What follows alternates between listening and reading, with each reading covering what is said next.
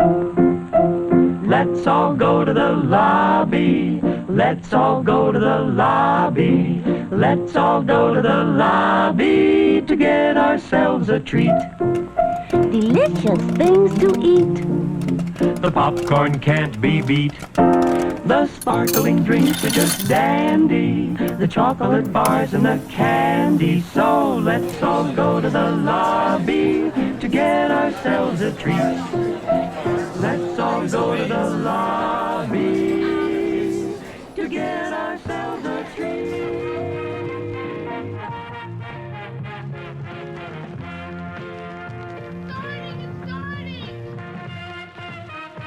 I'm a fan of classic movies.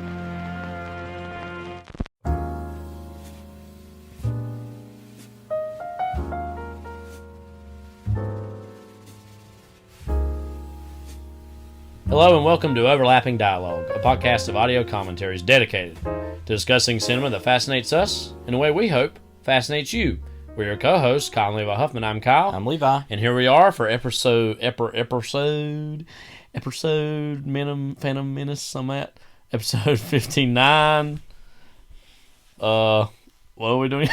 Place Beyond the Pines. Yeah, the Place Beyond the Pines. See, this is what happens when you teach teenagers again for a week. You know, yeah. I know. I'm sure I'm speaking for both Levi and I when I say very tired right now. Again, I had a first great week of school, but just a lot of stuff going on. It's Labor Day weekend, and somehow it's still busy. Exactly. So this is going to be kind of a shorter podcast. Likely, but for a longer-ish movie. So, I mean, the movie itself is going to be longer. Yeah. The Place Beyond the Pines, from 2013, basically. I think it played at some festivals in 2012, but 2013. Who cares? Yeah. Directed by Derek Cianfrance, starring, of course, Ryan Gosling, Bradley Cooper, Eva Mendes, among others. We're obviously going to get into this movie later.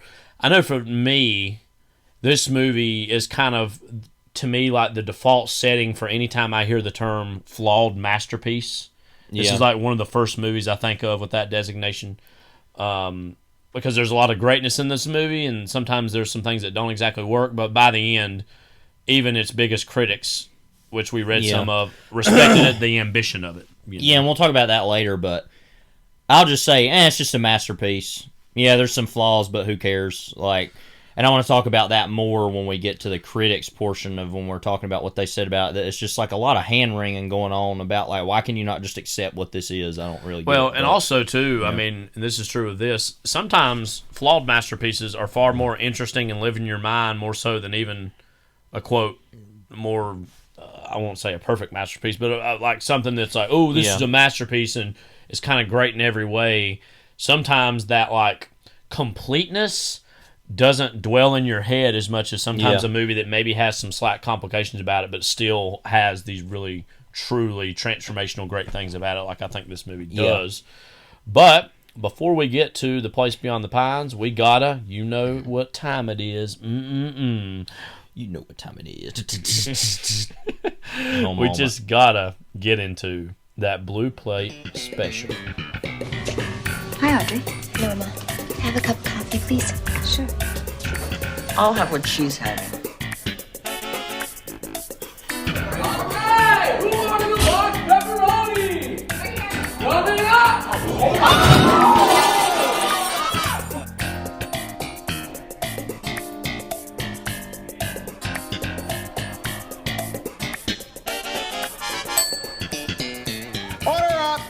Chocolate starfish. Yeah, I was gonna say, and we are rolling down the buffet line, there was speaking of trash, Limp Bizkit. Yeah, well, there's that new movie. Well, let's talk good about it. But there's that new movie that's getting made that Fred Durst is gonna have some. Yeah, role so in. it's what's it called? The again? lady that directed "We're All Going to the World's Fair."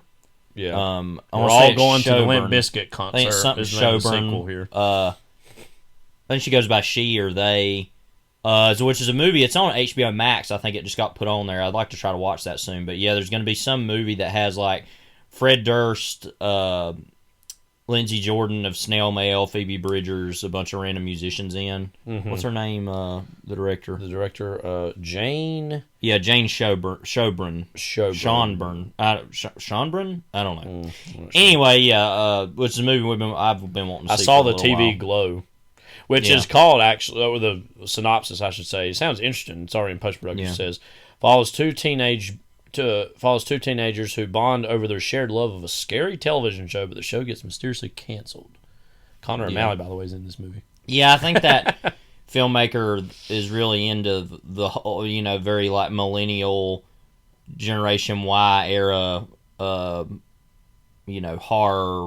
creepypasta, whatever you want to call it, idea of like the internet and which is interesting because I'm not inherently that fascinated by that, I guess, but I think it's an important thing that needs to be filmed now. I think it needs to be in movies now to be talked about. By the way, later, like the whole cast is here, and again, a lot of these people don't even have like character names, but there is one actor named Will Fitz who specifically is credited as a laser tag player. So there will be laser tag in the movie. Well, there'd have to be if you look at the way their movies look. We didn't even really intend on talking about this movie at all, but again, rolling. You know, we again his memory lives on even as he lives. Chocolate starfish. Keep on rolling, baby. I mean, one day we need to do like just a bonus pod where we literally do just live commentary of some of the Limp Bizkit videos because they're something else. Speaking of something else, E.T. the Extra Terrestrial. You may have heard of this movie. It came out in 1982. We actually, of course, were film nerds of a certain age. Of course, we were not around in the 80s, but we grew up, of course, loving the work of Steven Spielberg. So we saw this movie. What are your impressions of growing up watching this movie? I saw the version that was the DVD, whatever you want to call it, the version that Spielberg did. The that special was edition, like the special almost, edition. yeah. Which, came out in 02. and we were talking about, he has since pulled that. It's actually kind of out of print other than the DVD. Do you still have that DVD, by the way, somewhere? Yeah. Not that it matters, but it would just be kind of worth something to have still. It's a movie I actually liked. I feel like a random amount when I was younger, and then I kind of got into that middle age, teenage, my middle age years. Yeah, well, teenage years. Yeah, that kind of middle period. And I actually saw Close Encounters. Yes. And it's weird because it wasn't like, oh, I'm not into things that are sentimental. It's more like, it's more adult. Close Encounters is. And I don't know. I just found it to be more interesting, and I like that a little more for a while, and I still overall prefer that. But the last so many years, E.T. I've fallen back in love with it. Not that I ever didn't like it. I just kind of didn't watch it for a long time and didn't care as much about it. But no, I mean, it's actually kind of insane rewatching it, how just immediately iconic a movie like that was and how it still is. And I kind of forgot that about it in certain ways, and just certain images, just even pretty, unceremonious images in the movie, like when he goes out to go, I don't remember what he's doing. He goes out back, take the trash out, and that's where E.T.'s in the back shed. And just the image of the backyard and the shed on the right and him on the left and the moon and the kind of fields behind there, and just how even a moment like that is such an iconic image that just exists in the mind of the culture. And just kind of seeing that on the big screen really was something. Yeah, well, I kind of buried the lead here with this. We saw a 40th anniversary re-release they had at the AMC in Hickory. Again, I've grown up watching this movie a lot. I think the first time I ever saw it might have been the 02 re-release, which was that special edition version, which I don't think was as heavily edited, I don't believe, as the Star Wars special editions were, but still had new shots in it and some different things. I've done what you said about other movies here or there. I never exactly did that with E.T. Yeah. There probably was just more so years of neglect, more so than anything, where I just didn't really think about it or care about it. Yeah, and I went on to watch other Spielberg movies I liked a little better at the time. Before, over the last probably 6 to 7 years, I myself really have deeply fallen back in love with the movie. Yeah, I should say that there was a time where it wasn't exactly even neglect for me. It was even moderate. Well, I was kind of that way about it. I shouldn't say that I wasn't. But it was also because I was like, oh, well, look at Close Encounters. Nobody talks about that, you know. And Close Encounters was a movie that for Now they many do, of years, course. I've talked about this a while back, I think on here, was a movie that I saw and was like, yeah, this is good. I don't exactly get it. And honestly, you know, you can watch things at home and still they're great and they come across to you. But it was about 5 years ago, and it was the 40th anniversary of that actually movie. was 5 years ago re-release. this weekend. Yeah, Labor re-release. Day weekend. And we saw it on the Dolby screen, and that literally was probably a handful of my favorite film going experience I've ever had. Kind of one of those, I don't know if changed my life is exactly the word, but was one of those, oh my God, I finally really grasped this movie in a way that I didn't in the past, and made me reappreciate it, made me go, I was wrong to never think this was anything less than amazing, and it was never, I always liked it, but anyways. And so, you know, a movie like E.T. has been seen on home video so many times, I still think it has a special power to see it on the big screen. Yeah. This might be a big statement to say. I think E.T. might very well be the best lit movie ever. I mean, the lighting in that movie is just so specific, so extraordinary. And another thing is, too, that, like, the movie is, like, when you're caught up in it, you sometimes don't really necessarily take in some of the visual absurdity of what's going on at times.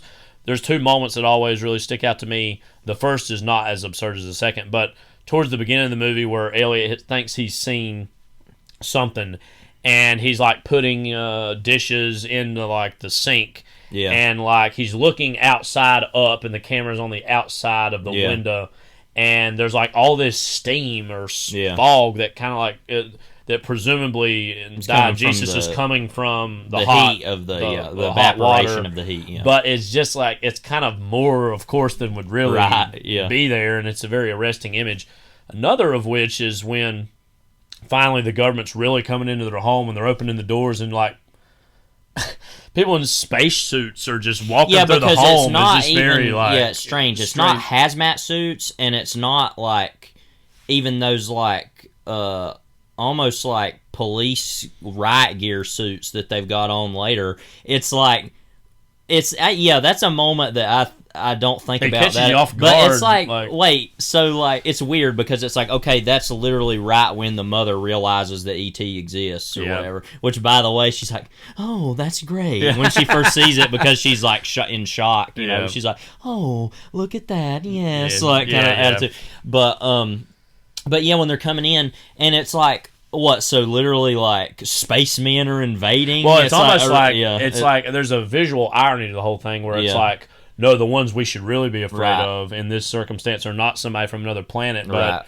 that's what like this invasion of the home that is the government itself, and it's presenting iconography that is already so ingrained in the pop culture, but in this like very frightening, scary way, is always one of the, frankly, most inventive visual moments I've ever seen. And then there's the part where they're like trying to run through the house, and one's like, ooh, like comes and it's like, ooh, hello, it's like a Scooby-Doo villain or something. But it's funny. But like, I think again the lighting in the movie is terrific. This is before he was even working with Janusz Kaminski, and for me, I think the reason why it remains the greatest children's film of all time for me is because every time I watch it, I truly feel like I'm a child again. And I can't really say that of any other, you know, something like The Wizard of Oz, like that's a little different. I think that's not necessarily, quote, a children's film squarely. I think it could be seen as that. It was played as that for a long time. But I mean, those are the only two for movies I can think of that would be considered that way. That every time I watch, I truly feel like I'm 10 years old again. Or less. I mean, because even when I go back and watch the Star Wars movies, there's all this context that is on top of those things sometimes. That there are moments sometimes I fall into that. But those two movies are ones that I just truly, without a shadow of a doubt, totally give myself over to, even though I've seen them a lot of times. It's still, when you're in the movie, you get caught up in it. One qualifier, this is kind of off topic, but I used to kind of think that way about something like Willy Wonka and the Chocolate Factory, which is a very beloved movie. But the last time I watched that, and you can go find, I made a whole Twitter thread about this, literally all the adults in that movie are insane. Like, because rewatching it, I can't feel necessarily like, oh, that kind of childlike wonder, because I'm like, wait a minute. Like, all these adults are like obsessing over this like chocolate factory, and there's a whole like one of my favorite parts is where it's like because half of the beginning of the movie is showing how random adults around the world are reacting to this whole Wonka bar. Oh, you get to go to the Wonka bars, have all the golden tickets in them. And there's one scene where it's like, oh, you've got this one case of Wonka bars that may or may not have it in it. And the woman's husband's kidnapped. Yeah, and they're like, we want your one case. And she's like, I'm going to have to think about it. It's like, what? Like, anyway, so yeah, there are certain movies where you kind of outgrow that and you begin to recognize the nonsense of it. Yeah. But that, I think, is what works about a Spielberg movie because I wrote about this in my Letterboxd review, which was very short. But something that I had recognized is and kind of thought about was the Keyes character, who's pretty much as a kid I never thought of as like I always thought of no, he is a villain, like he is a bad guy. He would be the quote antagonist, obviously more. And so watching it as an adult though, and I understood conceptually. Oh, he knew E.T. as a child, but I'm thinking, but he's not working to help them. He's still working with the government. It was like an implicit like. But as you get older, you kind of recognize the complexity of that. So I think that is something that spoke to me even more as an adult, I think, is that portion of the movie and made me really think about, and obviously that whole, being I talked about it a moment that really struck me is that he sees these Reese's Pieces on the ground, and what he does is he eats it. He doesn't think about, this could be tainted or contaminated. He just immediately eats it. He doesn't even think about it. Yep. And so it's like, that's obviously talking about, not you losing that childlike wonder. And I feel like that's ultimately what he is, the whole movie, is that character. Yeah. But it is, but that's what's so great and complex about even a character like that among everything else in the movie that's great, is that can still function as an adult of seeing that differently. For me, at least, I was like, that's almost a whole new character to me that I hadn't really considered because as a kid, rightfully, I just always saw it as that the way he framed him, the way he was, his purpose in the movie was as a antagonist. But that's actually like when he reveals in the movie that he saw E.T. when he was 10 years old. That's always a line I kind of semi-forget until in the movie when he says it, and I'm like, and again, that, when you're older and you're seeing the movie and you're, I still get caught up in all the stuff with the kids, but even so, that adds this, like you said, other dimension of he still, in many ways, is a child at heart and almost has undergone this whole field of study, this whole profession, just so he can be an adult version of Elliot. Also, wanting that alien in his life is very touching and very beautiful. Yeah. And what I really love about Peter Coyote's just great in everything. Anyway, his voice. He has one of the all-time greatest voices. He does a lot of Ken Burns stuff, and he just has such a great voice. And then also, even this is a very below the line aspect of him in that movie, but he also did like a lot of experimental theater in the 60s and 70s and was in one of the first versions of True West, and so worked with Sam Shepard. And so like there is this like, when you're thinking about that movie come out in the 80s, this like very person who should quote know better, countercultural figure who is still caught up in this like childlike wonder aspect is something very beautiful. And to go from True West to E.T., which are two very different things. And also just like the beauty of this and Close Encounters existing together, I think is very important because, of course, Close Encounters and Spielberg caught a little bit of flack, I think, from some people. And then even himself is like, well, I'm glad I did it, but I wouldn't do it now necessarily. The whole idea of Richard Dreyfuss leaving his whole family behind. In many ways, I mean, it's not like E.T.'s not a sequel, of course, but it's like a spiritual continuation of some of those ideas. Because then it's about, the dad left, and the dad's not coming back, and so it's, I think that's an interesting... And I think those two movies just beautifully complement each other, and obviously, Close Encounters is a very more adult-oriented movie, of course, with Dreyfuss being the main character. And it's not even that much longer later. It's like 5 years later when E.T. would have come out. But already, and again, Close Encounters was part of Spielberg's leveling up. But he's even more leveled up as a filmmaker by the time you get to E.T. And I think Close Encounters, I think that works for that of that era, because that's very much the whole movie is ultimately about a man who doesn't feel like he belongs anywhere. I mean, that's kind of the whole point. Even though he has a family, Yeah. that it's clearly that he feels like an alien on Earth Well, in his also- own way. Not that he literally is that. That's not the point of the movie. And part of but the movie, you know, and E.T. has an aspect of this too, has this fabulistic quality. Close Encounters does, in the sense of if you're an American man who's like a father, you have seen the culture deal with the '60s, with Watergate, with Vietnam. You're in a failed marriage. Why the hell are you not going to get on the spaceship? well, and leave it's as like quickly as possible? Eraserhead came out the same year, and that's all about fatherhood in its own way too. And That's and, another double feature. it could Yeah, be. and so but ultimately, in Eraserhead is clearly more negative. Yeah. But ultimately, I don't find all that to be as negative as people think it is, because I'm like, well, that's how people. That was a natural feeling at the time of the time. In its own way, that's also about an adult man retaining that childhood wonder to say, I'm going to get in a spaceship and leave, and not care. Absolutely, you know? and also but- it's a choice. It's a big choice right, for Spielberg to have a character do that in a movie. I think. Plus, And the so- child comes back. I think I think that works too, because the child who was abducted comes back. Yeah. And all the other people come back that were abducted, where it seems like weirdly a fair trade almost, and I don't know. Yeah, I get that. I mean, but like I said, I feel like that's very much of its moment of like, well, that's what happened, and so It is interesting too that both of those movies have much more positive views on aliens as opposed to like because a lot you of had alien invasion. Alien movies. had come out, and then The Thing was that summer in '82. So there was a big push for all those scary aliens, and so it was. And then later good on, to even have that. Spielberg when he do War of the Worlds, that's obviously a more negative view of aliens. Post 9/11, Yeah, right. and, but I mean, there ain't much more to say than E.T.'s a great movie. Go check it out if you haven't. And we were blessed and lucky enough to see it re-released. And again, it's a movie that totally works. I've seen it on Blu-ray the last few years, like regularly, and it still is amazing. But to see it on the big screen, it really does give it that. Yeah. There's a reason why, this movie was as successful and popular as it was in that medium. And again, and we've talked about this, I think, in the past. Never got a sequel. Highest grossing movie. Yeah. Never got a sequel. The biggest sequel potential it ever had was the theme park ride at Universal, which is just like, okay, but that's acceptable. That's like, all right, whatever. Speaking of Phantom Menace, earlier the E.T. alien race is in the Phantom Menace. If you look, I know Spielberg wanted. By the Lucas to way, put I that thought in it was there. funny. There was that moment at the beginning of the movie. I always forget this.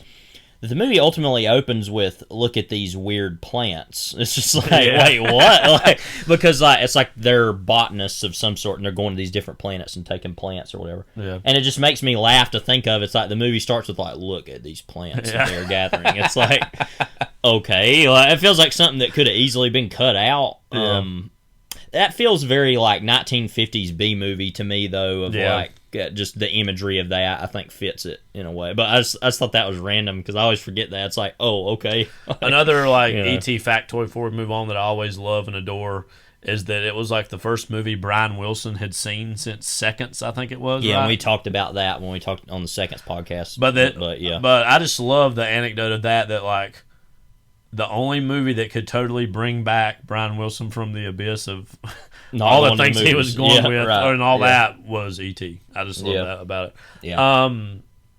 Another movie. Now this is a new movie, but also one of Spielberg's co-directors, you should say, on Twilight Zone, the movie, who didn't kill somebody. Yeah, one of those. So there, you have two options. You got Joe Dante or George Miller, who of course directed 3,000 Years of Solitude or Longing. I'm sorry, 3,000 Years of Longing, not 100 Years of Solitude by Gabriel Garcia Marquez. Yeah, this is George Miller's first movie since Mad Max Fury Road in 2015. Yeah. It's hard to believe that's already been 7 years now. Yeah. I remember that summer when that came out. Yeah. Same Memorial weekend. Day. Same weekend as Mad Men's finale. Yeah, no, because remember the very beginning of the Mad Men finale is Don on those on the ice driving that car. Right. Like Mad Men Fury Road. Right. Of course. Well, then you also had. I went and most random thing ever. That whole weekend was just legendary in its own way because I remember I randomly saw the Poltergeist remake. Oh, yeah. I went with a friend to see that, and I was like, okay. I still haven't even seen the original Poltergeist. But yeah, quite a weekend. But anyway, yeah. Yeah. 3,000 years of longing, whatever. So this movie, it came out at Cannes and kind of just got a muted to next to nothing response. Which is how I felt for the most part. So, And I'm not going to be that far off from where you are on this movie. Yeah. But more than anything, I'm actually just kind of grateful that it just exists as this thing. Yeah. Even though it's not all that great, it certainly isn't on the level of Fury Road in terms of filmmaking, just a prowess. And I'm somebody who... Or even Happy Feet, which is just so weird that it exists. It's and for a kid's movie, that it's like a penguin tap dancing movie. What? Yeah. Like, that's at least so weird and was like kind of a big deal at the time, technically, as an animated movie. This just doesn't really have anything about it that is particularly memorable. And it's weird for all the visuals in the movie. Yeah. The movie mostly takes place in like a hotel room, but let's just try to explain what this is about, I guess. It's basically Tilda Swinton is like playing a narratologist. People who study stories. Say that. Which is a thing, but okay. But like kind of like on a folklore, mythic kind of level, Joseph Campbell type of thing. And so she's like in, was she in Istanbul? Yeah. Or is Turkey? Mm-hmm. On a conference. And all of a sudden is visited by a genie, or Jinn, as they say, Jinn, played by Idris Elba. Because she finds a bottle. She finds a bottle she buys in a, like a little knick-knack store, basically. And, rubs the bottle, and he comes out, and he has to give her 3 wishes, but ultimately most of the movie is them talking in a hotel room. But then a lot of it is him flashing back and showing the various ways in which he's been trapped to this, and the people whose lives he's destroyed, ultimately. Yes, and this kind of guilt and remorse and anguish he feels about it, but also like this tethering he has to this object. Yeah. Again, it's a movie that I just look at what it's all about, and I see it, and I'm like, I really want to actually kind of love this movie, actually. But I just don't. Yeah. And I like it a good amount. I would probably give it I want to give it 3.5 stars out of 5, but honestly, I'd probably give it more of a 3 just because I'm like, it frankly doesn't live. Again, for all the visual imaginative moments that happen, it doesn't really last in the memory all that long and doesn't really stick with me in a way. Yeah. Again, George Miller clearly, just as a filmmaker, has this visual prowess and style. And again, I'm a fan of Fury Road, but I sometimes roll my eyes ever so slightly, not at the movie as much as I do at the response that the movie's engendered. Well, and can I speak quickly about that? As I think what the problem is there, and you're right about that, but that just how starved people were for a great action movie that was actually something, And had a very clear visual imagination. So I get that. But also it's like, okay, let's move on. I mean, there's been other good action movies since then, too. I mean, the Mission Impossible movies as well, which those are always beloved. But anyway, go ahead. And also, another thing I think about Fury Road, too, is just that it was like a return to trying to do this dystopian thing and a return to the Mad Max series, and was almost a greatest hits of many of the older, which I've still not even seen Beyond Thunderdome, but it's whatever. And we're not really fans of the first Mad Max. Road Warrior I think is really good, but other than that, I don't care. But again, I really wanted to love this movie, but it kind of arrives at fairly pedestrian conclusions about narrative and fate and love. I liked at least that as a Christian, I like at least that it was like, oh no, there is something to all this, and I was like, oh well, okay, well that's nice to hear somebody say that. Finally, it does have one moment that has stuck with me. It's early on in the movie where she's in the middle of the conference talking, and there's all of a sudden this just spirit just standing there eyeing her down, and she's like trying not to look at him and looking at these other people. Like that was a moment that actually did I felt like something out of a Terry Gilliam movie or something. Yeah, it reminded me a lot of a Terry Gilliam movie, a lot of it. But yeah, the opening of the movie made it feel like it was going to be a little wilder than it was. Yeah. And then even the stories that he was telling were ultimately kind of just like little morality plays almost. I mean, I think it, and this is what it was originally. I think it would work really great as a short story. Which it was. Right? That's what I'm saying. So it's like, of a genie being like, yeah, you know, I've screwed up. I've done some bad things here and there, and be like, huh, okay. Mm-hmm. And it's like, and then that's it. But to make it a whole movie that's like almost 2 hours. I mean, and it's weird because you would think that it would be longer. It's like, no, this could actually be a little bit shorter. That's what. And I mean, it was actually short, but it felt like you said, almost kind of a little longer than it was. And also, just as two people who were raised on Fairly Odd Parents, it's like we all know the whole "be careful what you wish for," and I mean most genie. I mean Norm stories, Macdonald as the genie, like, you know, in that. Norm the genie. I mean, and so I mean I know most genie stories like revolve around that, like this imprisoned thing. And again, I've obviously seen Aladdin tons of times. Well, and that's what I was going to say too. Is like I just saw the Will Smith Aladdin back in the spring. Yeah. That we Richie's all watched. Aladdin. Yeah, we all watched that as a thing for at school. All the kids watched it, and it was all right. I mean, it wasn't that good, but it also wasn't as bad as I thought it was going. I mean, it was literally just Aladdin again. That's what I heard. Literally just the original Aladdin. But also, it's like Robin know. Williams as the genie is a truly transformational voice acting and even work. with that movie, let me say, the original one, it's funny because I was like, man, this is a really great movie, rewatching it. And then I remembered, I was like, oh yeah, the genie's going to have to be in this. Like, I love the first, like, half of the movie. Street Rat. One jump down the bread line. And it's like, and he's fine in the movie. He's quite good, but I don't William know. F. Buckley. That was funny. Voices, quid pro quo.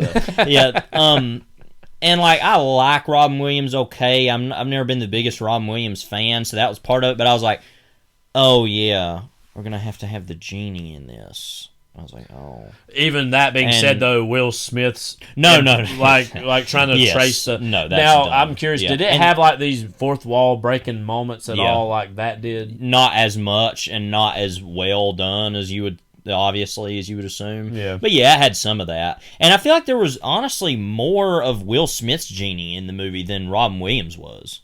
Which is weird, the because that's what like I was saying. Randomly, there's a lot of the movie that the genie is not in the original Aladdin, the animated movie, right?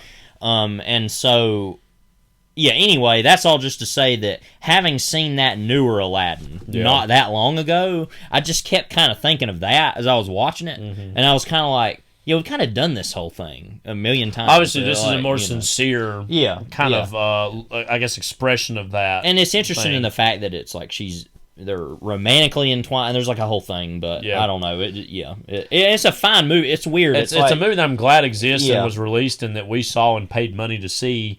But you know what? Sometimes it's good that these movies come out like this, where it's like it wasn't all that great, but you're just glad it exists.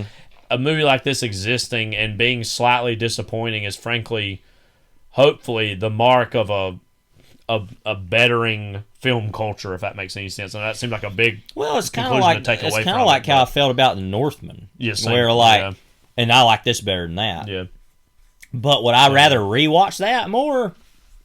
Probably. I don't know, just because the Nightblade feeds. I mean, I don't know, but like. I don't know. It's weird to go see it. It's actually kind of nice, like you said, to go see a movie that you're just like, huh. Okay, and then immediately move on and forget about it. Nothing else, you can look at either one of those movies and say there's a lot of technical work that went into these things, and people were obsessed with The Northman, of course, when that came out. But this just got shrugged at. I will kill Fury or whatever. And how many people do you see on film Twitter talking about how great George Miller is? Oh my God, Fury Road's the greatest film that ever existed. Well, you said it when we went in there. You were looking around. You're like, where's all the Fury Road fans out? Where are they? There were some more people who came in after that, but again, George Miller is clearly a talented filmmaker, and someone that I respect in a lot of ways, and I kind of respect the fact that he just seems like he disappears for whole periods of time and then comes back with certain movies, and not every filmmaker, frankly, has the freedom to even be able to do that. The glass is looking even more ridiculous than the last time somehow. Yeah. So, again, I liked it. I wish I liked it more. But as I said, and I think you're right to pair it with The Northman, that movies like these existing, while they sometimes might be disappointing, is just frankly positive or encouraging that, at the very least, this exists. and has an audience behind it. You know. We don't want to talk about this too long, but the movie's actually, I think, kind of like currently screening at Venice Film Festival. White Noise, Noah Baumbach's latest film, which is going to be airing on Netflix later this year. I'm not sure exactly when. It's like October, November, some point. Is that right around the time of right after Thanksgiving? Maybe is that when it was, or is that right around? Yeah, I think so. Something like that. Black Friday, I guess. Noah Baumbach, of course, adapting Don DeLillo, starring Adam Driver, Greta Gerwig. One of my most anticipated movies of the year, even though even though I'm going into it with certain reservations inherently, because it's like, well, it's adapting Don DeLillo. I'm already going into it like, don't expect the world of it necessarily, because Don DeLillo is my favorite writer, of course. So there's that. We want to just more specifically and kind of quickly here talk about the trailer which got put out, and it looks as though it's like very much almost hiding the extent to which what it is about, as far as what I know White Noise is a novel is about. We'll see what the movie exactly is, manifestation of it is. But it looks like a movie the trailer looks like it's trying to appeal to people like, oh, wow, what is this? It's going to be on Netflix. So that's the barrier of entry into a movie like that is all of a sudden lowered because there's going to be more people see it. What did you your takeaways? Well, I want to talk about the book real quickly, because it's randomly, I think, his most known book, and I think his most quintessential book in a lot of ways. Other than Underworld, which everybody says is his best, but I feel like White Noise was his first really big... That was his breakthrough. Right, novel. And so... But just to speak about that for a moment, that book, I think, is pretty inaccessible character-wise. The characters are very bland, very kind of intentionally opaque. Yeah. Which is not really a problem, but it's also a reason that book hasn't stuck with me as much as, for, say, Libra or Underworld or some of his other book, Mal 2 even. Books that have a little more character work going on in it, because that book is like almost strangely... if someone tried to write a parody book of DeLillo and still be a great book. I mean, it really is a great book. I love White Noise. But the book is inherently a satire, so it's it's dealing with generalities and kind of, like you said, like the characters are not the most in-depth creatures. Like the thing I remember the most about that book, other than inherently the whole airborne toxic event as a whole event, obviously, is that sequence where the newborn baby, they're driving home from somewhere, and it just starts crying, and it will not stop crying. And it goes on for like an hour. Yeah. And it's just crying for no reason. They can't figure out why. And they are just sitting there waiting for it to stop. And it just goes on and on. And finally it does, and then they just kind of look at each other and then just move on. It all feels very robotic and very like inhuman almost. And big portions of that movie are all about going to grocery stores and just walking around grocery stores, which is in the trailer, it looked like. So all that's to say that it seems like a pretty inaccessible, almost like an essay more than a narrative in a way. And so saying that, I'm fascinated by the imagery of the trailer, and obviously I could care less about what a trailer is. I was kind of surprised by the trailer. I was a little bit like, okay. And then I started thinking, like you said, it's like, oh, of course that's the way that Netflix is going to try to market this. But at the same time, I'm kind of actually anticipating this. Well, I'm anticipating anyway, but positively anticipating it based on what I saw, mainly in the sense of, I mean, it looks kind of like more of a comedy inherently, and I mean that I feel like that book is a comedy, clearly in its own way, but a little more strangely lighthearted, meaning that we might actually get to have some characters in this, and like I'm just interested to see what that will be, because whether I like it or love it, want some more of it, try so hard, whether any of that happens, I'm going to be fascinated by whatever it is, just by nature of it being only the second DeLillo thing adapted. But I just wonder, is that the book to adapt? But that makes me even more fascinated by, okay, this is what Baumbach chose to do. He didn't choose to do Underworld, which is a massive undertaking. He didn't even choose to do, like you said, books I haven't read, but The Names or Running Dog, some of those books that sound like inherently they're more... I can imagine more easily... adaptation. Or even Americana. Well, to that end, I mean, I think of White Noise as a book as a prose version of Koyaanisqatsi as a documentary in terms of it is about this very 80s. We're becoming more robotic. We're becoming more attached to the electric, the TV.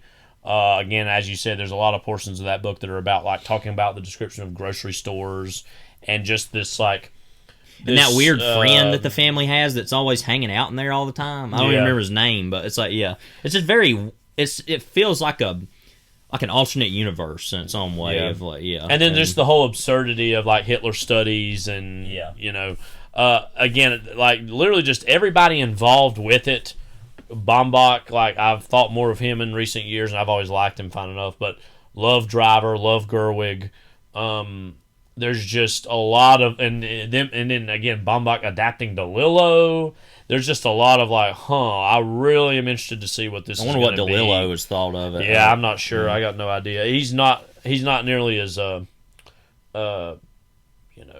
hermit as much as like Pynchon is. But what did he he also think of Cosmopolis? He liked that? it. Yeah, I think he liked that. Yeah. And that movie, I think that's ever so slightly not as good of a movie as that Cosmopolis is as a book, but is a pretty faithful adaptation of that book. And that book's like probably on the slightly lower end for me anyways of DeLillo books. I still like it, but Cronenberg was a very savvy choice to direct that. And we've talked about this in the past. Cronenberg actually is ever so secretly very great at adapting true blue novels and novelists in a big mighty way in movies. So I mean, just the fact that book is as iconic as it is, again, as you said, one of his most quintessential known books, and like the movie, the book oftentimes gets assigned in academia, and the book is a parody or a satire in many ways of academia. So I'm just very curious to see what it's going to be. It's been getting, I think, some fairly positive reviews so far in its screening, but it's interesting how Hitler Studies was such a big thing, that and The Tunnel, all these books kind of in the 80s and 90s that were about that whole and I think that's interesting as an idea of trying to reckon with the 20th century and kind of the Holocaust and Nazi Germany and Hitler being like, where did we go wrong kind of aspect, and finding no answer to that. I feel like was a very natural thing then. I'll be interested to see how they try to adapt that to now as far as white noise. Like, what will that mean DeLillo, to people? I don't know. Yeah, DeLillo, Nazism, other than how it shows up in white noise, is probably before that most present in Running Dog. Yeah. Of what that is about. I do feel like some of these postmodernist authors who, again, I love DeLillo a lot. William Gass's The Tunnel is indeed a book I read. I feel like a lot of them, and some of that impulse, and some of it is naturally a generational thing when they were coming about, is chasing the rocket of Gravity's Rainbow that is just such a overpowering statement of trying to also grapple with that stuff that I think that was such an early burst of that, and they're all trying to chase how so sublime big. That's so that big it's and so opaque impossible to do. Too, that it's like they're just trying to do it in a more basic way, which I respect because we've already done that with Gravity's Rainbow, obviously. Yeah. But again, we're going to be talking about White Noise eventually when it comes out, of course. So we'll be touching that on and again. Blonde are two really big Netflix movies that are like, oh wow, Yeah. probably the last two great Netflix movies. Well, again, yes, because in recent months it's been talked about that. I think it sounded like Andrew Dominic and Netflix really butted heads over Blonde. And that's been a story for some years, even before it was going to be Netflix, about how explicit he wanted that movie to be. So we're going to see what that is. I know Anna de Armas recently came out and said that she doesn't know why the movie got an NC-17. She said she didn't think it was as bad as other movies that get R ratings. Presumably it has to do with nudity in it. I don't know. Or sexuality in it. So again, those are both movies that we're going to be talking about in the months to come. But the movie for today is The Place Beyond the Pines, from, as I said earlier, 2013. Levi, when you get it pulled up, why don't you tell us a little bit about it? So The Place Beyond the Pines is a 2012 American crime drama film directed by Derek Cianfrance, written by Cianfrance, Ben Cocchio, and Darius Marder.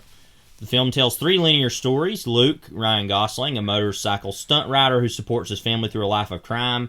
Avery, Bradley Cooper, an ambitious policeman who confronts his corrupt police department. Two troubled teenagers, Emory Cohen and Dane DeHaan, who explore the aftermath of Luke and Avery's actions 15 years later. And then we'll talk more about the cast in a bit. But essentially, yeah, the movie is, I guess, about Ryan Gosling is this motorcycle stunt rider for circuses, and it's in however you say it, Schenectady, or however you say it, whatever. The Schenectady, New York was a pun or play right. on. And about him realizing, this woman that I had this one night stand with years before, played by Eva Mendes, had this child, and he's like, I need to stay here, and it would be very easy for him actually to not do that. Mm-hmm.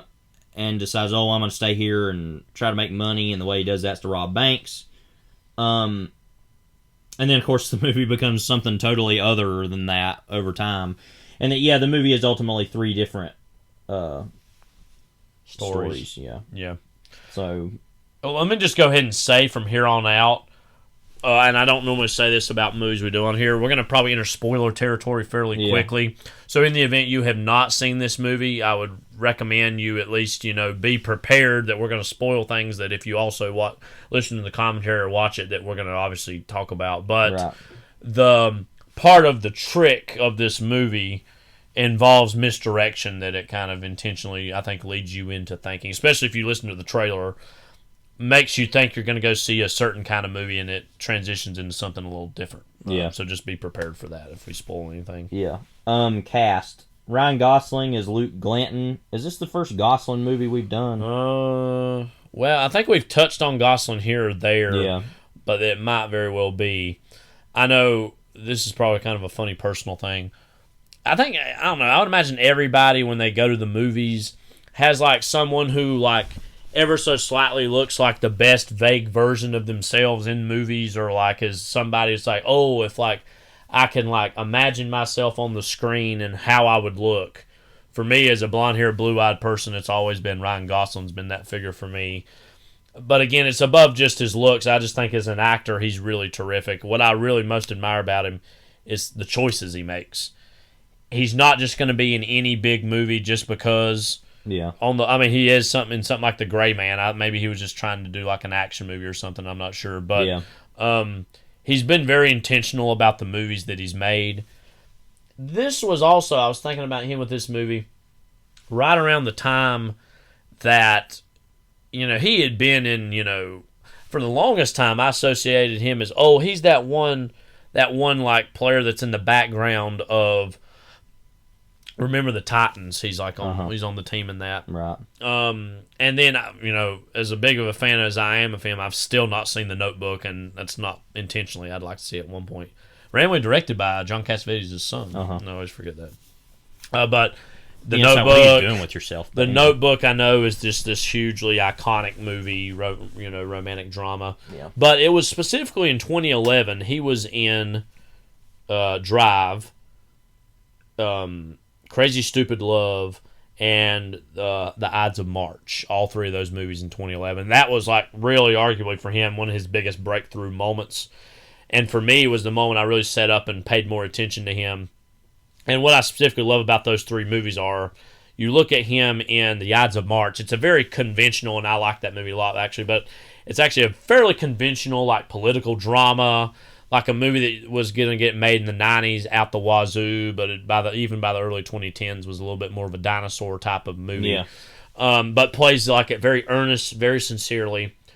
Something like Drive, what I like is, as far as his performance goes, he's playing this kind of archetypal tough guy character that has become one of those like immediately iconic 2010s film characters, for better or worse. Yeah.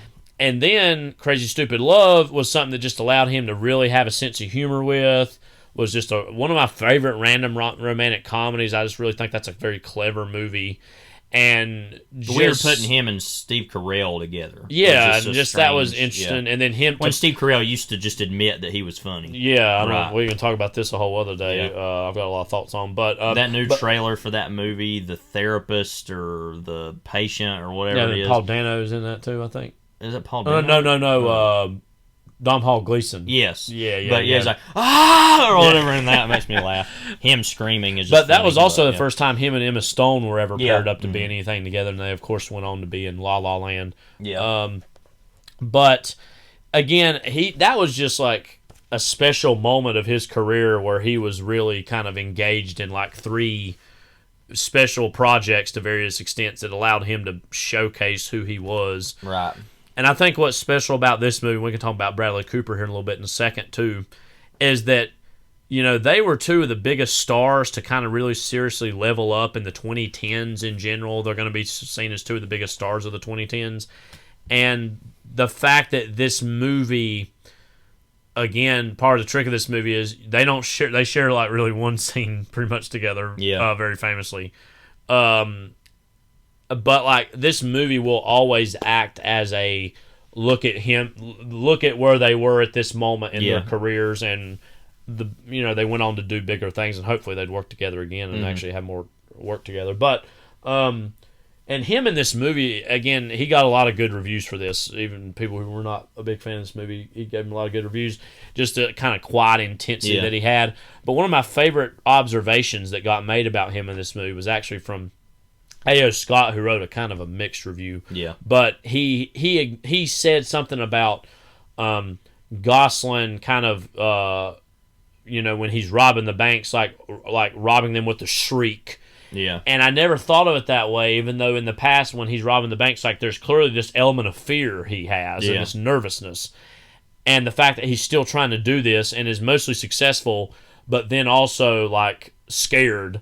Yeah, I think is a very interesting little character trait for him to have. Yeah. Well, also for somebody who's clearly a daredevil, and his downfall is ultimately that he kind of half-heartedly robs a bank, and then that's why what happens to him.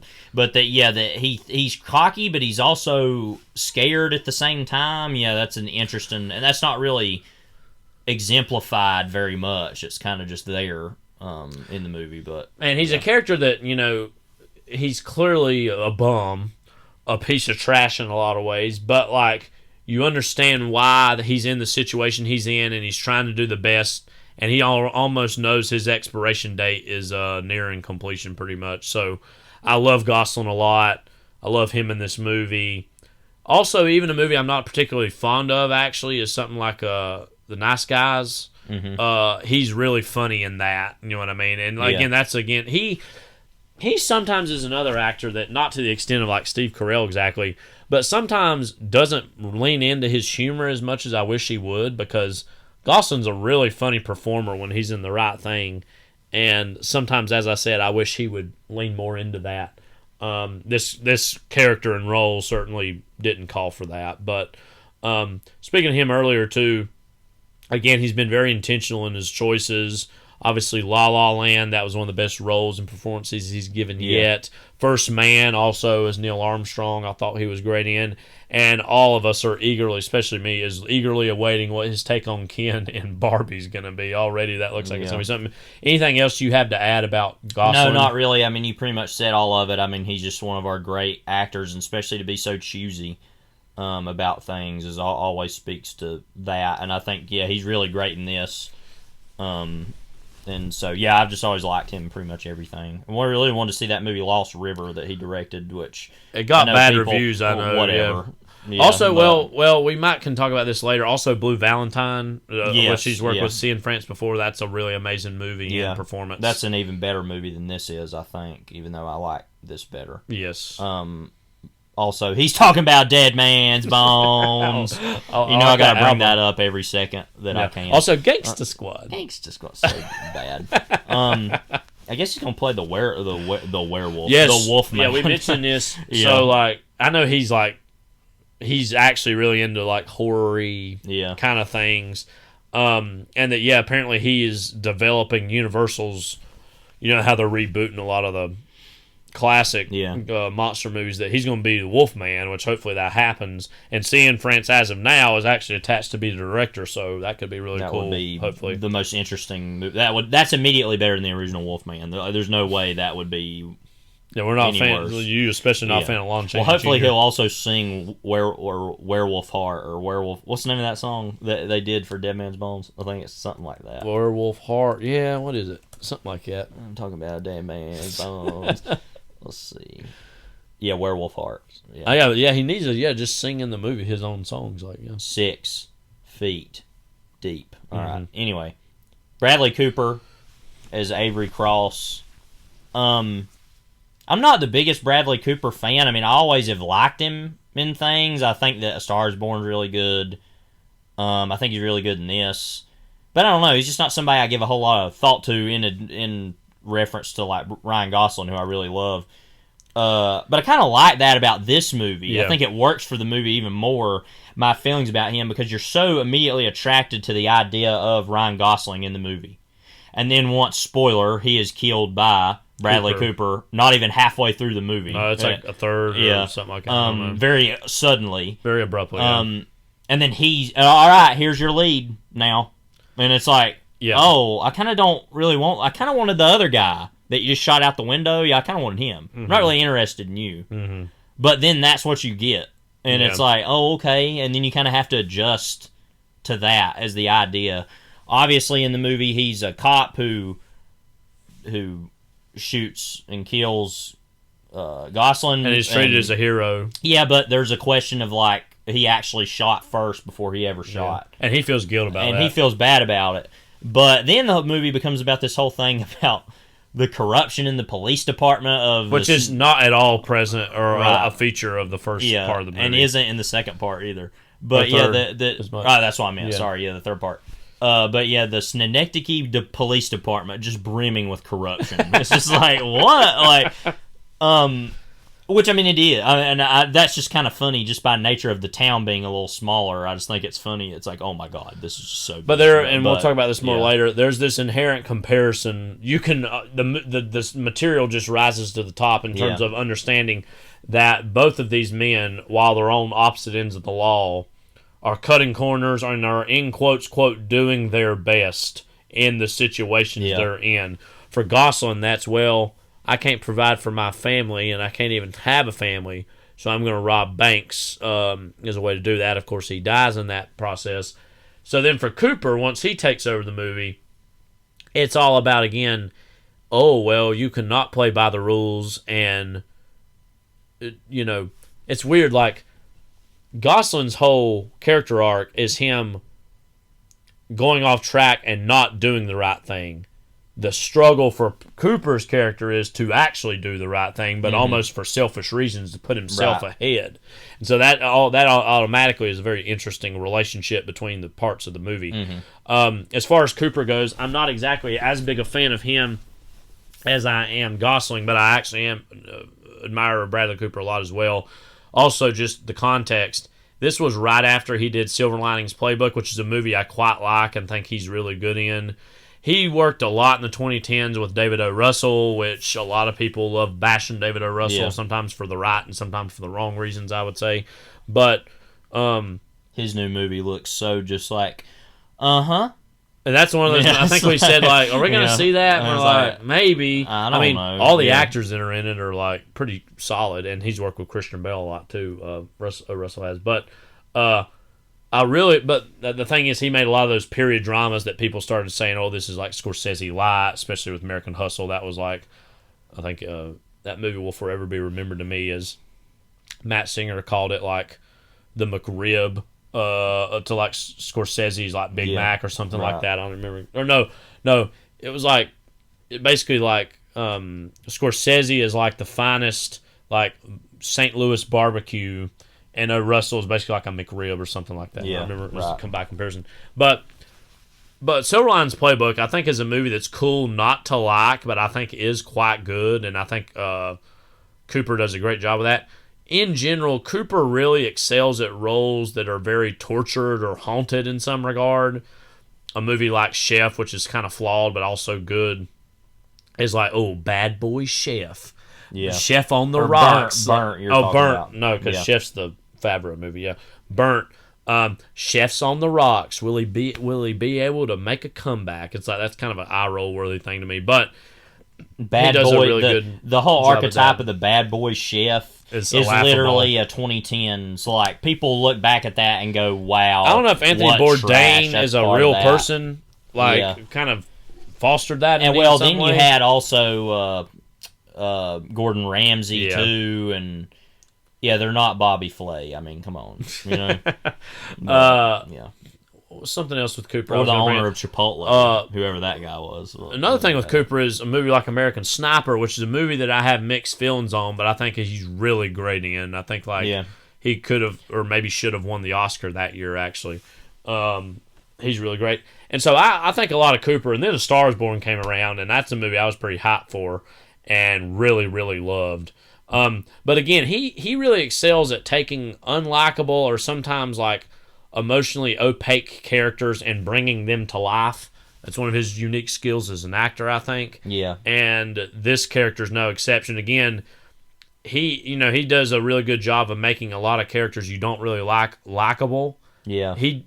I think he understands that he doesn't need to work super hard in this movie to make this guy likable, because I don't know if this was just by accident or he really truly understood the DNA of the movie and where he fit in it. And I'm not sure exactly what it was, but he kind of like, it's almost refreshing for him to be almost as boringly bland as he is by virtue of what we just saw with Gosling by comparison. You know what I mean? And to be somebody who simply watches and waits for their moment. Yes. To capitalize on what they want in response to some very bombastic, like impulsive person. Yeah. You know, it is an interesting. And if he didn't understand, certainly Cianfrance did. And rightfully more unsatisfying or dissatisfying of a lead. Yeah. Yeah. So I think I think when I first think of this movie, Gosling immediately jumps to my mind. But Cooper does have a very tough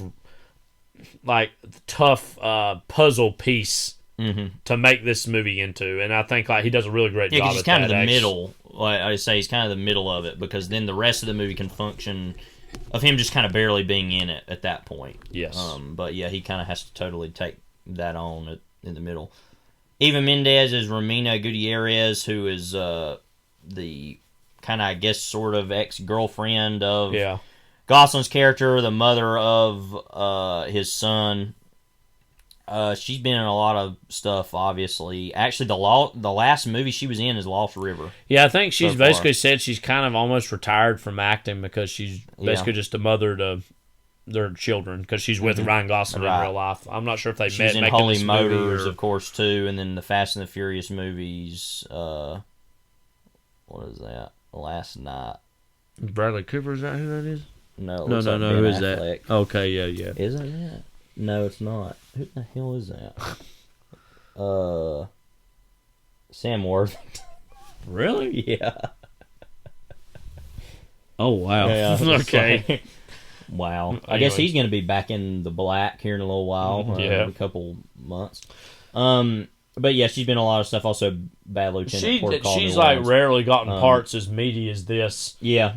And I think she actually makes a lot out of it, and she's one of the more memorable aspects to me of the movie. Yeah, she's really good. She's kind of not in it as much as it goes along. Especially the middle section. She's not in it as much. Yeah, but she and Mahershala Ali is. We'll talk about him briefly because he's just not in a whole lot of it. Yeah. But is her like husband, and eventually will be her husband, I guess. Who's a more stable individual in every way, and there's that whole scene in the movie where like Gosling comes, he's like, I'm gonna build this crib, like, and it's like this whole emotional scene of like, I'm gonna build the crib that I bought, and they get into like a fist fight or whatever, and he's like, hey man, you need to leave or whatever, and but. I guess this was like the first thing I would have seen him. Well, I would have seen this after Moonlight, probably, but the first kind of major Mahershala Ali thing. I think this was the first time I would have seen him. No, I don't know. It would have been this or House of Cards because he was on House of Cards a little bit. Well, in the Hunger Games one movies, of these two things. Curious Case of Benjamin Button he's in. I don't remember that. Seeing that before that.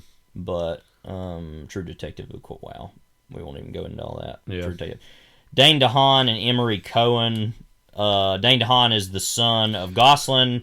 Emory Cohen as the son of Cooper. I want to talk about Emory Cohen first for a moment because he's probably overall the funniest thing about this movie, which is saying something when Ben Mendelsohn is in the movie. Like, when you're funnier than There's that. just one line reading in particular that he has that we quote all the time. You died.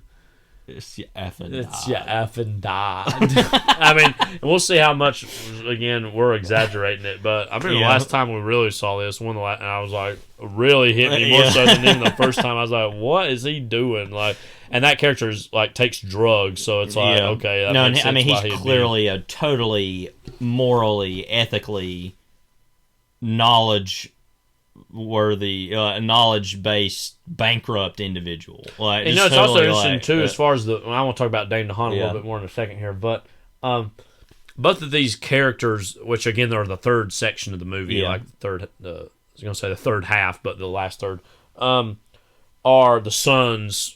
Dane DeHaan, son of Gosling's character, son of God. Cohen, I thought you were going to say Cohen, son of Cooper. Yeah, right. Yeah. And it's interesting that with Cohen, like, his whole character is like clearly more spoiled, clearly more has these advantages in life, but his relationship with his father is very fraught and very troubled. And doesn't want to be around his dad. DeHaan, meanwhile, has kind of romanticized his father and not sure who his father is, obviously because he died when he was a child. And just like, there's a moment, obviously, kind of the climactic moment of the movie where he's like, am I going to become like my father? Or am I going to try to be something different, you know? Yeah.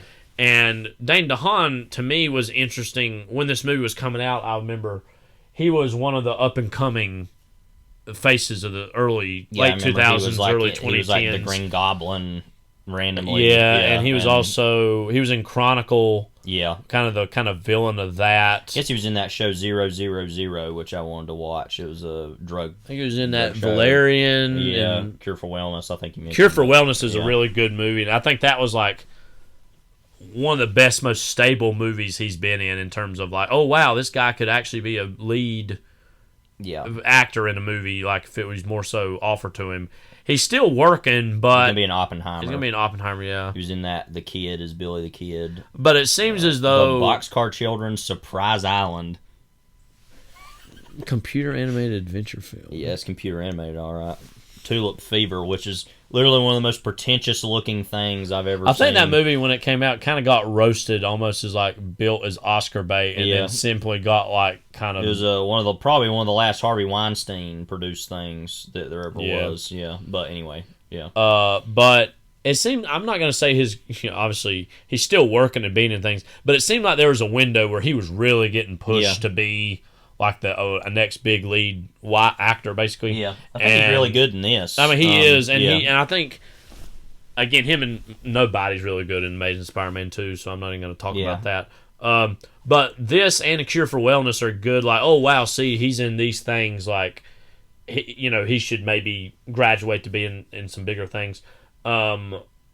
And again, he's still active and stuff. But I remember in the early 2010s, it was like a whole Dane DeHaan's being pushed as this new lead actor. And I want to say briefly about one of the reviews that we read for this talked about. I can understand why AJ has more of a hard time, but Jason, who's the DeHaan character, I just don't know because he had like Eva a Mendes and loving environment or background. And I get that, but at the same time, and I get because it's like, he's deprived of a father, but has another one, and the AJ character just doesn't have... He has a father, but he doesn't have one.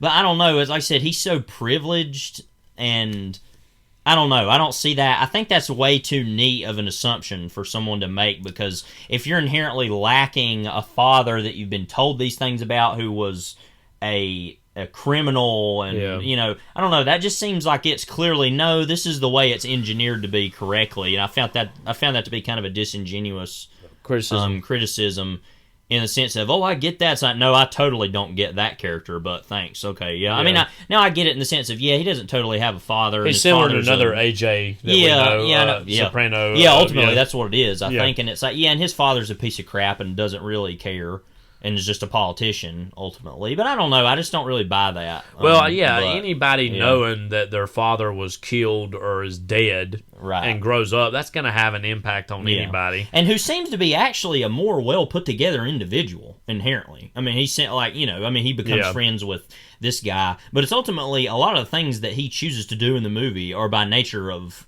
what AJ's decisions are. It seems like at first, and then over time that changes.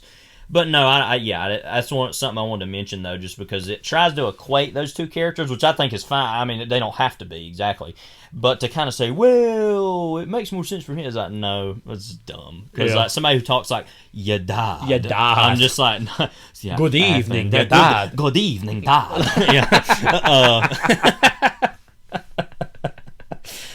We're literally going to be dying when that happens in the movie, just so you know. But yeah, anyway, I just find Dane DeHaan to be far more of a compelling character. Yes. First of all, Emory Cohen also. I feel like I've seen him in something else, and I can't remember what it is. Oh, he was in that movie Brooklyn, which I haven't seen, with the Saoirse Ronan film. And he was on that show, The OA. But is he from somewhere else? No, he's from New York. Okay. Somewhere else, I said War Machine. Rebel Ridge. Okay. Jeremy Saulnier. The Birthday Cake. Wow, that looks like a dumb movie. Blue Bayou. Oh, I heard about that. That's that other movie he was in here a while back. Killer Man. Look at that. Is that Liam Hemsworth? Yeah, okay. Yeah. Emory Cohen, Diane Guerrero, Killer Man. Latko Burek, Shiraj Sharma, and Nicholas Shrelly. That's one of my favorite things about this podcast is just finding out about random movies. Yeah. You're like, what? Lords of Chaos. Love that. Shot Caller. Oh, yeah. Okay, so this is literally the greatest poster of all time. If you've never seen the poster for Shot Caller, go look it up. Yeah. Of that guy who was in, Nicholas Coster Waldau, however you say that. Just literally like, wow. I don't even know what to say. I think Philip said that movie's actually okay, I think. Yeah. My cousin. I've not seen it. I bet he would say that. Yeah. It probably is. It looks interesting. I heard several people say look it's how better long than this summary is for just a 2 for hour a 2 hour movie. That's actually pretty long. Yeah. Now the summary for this about the same, but it's like there's a lot going on here. Yeah. Anyway, but yeah, so whatever. Ben Mendelsohn once again as Robin Vanderhook. What a name. Total deadbeat piece of trash. But somehow not as bad as the guy in the last movie he was in. Yeah, but he's alright though. Killing them. Yeah, he's like a mechanic. Who actually is like, you need to slow down. Yeah. Gosling's it's funny, like, because he kind of comes up with the idea of, let's rob some of these banks. I'll kind of help you out with that, because I got a truck. That's like his big feature is I got a truck. I got a truck. Funny thing is, too, they like fix up the like crappy camper they've got. And then they have this like party, and they're like, famous party scene with the dog. Like, what? Yeah, it doesn't make any sense. But yeah, that he's of course really great in this, and he's like he's the link between the different, like from the first and third portions of the movie. I think a good link between. What's interesting about his character too is that, and this is part of the structure of the movie, is that the whole story he tells of like, me and your dad were great friends, like really. It's like the notes that their character ends on. Yeah, and only we as the audience and him know that, and so the character, like Dane DeHaan's character, has obviously no idea, so just to believe him, and that he is so desperate for any connection to his dad because his mom just refuses to talk about him, and so he is just like looking for any connection he can find to his dad. And again, Mendelsohn's character is like a character who is kind of totally forgotten about, like in terms of like nobody else really knew him much, and so I'm sure for him, like for his character, there is like this kind of beauty to being reconnected with he's a very lonely Luke's man. Character you can tell, Gosling is that there's a sadness to that that's understated, but I think certainly there. Yeah. Rose Byrne is Jennifer Cross, the wife of Bradley Cooper. I don't remember her much in the movie. I don't think she's kind of in the second part, not really as in the third, because I think they're divorced. Mm-hmm.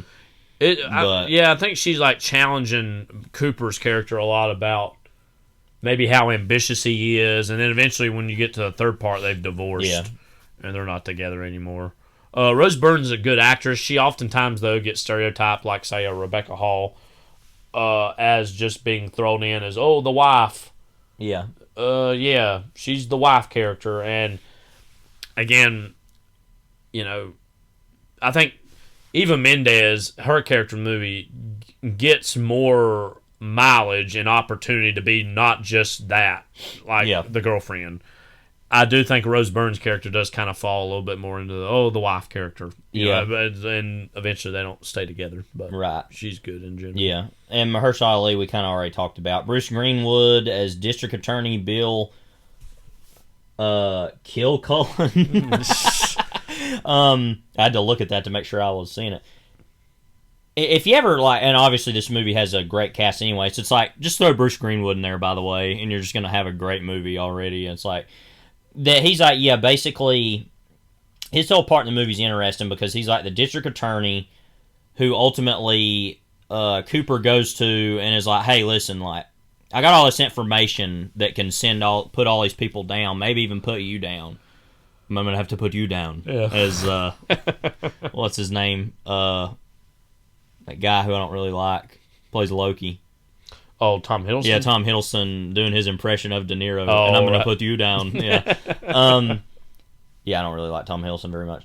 But anyway, that he's like, and I could put you down for this too, so I want to be assistant district attorney. And he's like, okay, USOB. Basically like that. And it's like, he's not in the movie a whole lot, but of course, right now, somebody who is in the movie, and I wish was in the movie more, Ray Liotta as Detective Peter DeLuca. Love that name. Once again, returning from Killing Him Softly. Returning champion. Yeah. This is a very different performance than... Because his whole character in Killing Him Softly was like the height of pathetic. You know what I mean? And just like, it was that, like, you felt bad for that character, Marky Trapman. Get out of the car, Trapman. Yeah. But his character in this is very much a character in control, a character who, like... one of my favorite moments and also just physically, he looks different. He looks healthier, almost, which is funny because it was after that. But the one of my favorite moments in the movie is where he's like, they go over to his house and like basically inviting themselves to dinner, him and the other cops, and like he's like, we're gonna have to take him out for a little bit, and she's like, and the camera's on Rose Byrne, and he's off to the side, and he's like, is that a problem? It's like, is that a problem? Like.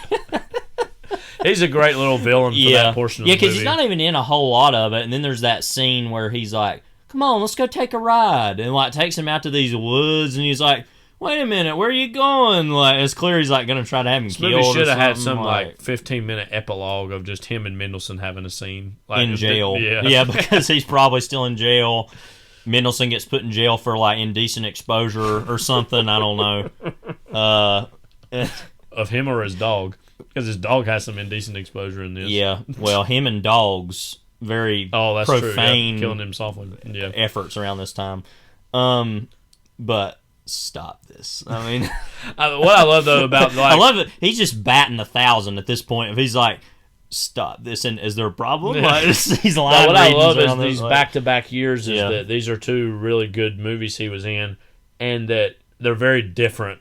Yeah, but it's like, but they're all like, that's Ray Liotta though, right? Yeah, and they're very both Ray Liotta roles, but very different. Man, I really like that about it. Killing Him Softly, it's more of like I said, that pathetic kind of Henry Hill at the end aspect to itself, sort of like I don't know what to do and I'm totally pathetic.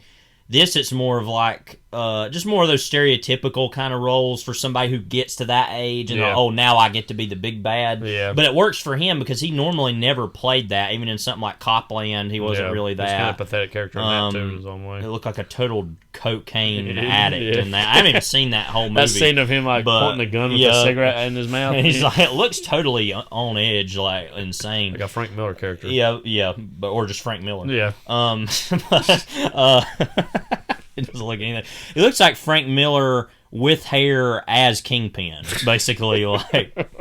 But anyway, he's really good in this, I think. But Harris Yulin as, I think he's the dad of Cooper in the movie.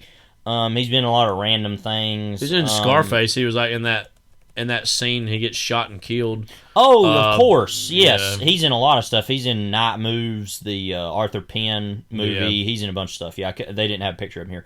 Yeah, but yeah, I mean, he's really great and everything. I forgot he was in this. Yeah, he's not. He don't have a lot of scenes. He plays his dad. He's kind of trying to influence him to be more, because he's like a judge. Yeah, and try to be more of like an actual like and politician. What's interesting is a lot of that stuff still comes down to pride. Even when you're quote doing the right thing, it's to put yourself ahead. You know what I mean, or go to advance your career.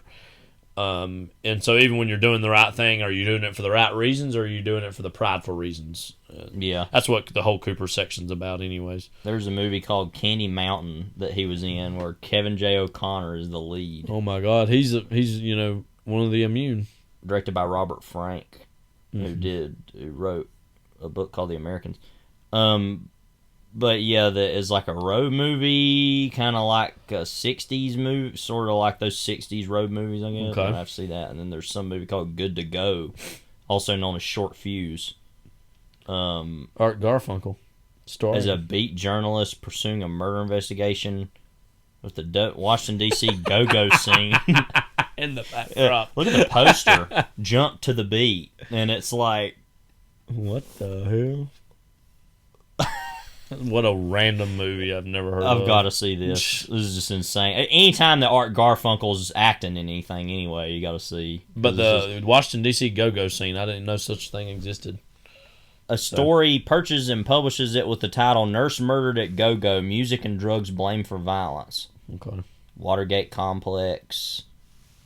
Majoring in chemistry, conga player, primarily PCP, a.k.a. Love Boat. I'm just giving a lot of details here. Police misconduct. We'll leave it at that. Anyway, yeah, Harris Yulin's great and everything. I didn't know that. I forgot he was in this. I didn't know he was in Maidstone. There's a million people in that, though. Yeah. What's the last movie he's been in? Let's see. He's been in a lot of TV, too. Norman, the moderate rise and fall of a tragic New York fixer. Talking about Norman Mailer? No. Place Beyond the Pine. The Family Fang. Okay, weird. Anyway, he's in Game 6, it said. I'd forgotten that. Yeah. That's pretty much it, I think. Yeah. For the main actors, let's talk about Cianfrance a little bit. Now, of course, he made Blue Valentine, which is I think you said this at the time, the most like a Cassavetes movie that isn't a Cassavetes movie. Yeah, and again, people throw that around a lot Yeah. for people who are movies that don't deserve it, but I think he's one of the few that could live up to that. Has the potential to live up to that designation. But yeah, really great movie. Even better than this, I think. Of just a romantic drama about. Ultimately, it kind of goes back and forth between the like modern lives of a couple that's on the verge of divorce. One of the biggest things that the reviews for this movie said was how, quote, conventional the linear narrative was in comparison to Blue Valentine. Blue Valentine, because Blue Valentine skips around time-wise.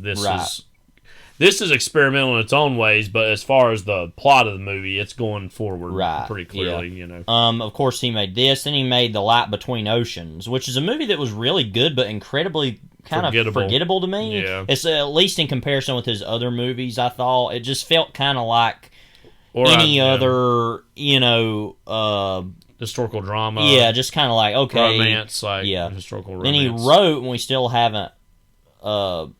Or was the story credit on? Still haven't seen Sound of Metal, a movie that I guess we'll never see. One day we will. One day, eventually.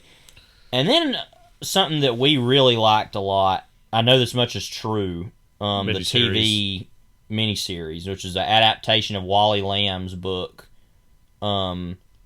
Which is it took place in Hollyhock Avenue. Right. I mean, we could do an entire podcast just laughing about the utter sadness of I Know This Much Is True. The sadness of that show, there's certain things that really delve into sadness or depressive states that become so unbearable. Yeah.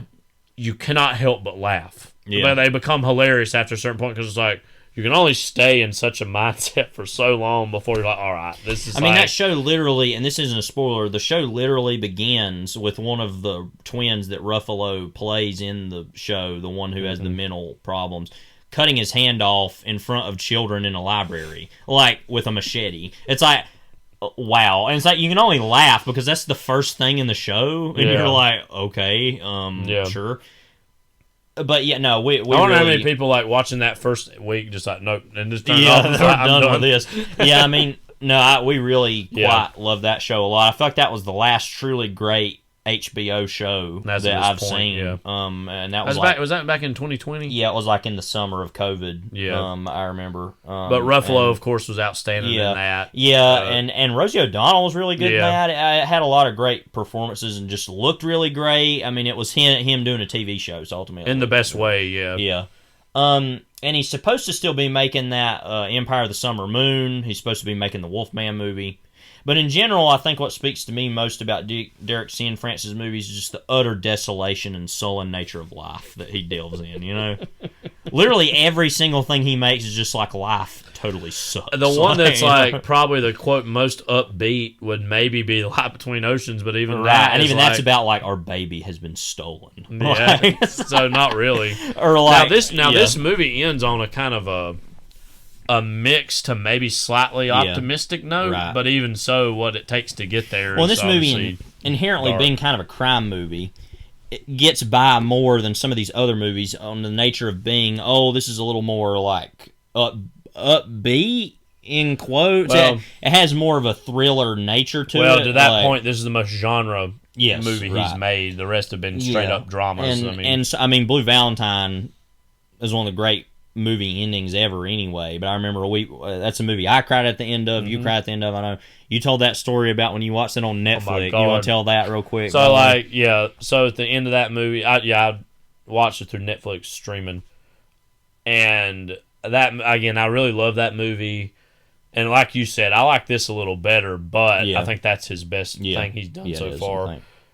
I know this much is true is close. Yeah. Mm-hmm. But at the very end, I was honestly crying and like, man, and crying not only at the emotionality, but also sometimes like when you just cry because of the achievement of something. You know what I mean? You're like, oh man, just a great work of art, you know? And then like friggin' Netflix, you know how they do, like once something's not even totally done sometimes, they just interrupt it with like, watch this next, and like interrupt the whole scene. Yeah, because that like, movie's particular too, because it ends with the fireworks going off. Because it's like on the 4th of July or something, ain't it? Or it's like a random I think holiday. it is the 4th of July. It was in the like modern day version of it or whatever. Yeah, I think but there's like that 4th of whole July. moment at the end where it's like showing the fireworks and showing pictures of them when they were together, younger. And it's like the movie's not over. That's still part of the movie, you know? And it's like, and you just screwed that up, like, you know. Totally interrupted it and just like was very incredibly angered me a lot. Yeah. It's just like, why does Netflix do this? Like the movie, as you said, is literally not even over, and here you are jumping in and just like interrupting it just because. Similarly, this is different, but when I went to go see The Dark Knight in 2008 with our cousin Philip, went to go see that at the like IMAX Discovery Dome in Charlotte. Yeah.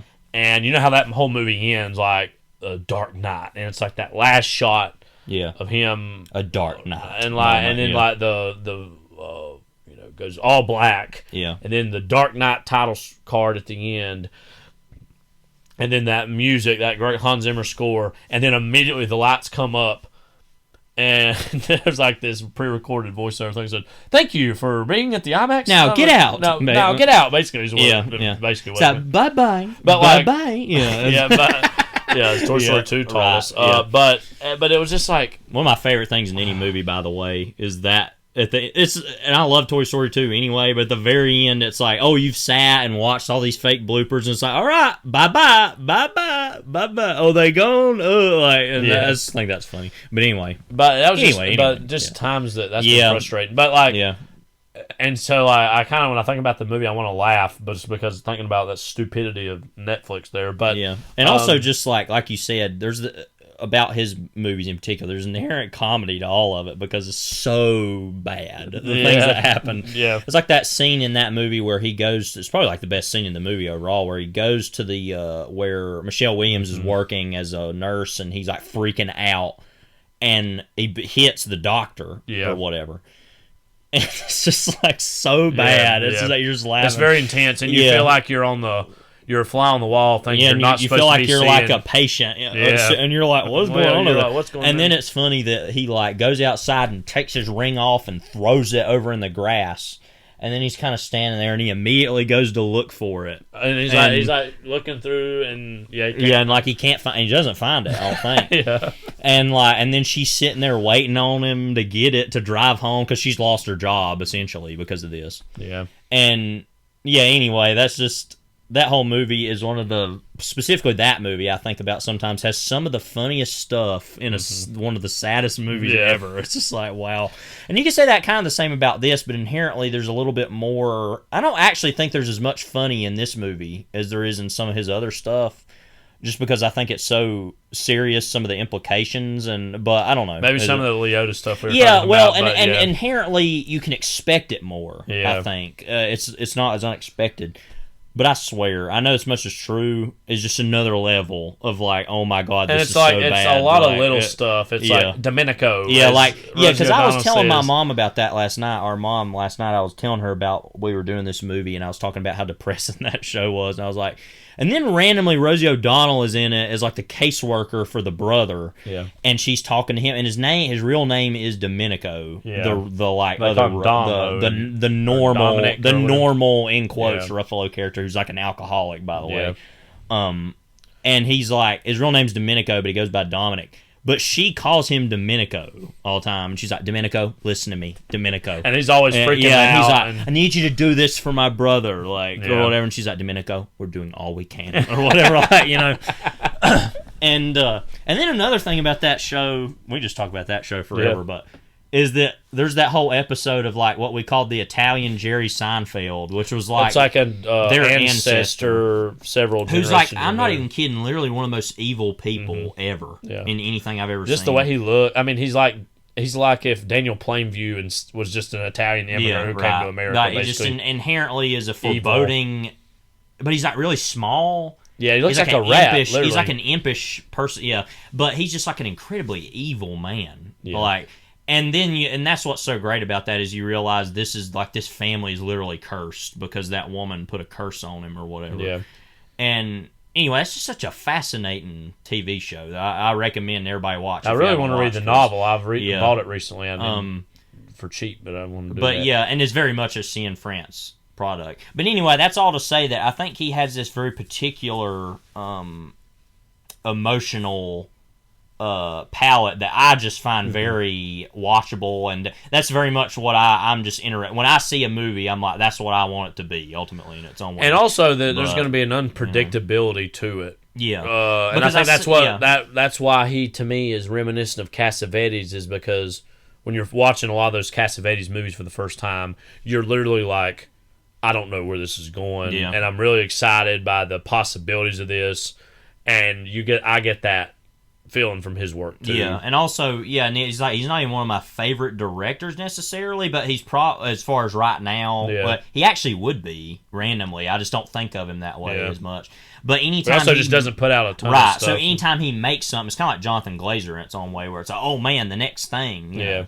But yeah, it's kind of like what you said. It's like with the Cassavetes movie, it's like you're watching A Woman Under the Influence for the first time, and you're like, oh my god, this stuff's so off. And then you have Peter Falk like, I'll lay down on the railroad tracks for you, And so we laugh about a lot of things about his movies too in that way, Yeah, and like that whole scene in that movie. We just talk about that now too, but that whole scene where like they come home and they're making spaghetti for everybody for breakfast basically, because they're like working third shift, and she's like, "Ooh, sit down, Mabel." He's like, "Well, you didn't do anything wrong," and he's like, "Stop with this," or whatever, And that's a lot of this same kind of stuff, but just not so like.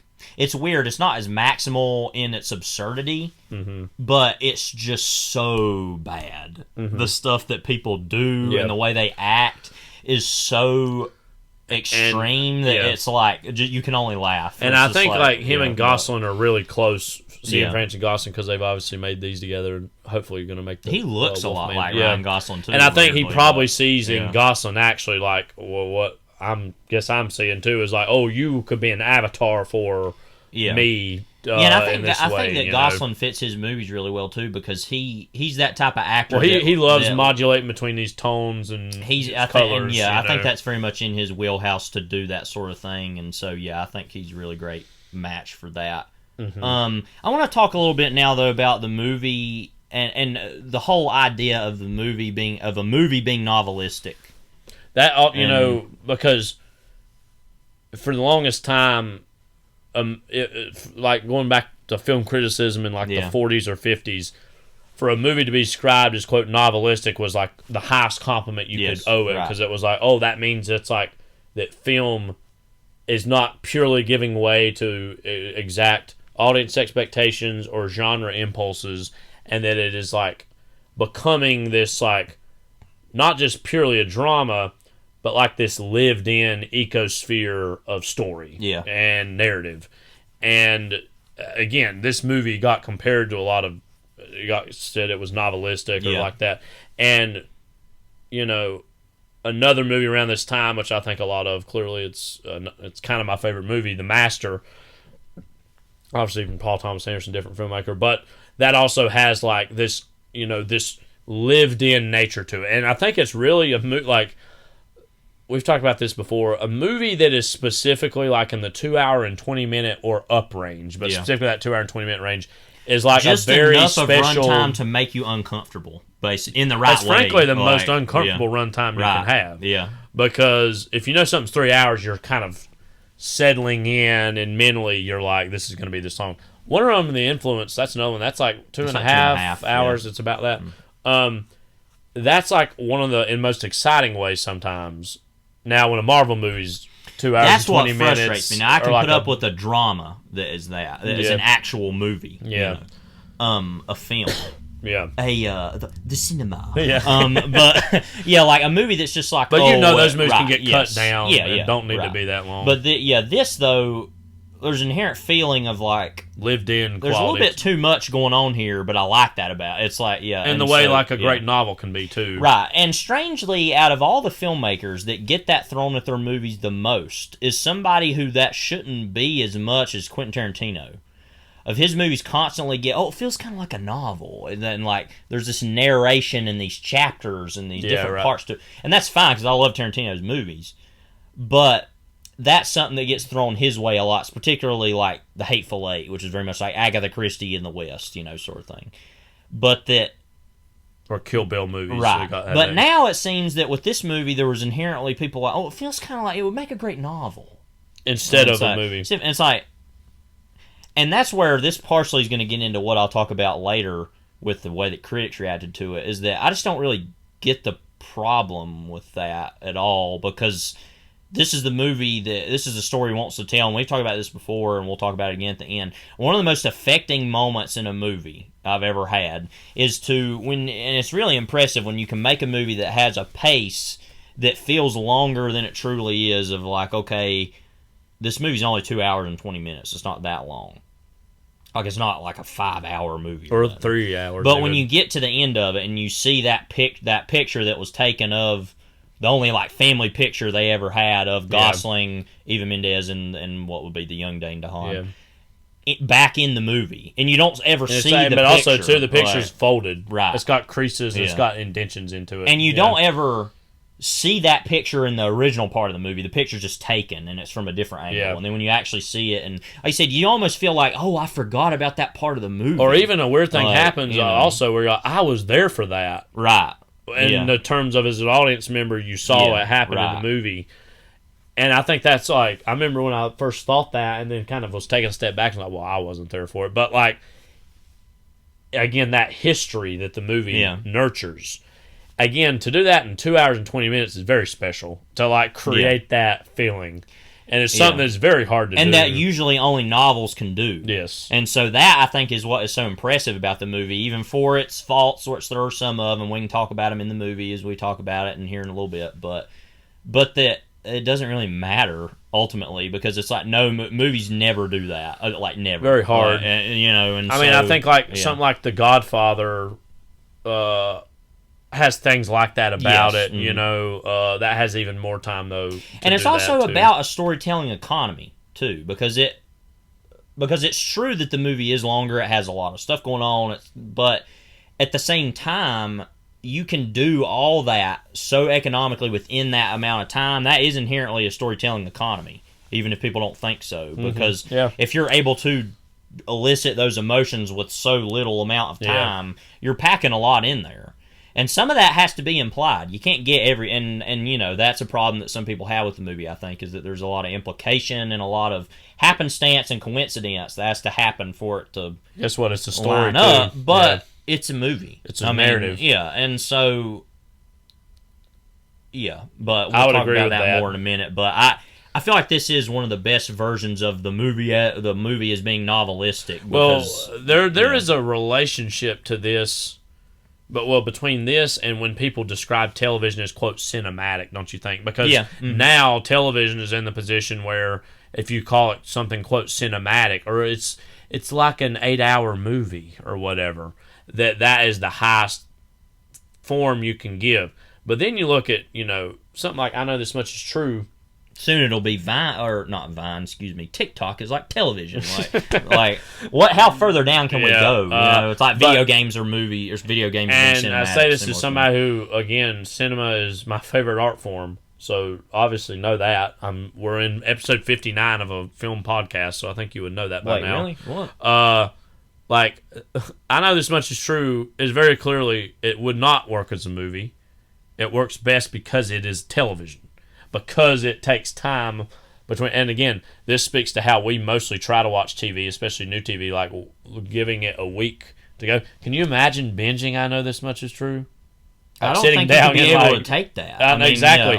But the space that is allowed between episodes, that'd literally be the most like miserable experience you could think of. Get a pot of beans and a 6-pack of Canada Dry and sit down and do that and see how far you can make. You know? But like, imagine that, just like getting a big old thing of beans and being like, let's watch this. I Know This Much. The accomplishment of that show would not have been done as a movie, or could not have been done as a movie. Like, it's a long book too. I think the book's like 700 pages or something, so it's kind of long. So I mean, there is a similar function now. I think when people say, "Oh, TV, this TV show is cinematic or like a movie," and I mean, you know, that got said about Twin Peaks. I mean, The Return. You know, that's very clearly a television show. Yeah. I mean, you know, it's weird to like just debate these things. But I think even still with film to be described as novelistic is more of a flex than not, because the novel, this is my own opinion. I say as somebody who loves film is the best. I think the novel is the greatest art form that's ever been invented. Mm-hmm. That's my own opinion. Because of the depth and the variety and everything that goes into what the novel as an art form is. But that is still, I mean, I think this movie earns that adjective to be described as novelistic, because, again, that space of time, but not only that space of time, that the perspective that the movie has, that it is a multi-generational story, and it's by virtue. Some people are using that as a pejorative, though, with the movie, and that's what I had a problem with, because I'm like, it would make a good novel. It made a good movie. Yeah, it probably would, but it also made a great movie. Yeah. So a-hole. Yeah. That's one thing when I read that. But and there's something I was going to say and I lost my train of thought. But yeah, I mean, I think, like we said, it's the best version of that I think that we've seen, especially recently. Another version of that you see a filmmaker does all the time is Wes Anderson. He does it more in a very transparent, very like. And I love Wes Anderson, but a very like a superficial way of being a novel. And visually of like, this section has this. And it's all like more of that neat late 19th century, early 20th century novel. Yeah. Rather than, this is more, feels like something written in the 70s or the 80s or something. It's more that type of thing. So, it's more willing to be messy. Yeah. Than a Wes Anderson movie. And I say that as a fan of Wes Anderson, but. This is a random place to go I wanted to talk about quickly, but Crime and Politics, a.k.a. as Pitbull likes to say, politricks is what he calls it. The reason I thought about this is just that inherently there is an implication in the movie of comparing the two men. And I wanted to bring this back up because we've talked about this already in this series we're doing, all these crime movies that we've been doing, is that there is this link between crime and politics of like what's really the difference or whatever. Yeah, right. And we've kind of already hit on this, so we can kind of go past it pretty quickly. But I guess it's just the difference is that like you said, I think you hit the nail on the head earlier when you said it about like doing the right thing. What was it you said about that? Well, just that Gosling's whole character arc is like us like knowing that he's going to do the wrong thing, but like seeing him slowly devolve into that. Or maybe do the wrong thing for the right reason in the sense of, well, I do want to take care of this kid who I don't actually have to, even though he should, obviously. So but he could easily walk away from that. You're kind of rephrasing it even better than I was even thinking it. But but doing the wrong thing for the right reason as opposed to Cooper doing the right thing for the wrong reason. Right, for the political aspect of like, I want to be in politics. I want to be ambitious, I want to get ahead. Right. Which is partially because of his father. And I think he realizes that in the third part of the movie, the last part, where he is realizing, I don't really have a son that really likes me. I'm divorced. I'm a politician, but my life is hell, basically. And kind of realizing, was it all worth it? Yeah, right. And so I think that is an important aspect. And we can talk too about. I think this does tail right directly into the ambition and I think you said quote competency. Of this, I think if you're looking objectively at this movie, and stay with me on this. Yes, yeah. The weakest part is the third part. Mostly because you start off excited with the first section. And that's clearly the most, like, immediately exciting aspect. And I think it was designed to be this way, by the way. Because I think this is part of the point Cianfrance is trying to make. The middle part is, like, this confusion. Yeah. That you are literally confused. Is there it's like, the movie's like, is there a problem? Like, you're literally confused first time seeing this. Like, wait a minute, Ryan Gosling is now dead. Yeah. And now all of a sudden. We didn't talk about it. We'll talk about it in the movie. A very kind of pathetic death, by the way, where he's like falling out the window and he just shoots the gun off. And it's like that. Yeah. Which we'll laugh at. All of a sudden, you have a new lead of the movie, and you're literally like, also, his introduction in the movie is so sudden too, because it's like that's like probably the best part in the movie actually, where it's showing a cop car chasing him. It's like I think he goes past the camera.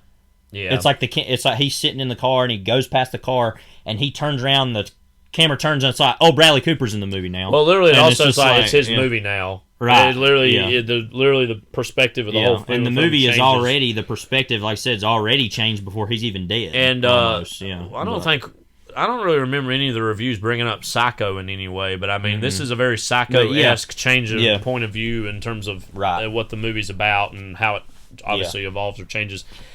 And so the second movie, you're literally disoriented, not unlike Cooper himself being disoriented as like, well, I killed this guy, I'm being held as a hero, but I'm frankly kind of guilt-tripped about it.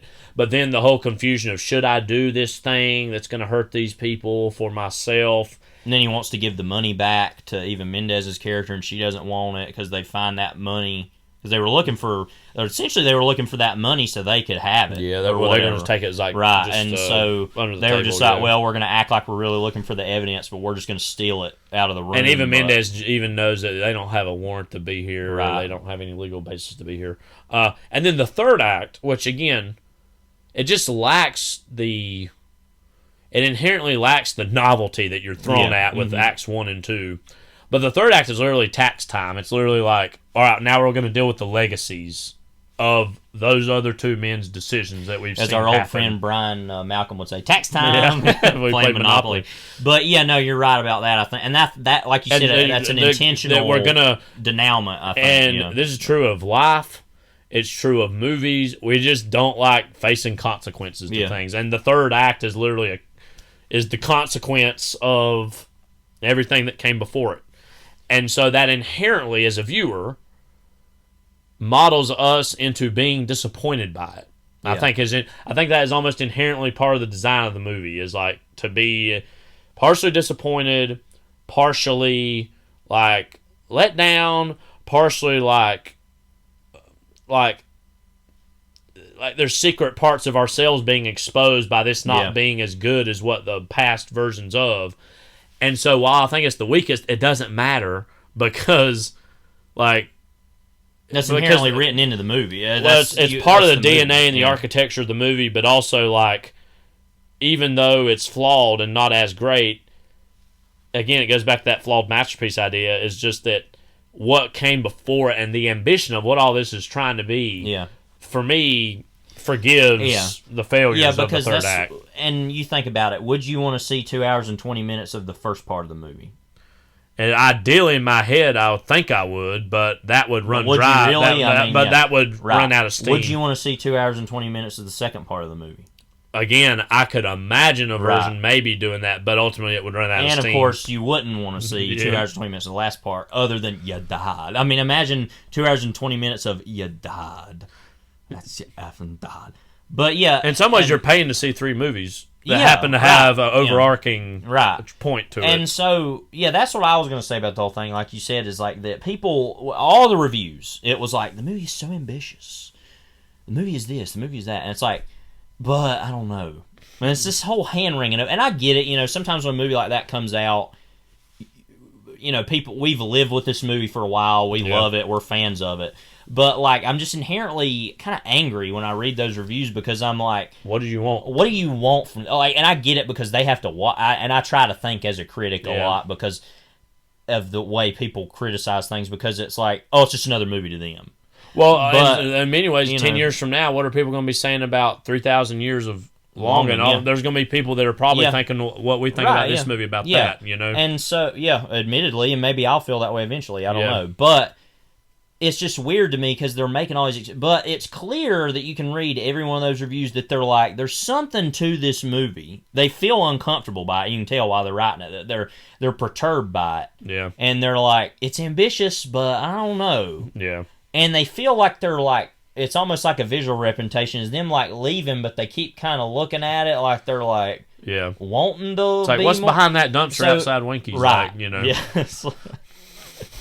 There's a man that lives in behind this place. The way he says that, stop this. Like, is there a problem?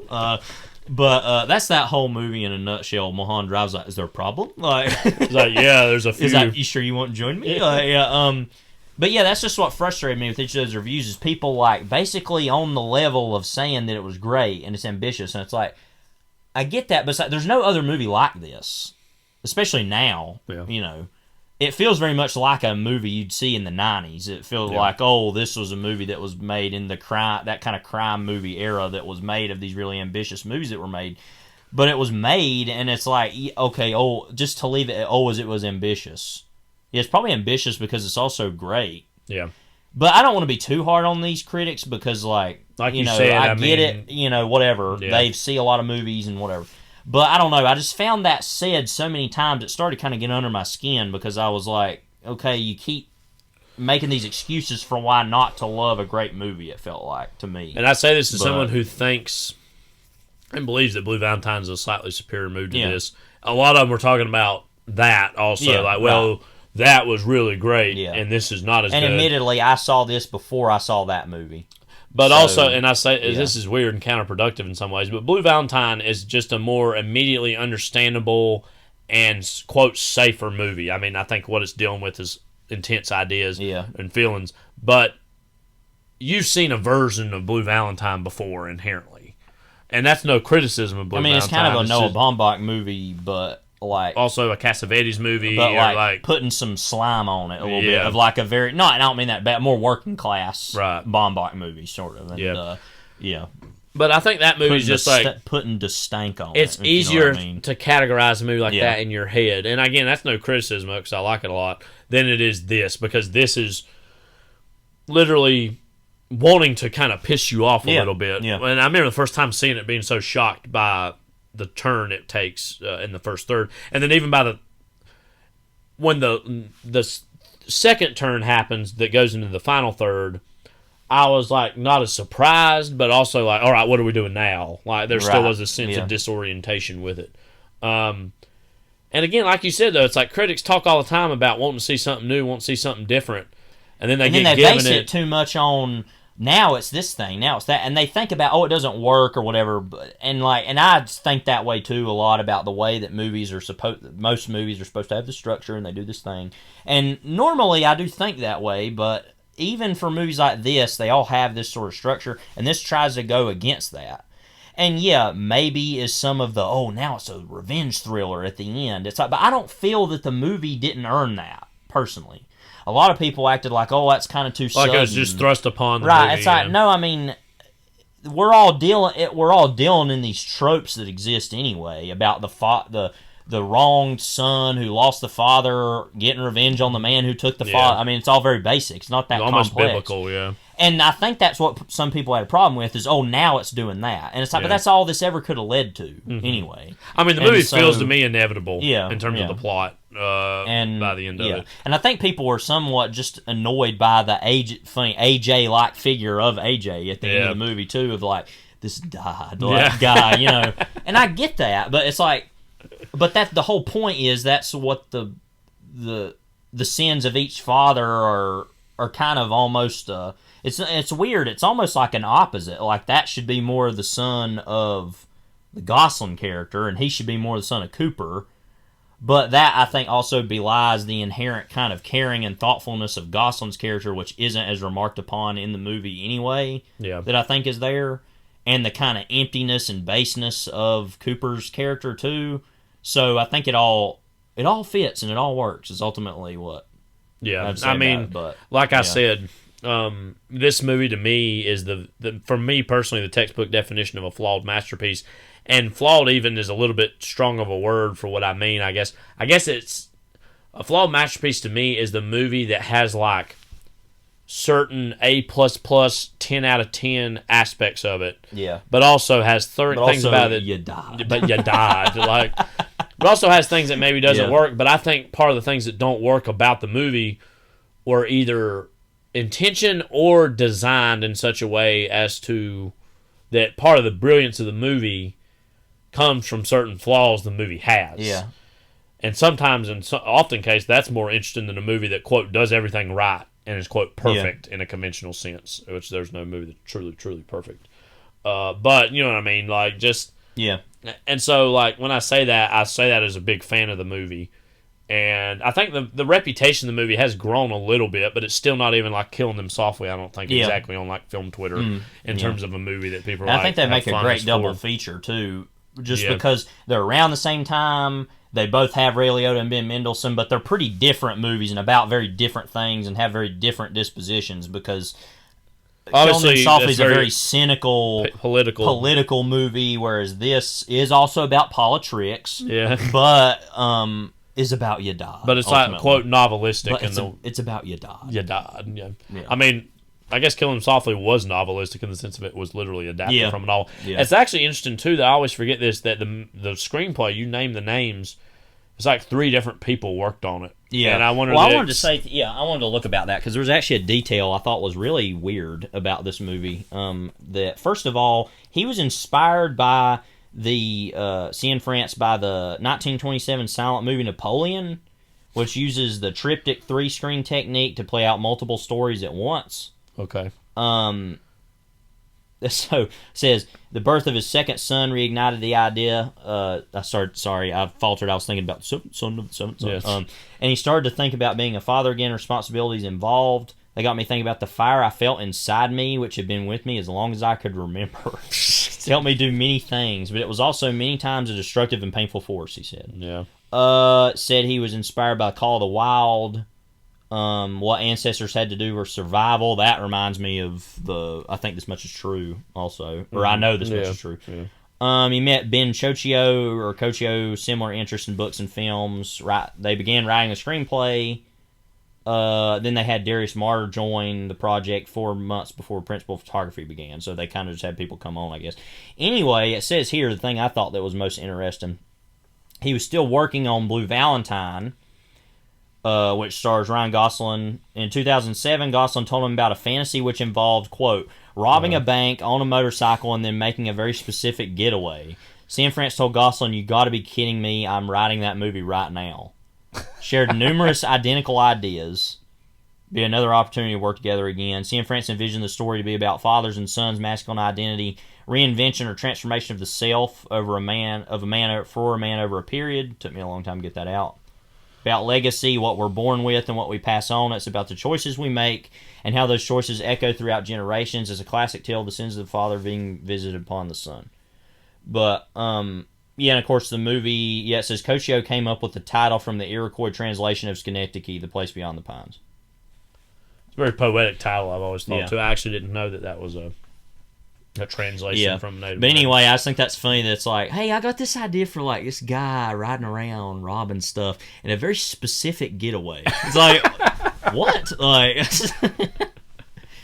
that just shows you that like they were on a wavelength together. They're like, let's just like film guys running around screaming, "Get on the ground!" Like, you know. And we obviously haven't said anything about the opening of the movie, which we're going to talk about in a bit, but it just is very much yes. Well, a lot of the reviews brought that up too. Yes, summertime kind of opening. This is a really random thing to say. I guess we're about to wrap up soon. Yeah. We didn't say anything about Blue Valentine, about Michelle Williams. Yes. Michelle Williams is amazing in Blue Valentine. Yes. And she's honestly one of the best actresses just working today. Specifically, I think of her in that. Brokeback Mountain, she's really amazing in. She plays Heath Ledger's wife. Kelly Reichardt's movies. She's in those, really Lucy great. And, she's in the new Venom movies, I think, also. Good for her, getting paid, I guess. She's going to be in the next movie, next Kelly Reichardt movie, too, I think. Is she going to be in The Fabelmans? Yes, I think so. Was that her that's going to be in that? I can't remember. I think so. But she's just an amazing actress. And her and Gosling both in Blue Valentine. Blue Valentine are both really special. It's always interesting on a actor's IMDb when it says like known for. Yeah. Oh, and then of course she was really great. She was only in like one or two scenes of Manchester by the Sea. Yes. Yeah. But Blue Valentine, Manchester by the Sea, Take This Waltz, and My Week with Marilyn, where she played Marilyn Monroe. Yeah. Some time ago. Yeah, she is going to be in the Fabelmans co-lead with Paul Dano. So, two great actors. So, and then Seth Rogen's there. Yeah. But David Lynch will also be there as John Ford. Maybe. Yeah. Is that officially confirmed? That's what it says. Oh, it does. Well, that's what it says. Where that was what was speculated. Because this is really going off topic now. But if you like, with there's a camera, like there's a story Spielberg has told about meeting John Ford when he was very young. That his impression of John Ford, a lot of people said, sounds like David Lynch. Just the way he does his voice or whatever, and so people speculate that's and that's inherent. The movie is autobiographical about, and also just David Lynch's age. Obviously, that would make sense. And so, I think it's pretty much more or less unofficially confirmed. That's what it is. But I can never think of a time where a famous, really big director has played another big director like that. That I don't know. There's even because comparison. I can't think of anybody because I mean, even you have some, and this isn't exact, but the only thing I can think of similar to that is like John Huston playing a director that is kind of like Ernest Hemingway in The Other Side of the Wind. Yeah. But that isn't like an official. And also, Ernest Hemingway wasn't a director. No, but like an iconic figure, right? And so that's the only thing I can think of that's even similar to that. Anyways, last thing I just want to say about Michelle Williams because she's a great actress, even though she's not in this. But whatever. Why this movie? Because it's great. Yeah, that's why. Because it's our podcast. Yeah, well, and we can decide. Well, what we're big fans of it and really love it, and it's literally our type of movie. Everything about it, we're like, yep, that's what we like in the movie. So yeah, I mean, is there a problem? But I mean, for me especially, like it's nearly 10 years removed from when it came out. I'm just also very nostalgic for a certain era of movie from the 2010s when this got made. Yeah. And I love the actors in it. I really love Cianfrance's vision, and again, I really look forward to seeing more things from him. Yeah. Because he feels like a genuine... again, we said, it's like Cassavetes, like this. He feels like a genuine new voice, though, too. Like that he's doing his own thing that some things Cassavetes wasn't even doing. So... Again, I mean, and I think this is a really good. We're coming towards the end of this series, of these movies, and I think this takes a very different dimension of story compared to a lot of the other movies we've just done. Right. So you're going to hear the trailer coming up for Place Beyond the Pines, and then we're going to dive right into the movie. Ladies and gentlemen, introducing Luke and the Heartthrob. Romina here? Who's that guy? He's yours. You weren't gonna tell me? I heard from you in over a year. You just took off. My son and I should be around him. I wasn't around my dad. Look the way I turned out. How are you going to take care of us? I can't think of another line of work that I'd rather be in. You're so smart. You can do anything you want. Just don't understand why you're doing this. I'm a cop, Jeff. You got a kid? You want to provide for that kid? You got to do that using your skill set. And your skill set? Shazam.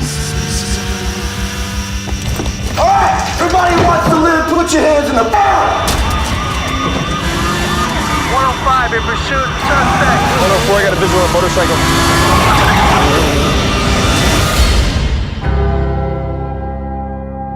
Tell him it's for me. I'm still his father. I can give him stuff.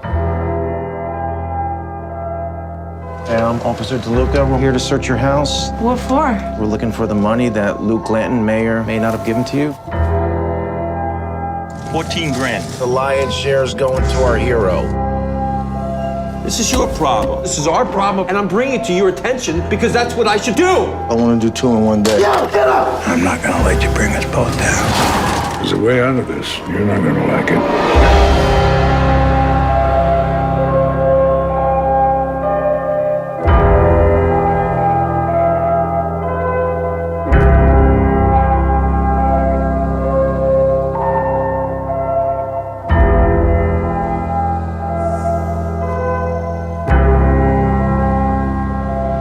You know something, Luke? If you ride like lightning, you're gonna crash like thunder.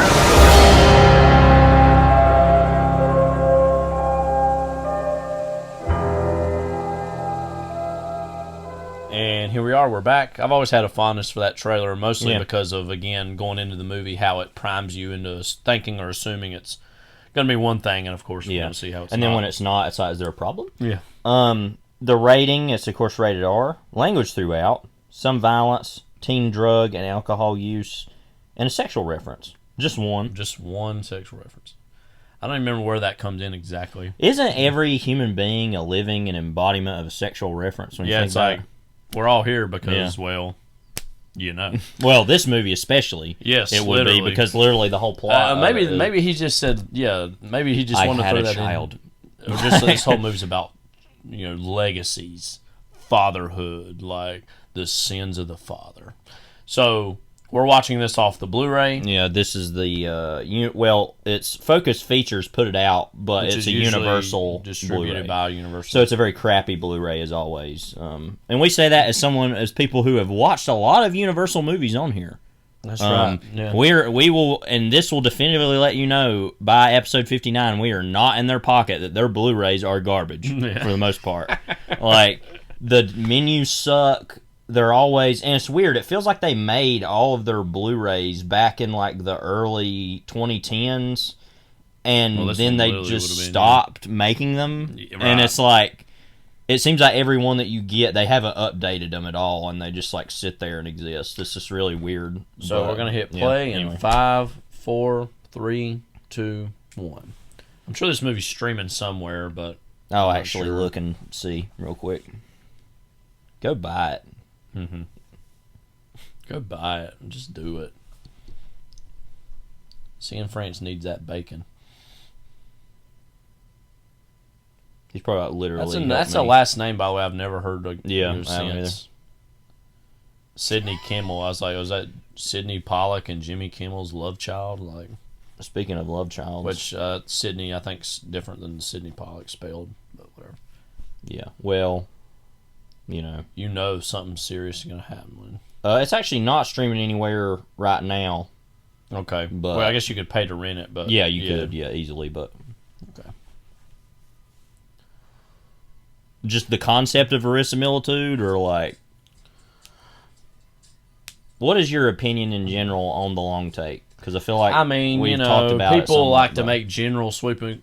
I feel like there was a time where in cinephile culture it was just like very much celebrated, just like blanketly, and then there was like a movement against them. Yeah, and really it just depends on the movie. I mean, a lot of people like took issue with a lot of Once and Inarritu movies. Right, those are and obviously Birdman is a like an attempt to simulate or act as though the whole film was a single long take. I felt like that worked better in The Revenant. That fit the movie better. The whole movie didn't try to do that either, right. or even have that illusion it had long takes in it. But his newest movie is actually showing it. Venice. Yeah, I've heard it's kind of getting mixed reviews. Yeah. And also with this movie in particular, it's like, okay, but it's a Derek Cianfrance movie of Ryan Gosling walking through a carnival to get on a motorcycle that's in a cage. Like, it's just like, how are you not going to be into that? I don't remember all the details of this. I think Gosling did a lot of his own stunts. Yeah. For this movie with the motorcycles.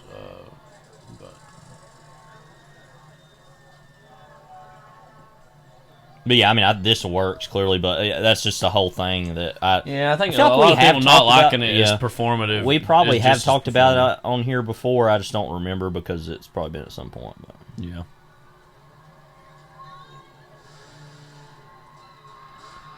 Everybody's waiting on him. Mm-hmm. These are all people that are probably very clearly a part of it, and then some of those other ones are extras in. But this guy, I've always wanted to know what his deal is. Yeah, really. Like he used to be like a Bret Hart roadie or something. Yeah. Like. I'd love to see Cianfrance tackle the world of like pro wrestling. That would be something interesting to see. Thing about this though, that you can tell he just has no camaraderie whatsoever with any of these people. Yeah, just like whatever. Yeah. Handsome Luke.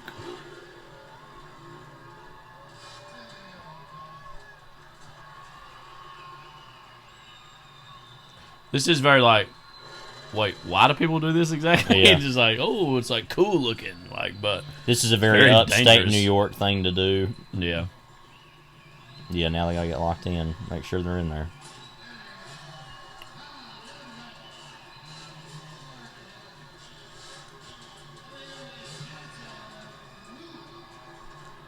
Even got the little Place Beyond the Pines logo right. above the directed by title card.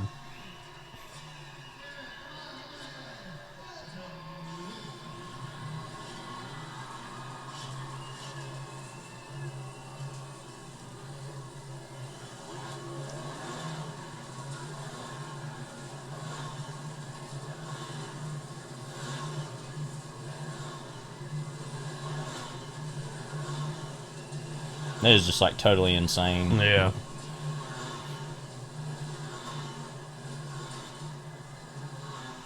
It does look very dangerous, obviously. Yeah. But I wonder, like, if you get hit, you wouldn't fall very far or go very far. That might actually help you. Yeah. I think.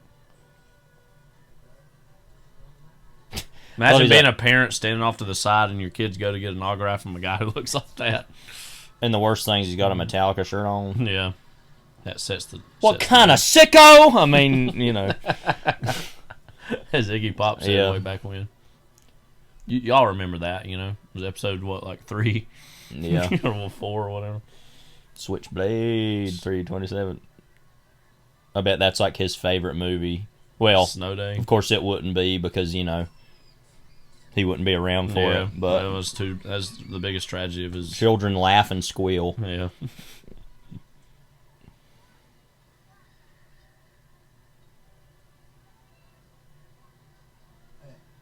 Hey.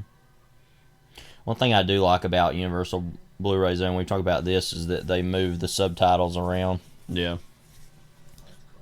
It's like that's the one thing we can offer, you know. No one else. That's it. You like F. Jasmine? You have plans? Yeah, I bet he's a big Carson McCullers fan. It's like Handsome Luke, like you don't even know. Handsome Luke is like he's got tattoos all over him. Like, ain't that handsome? Sorry to tattoo fans out there, but tattoo aficionados. Yeah.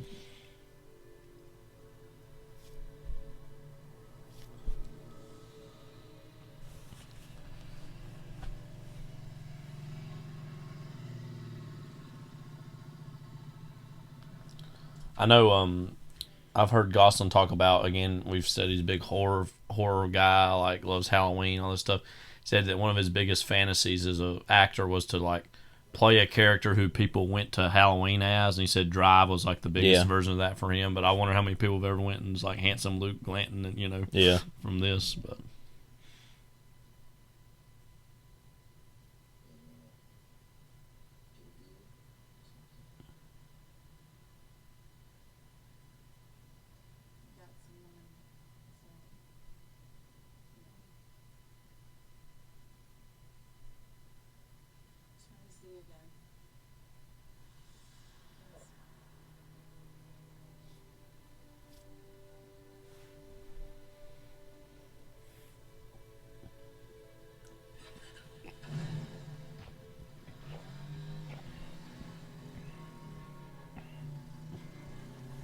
tell me I'm a good place beyond the pines. That's what he's about to go do. You know, look into the water, stare at it.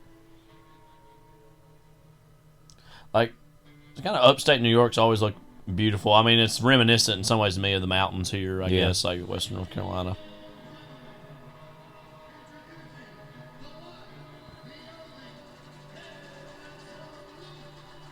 It's like his legend grows.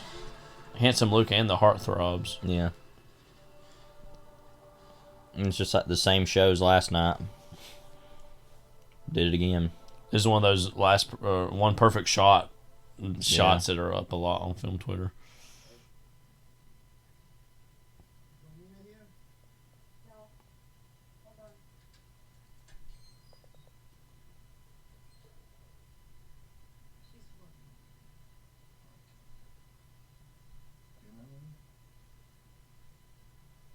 How could one forget Handsome Luke?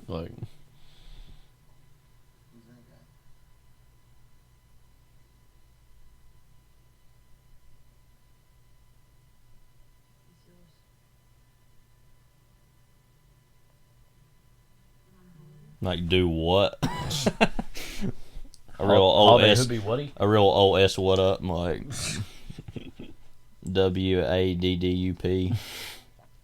Not what up. No. What up. Not what is up. What is up? That a Boris Karloff Frankenstein tattoo on his hand.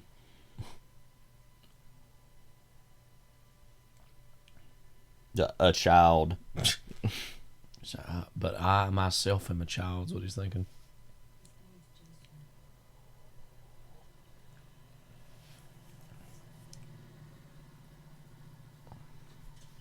So yeah, we're gonna talk about this.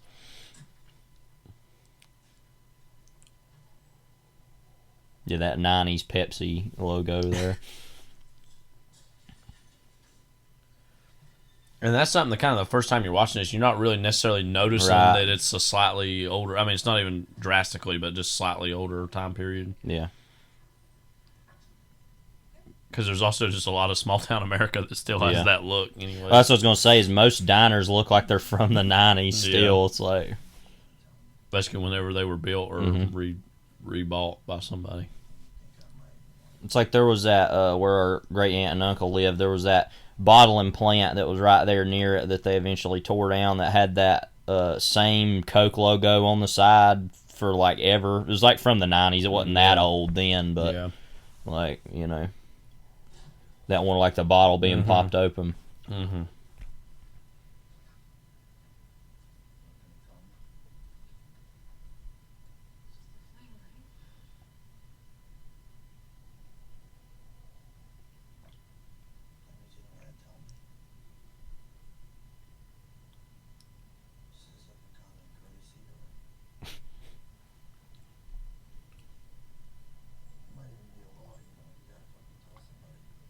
It might even be a law. Yeah.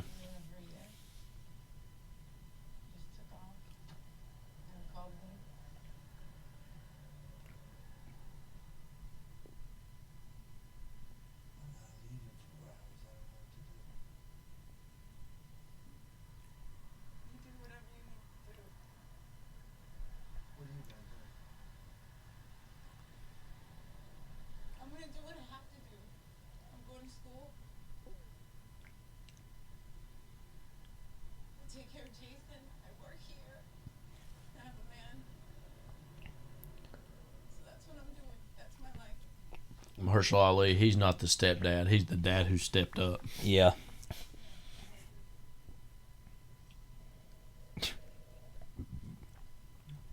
Well, let me smoke this cigarette.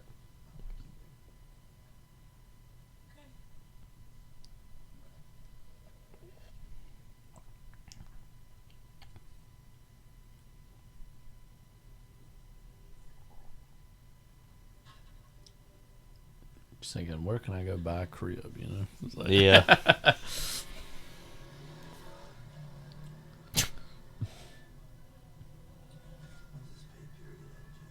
Pay period.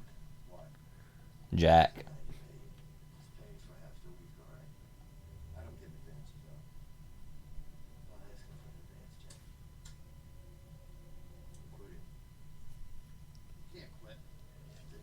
I just did, yeah.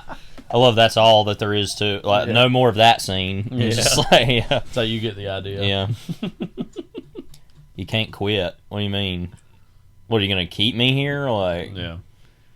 There's no contract. Like, sign the contract, big boy.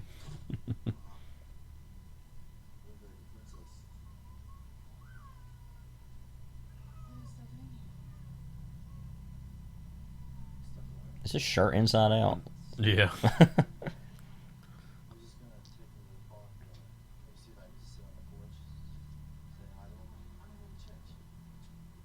Church. Who the hell are you? Kofi. We need to go. You ready?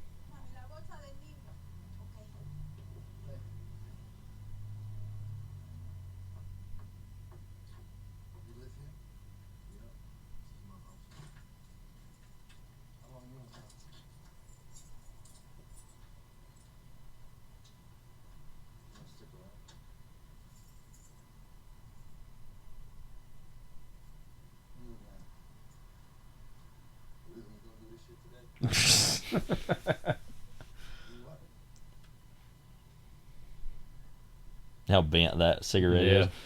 You get me. I mean, ooh, like that. Yeah. Was that a Wrangler? So I'm just gonna hang out here for a little while.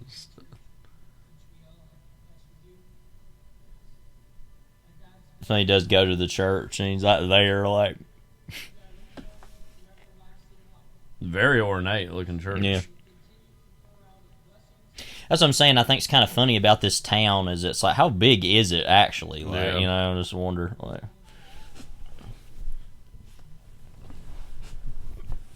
I don't know a whole lot about Schenectady, so Yeah, me neither.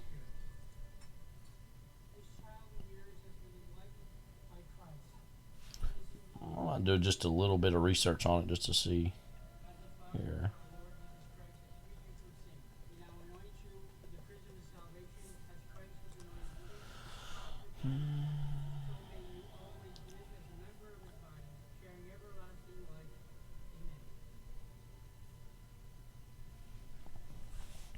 It's in Schenectady County, New York. Population about 67,000. Oh, okay, that's actually kind of State's big. ninth largest city by population in eastern New York. Welcome to East New York. Yeah, confluence of the Mohawk and Hudson rivers. Okay. So yeah, then it is actually kind of big.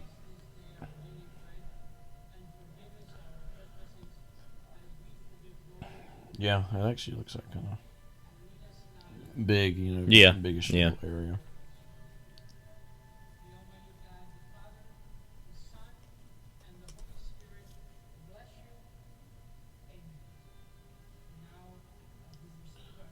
Yeah, it's not that far from the coast.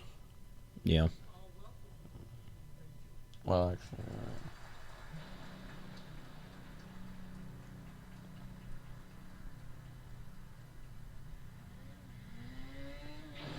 Meanwhile, farther than I thought. Kind of forgot there's in New yeah, York, there's all these like other more states. Yeah, I was going to say, I think there's more states.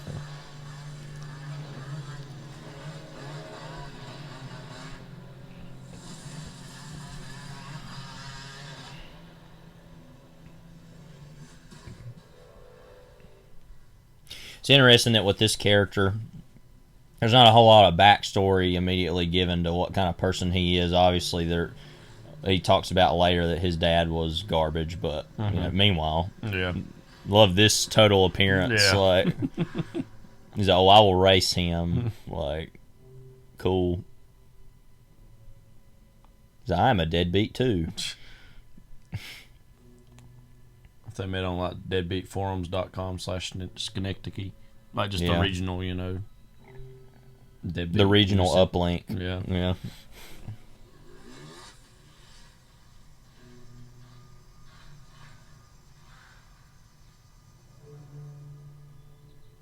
It's funny how even this character can look better than the Killing Them Softly character, because that one just looks like total trash. It's like total degradation.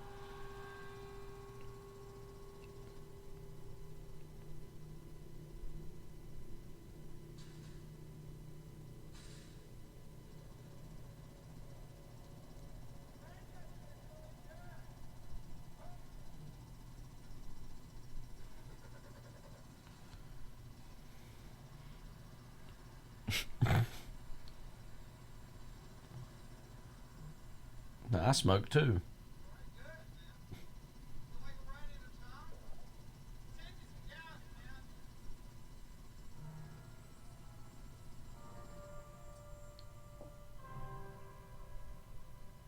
Doesn't say anything. It's like a wolf or something. Just like, it's like the weirdest thing ever in Fantastic Mr. Fox of the wolf and that. I was just like, what? Like, some effing motel.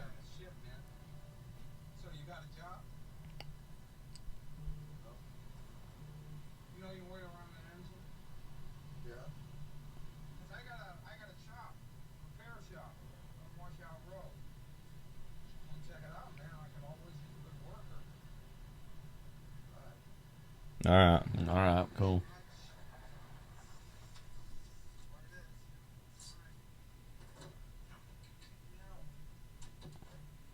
Like he's been kicked out a bunch of places. Yeah. No one can kick me out of it. Like, Yeah. You know.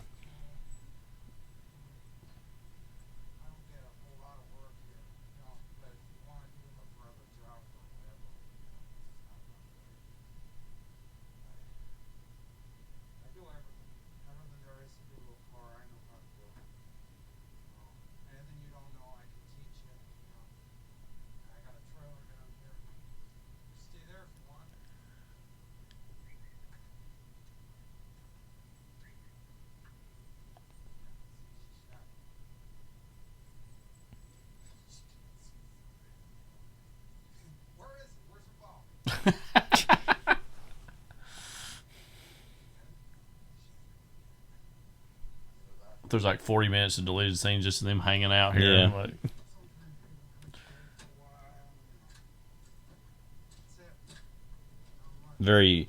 All this reminds me of kind of a Sutchery, like people just hanging out. Like, and you want to stay here a while? Yeah, I guess. I guess I ain't got nothing better to do. I guess I'll work for nothing. Yeah.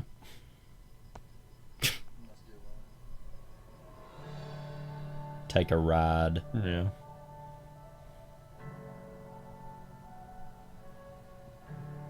It was like right there under the right under the bridge where the camera would have been. Maybe it crashed.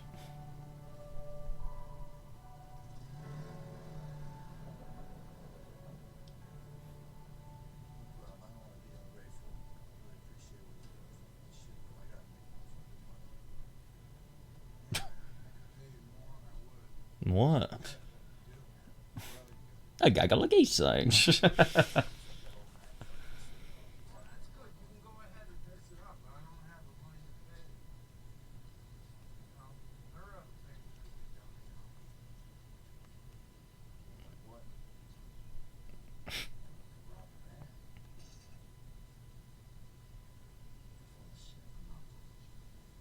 Oh no! By the way, 4 times.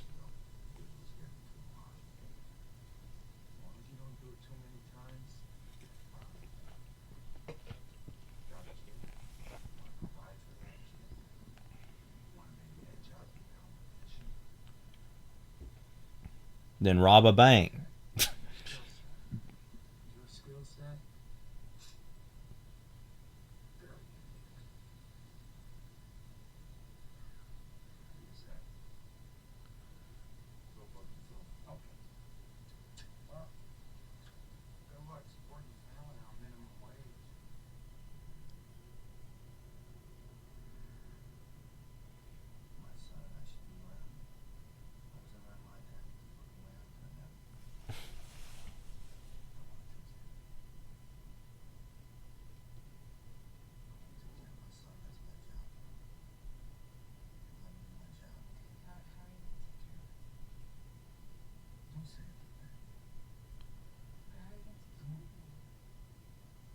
They don't ask questions that are very justified. Like,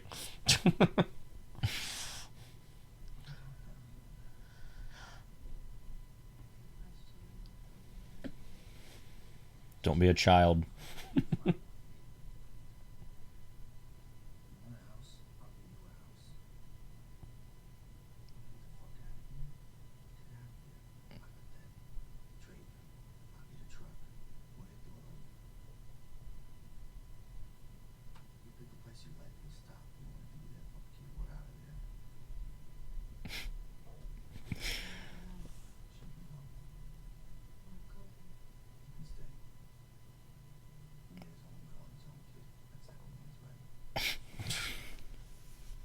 toxic masculinity. Yeah.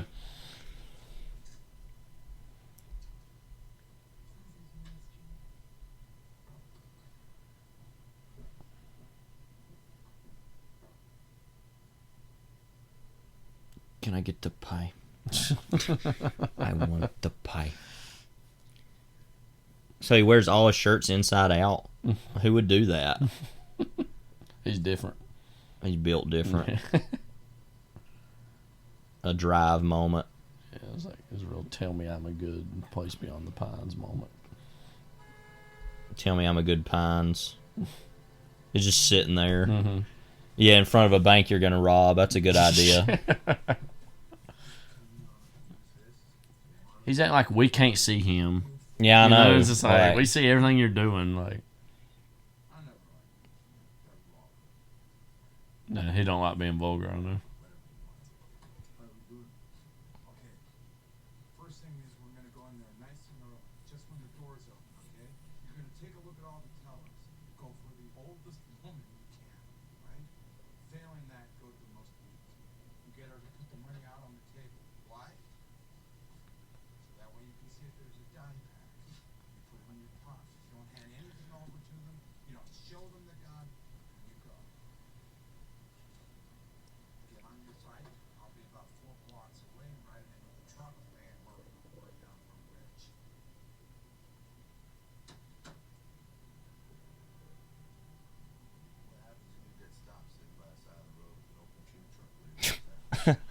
Open cube truck.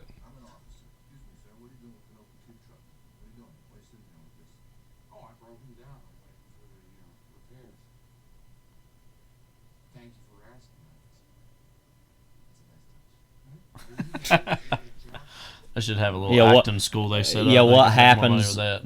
What happens when it's like, all right, let's check it out? Yeah. He's like, oh, well, he kind of came by already, and now I'm just kind of sitting here waiting on my friend that robbed a bank. That's kind of what I'm doing now. You know what I mean? You know what I mean? Thanks for asking, officer. You can go.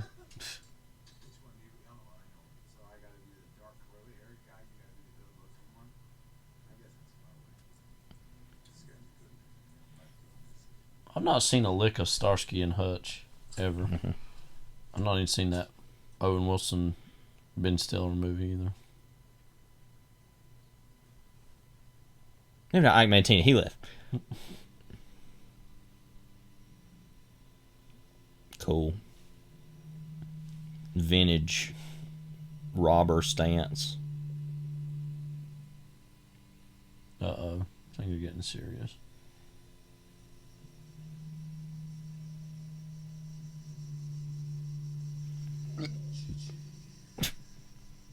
The song's always just kind of made me laugh. So.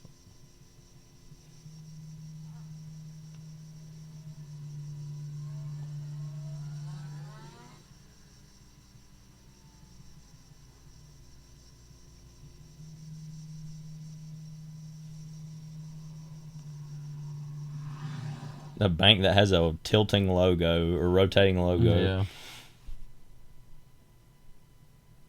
Mm-hmm. Yeah. Just checking things out. That's all he wants to do. And again, remember a lot of this, was Ryan Gosling's own fantasies. You Right. know? Can't forget that.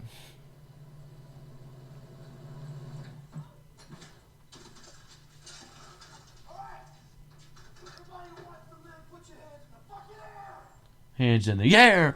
I love how he's not at all doing what he recommended, by the way. Yeah. Which is just walk in, say, "Oh, give me the money." I mean, this time works out anyways, but yeah. So,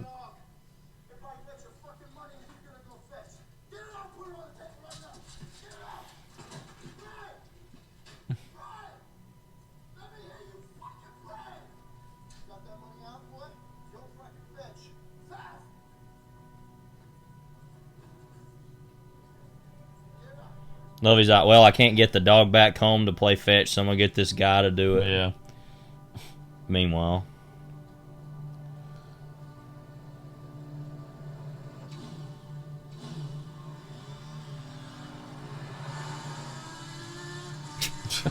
free ride with the yellow or the green sunglasses. Yeah, right.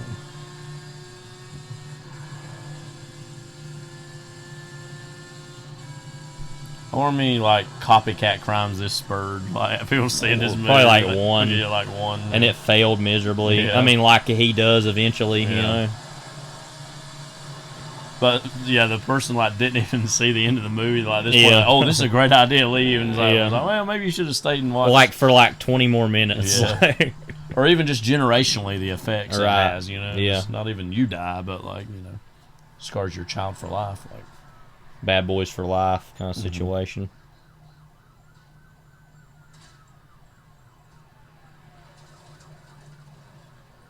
Cube truck. You gotta love a cube truck. Yeah. Really is the way to go.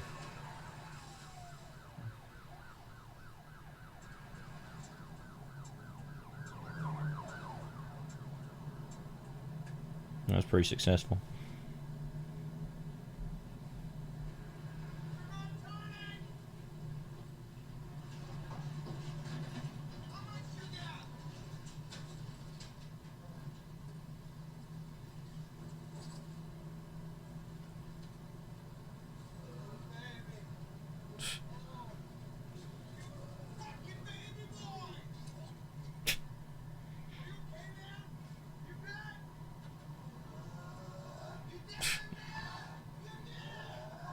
Yeah.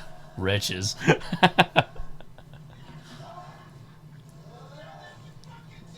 After you do test administration for EOG, Yeah. all this, Yeah. like throwing up, and then like, oh, cool. The Springsteen blasting. Of course. Cassette, probably. Yeah.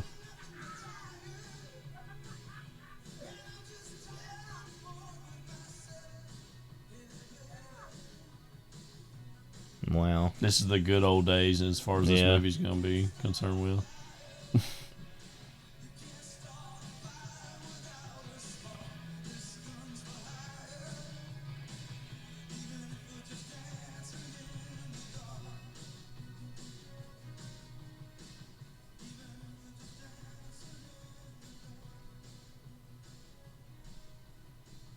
We're like, oh, you. Oh, like dancing in the dark fades. Like.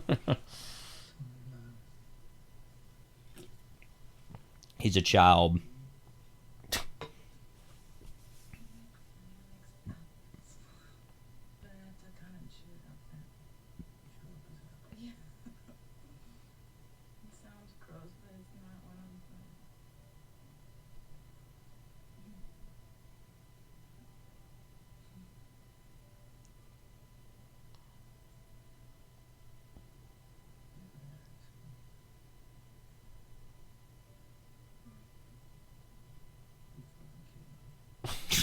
Okay.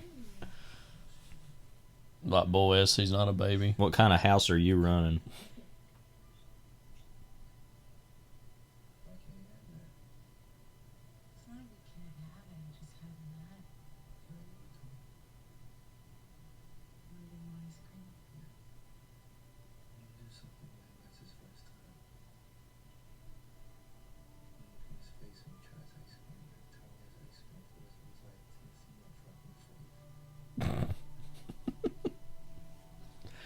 That takes something could be sweet, but still like my effing face. Yeah.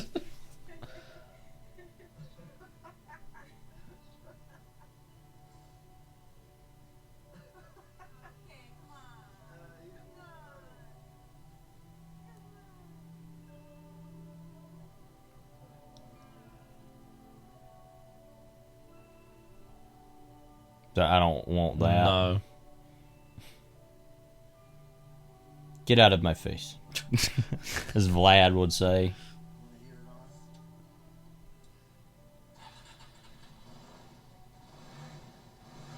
It's like learn the ways.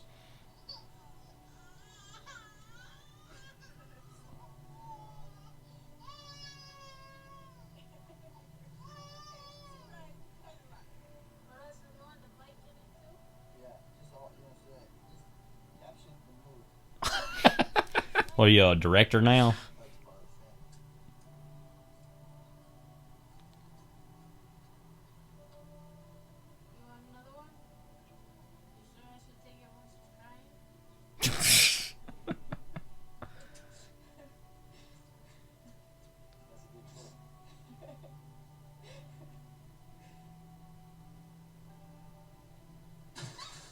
Anyway. No, yeah.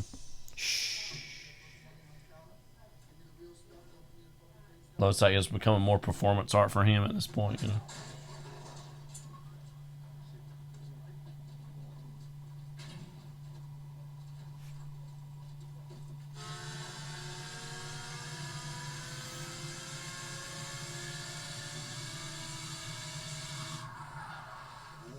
Wow.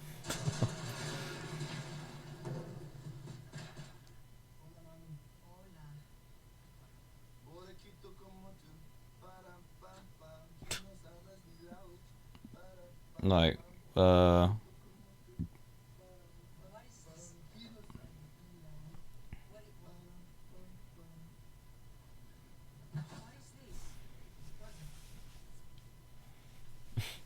its presence.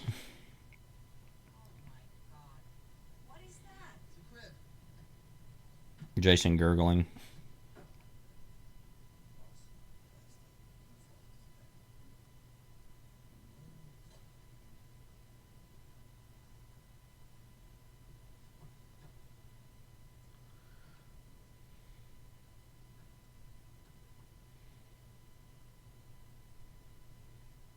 Cool. I don't know what he does for a living. No.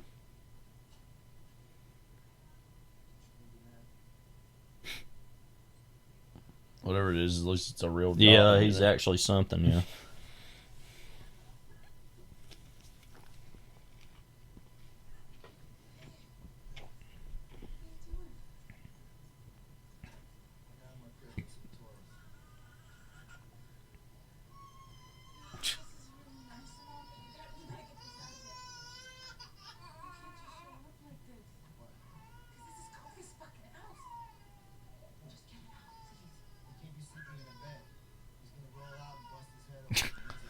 What's going on?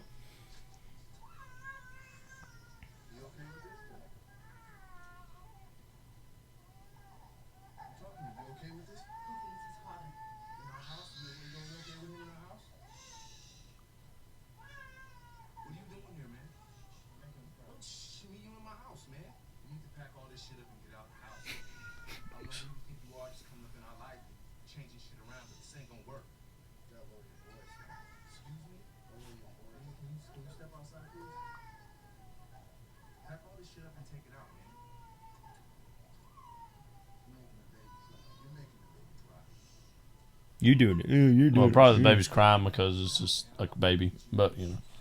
It's also just because this situation, it knows don't instinctually is just like, this is ridiculous.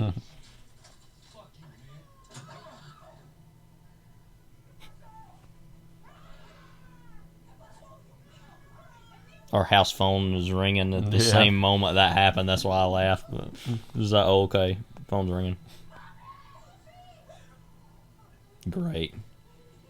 Yeah, this is a good situation.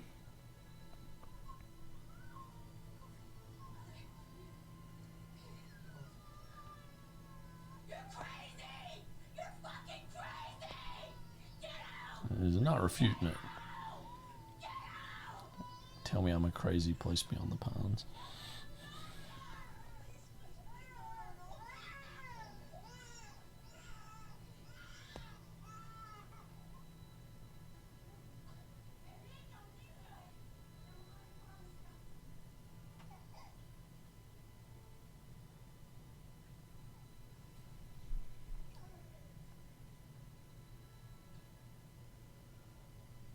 Metallica. Again, at least he's faithful, you know. I mean, that's where all this crap comes out, you know.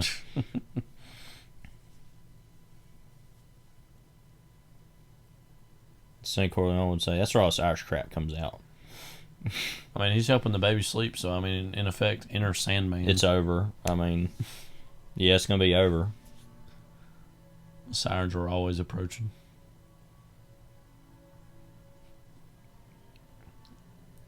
You know, his character and Pattinson's character in Good Time should have collabed, you know? Yeah. Well, at least he was willing to go down for it, you know? He was like, yeah, all right, I'll go to jail. It's like he's crying. Yeah. That shot's too. Yeah. Yes. It's like, is that your name? You're the policeman, you figured it out. I mean, you know...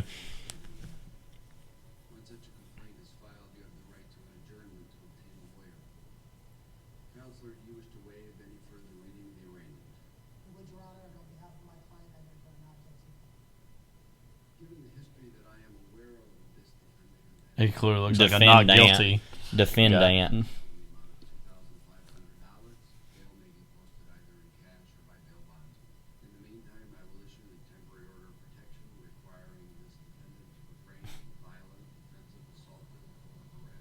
Oh man. Yeah, it's like you got to not do that. Yeah, I think that's kind of the charge, isn't it? Like, you need to refrain from that.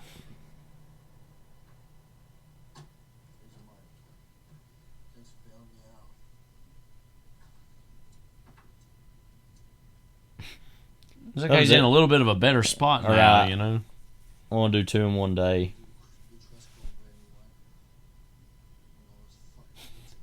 Wow.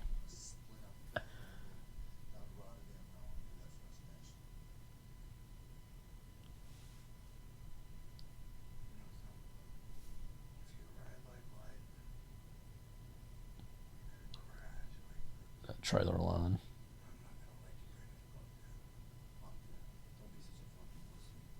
Well, if that's followed up with that. Yeah. What is going on with him, by the way? Was he wearing mascara? Like,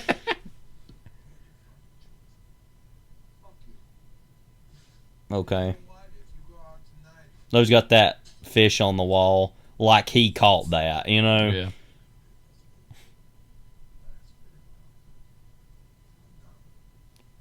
It's like he's been through a whole thing that we don't see. I don't know. Yeah, it's like, what's going on here? Like, it's over. Like,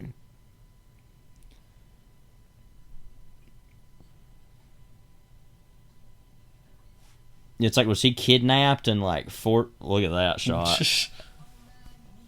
And forced to like put on like mascara or something, some weird sensual thing, I don't know. And then he's just like, you don't even want to know, man. Like, I was like, what? Like,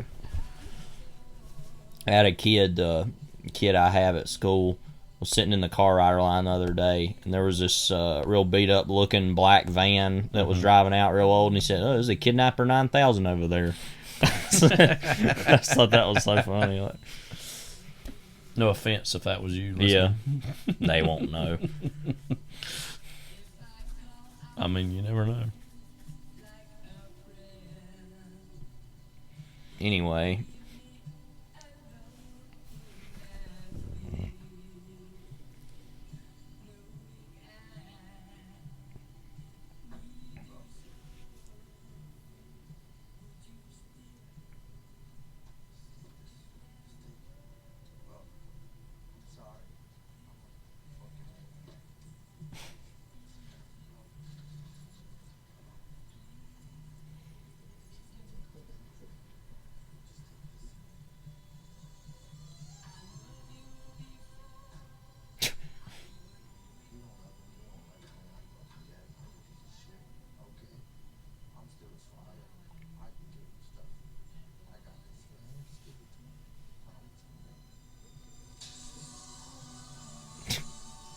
It's funny, he's like, oh yeah, I'm chopping this thing up. Again, there's like, I don't know, there's some leaps of like, why exactly is he going this sharply with it, which is not really a problem. It's just that is something I've never thought about watching this, of just like, why are you doing this? Like,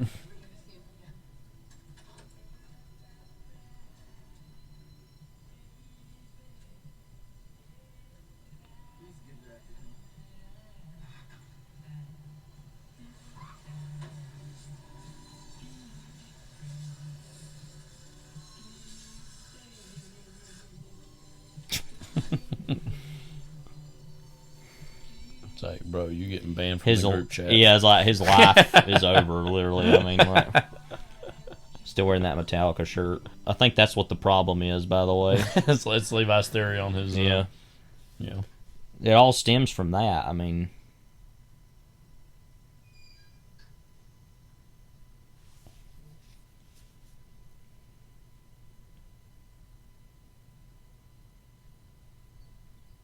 Like, are you kidding me, bro? After all we've been through, after all the dance nights, Yeah. and you're gonna do this? Well, he's got the gun. Mhm. Yeah. Sorry, man. Like I said, this is their parting moments. You know? Yeah.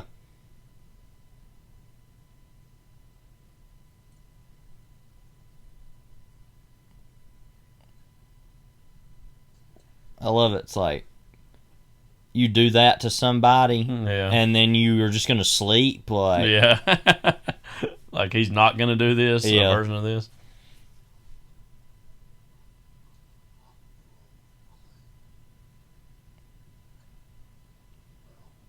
Yeah. He had it on it too. I love. It's literally the dumbest decision this guy's ever made is to like do that, be asleep, have the bail money on him, all in one fell swoop. You know. Mm-hmm. The new bike. Well, it looks not very 90s. Yeah. Very Power Rangers.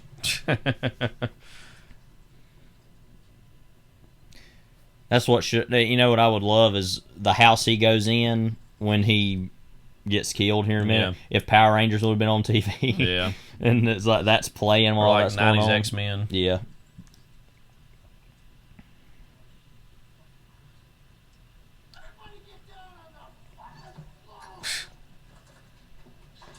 Love how he's clearly not into this. Yeah. And he keeps doing it, and it's like.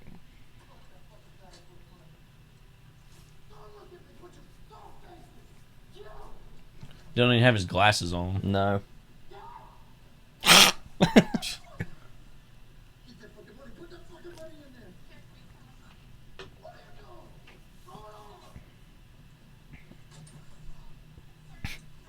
Sorry.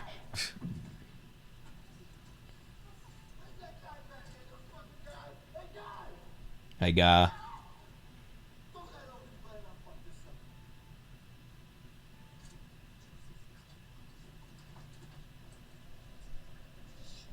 Yeah.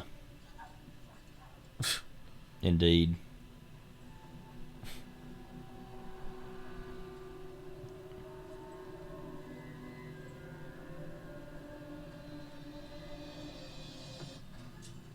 Wow. Yeah, I'd forgotten that. Mm-hmm. It's not his usual bike. That's part of yeah.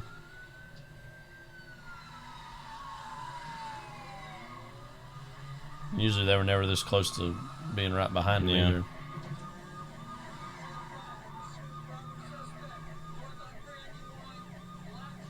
Hollyhock Avenue, is that where he's Basically, yeah.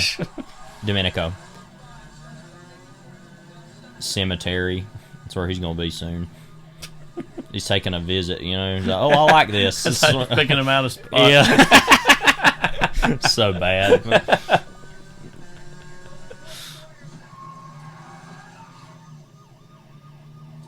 I want this place here. This place beyond the pines. Yeah. This, really, we should have had at the final moments of the movie, Dane DeHaan, like, the climactic moment with him and Bradley Cooper, like, this place. Yeah. This Why did you make me bring you to this place beyond the pines? Yeah. And he's like, what? Do you ever panic when it's towards the end of the movie and they've not said the title of the movie? Yeah, a and little you're bit. like, oh no, like we're running out. Like in between the first half of this episode and this one, we saw Jaws yesterday. Yeah. In 3D. Oh, there's our boy BC. And I was getting kind of, it's like, you know, when Jaws, like when they gonna say it, like, you know, these Jaws, you know. That should have been Quint's last word. Yeah. Jaws. Yeah. Probably was because they kind of, you can tell, cut a little bit of it out when he died. That's probably what he was like. And then Jaws, like, and you then can died. go on deleted scenes for the Blu-ray. It used to be the VHS and find like excise moments of him spitting out even more blood. Yeah. Meanwhile.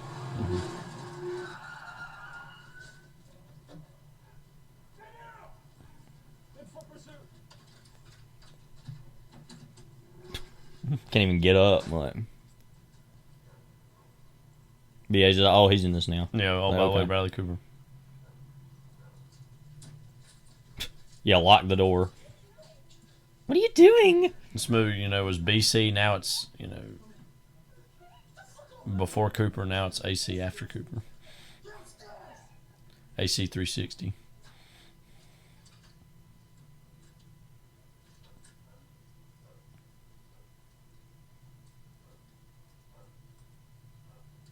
Not really sure what his plan is at this point.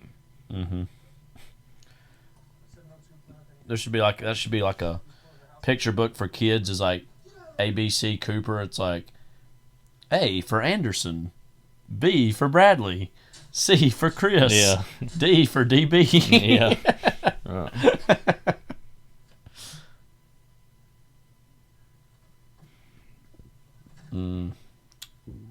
It's not gonna work out, I don't think.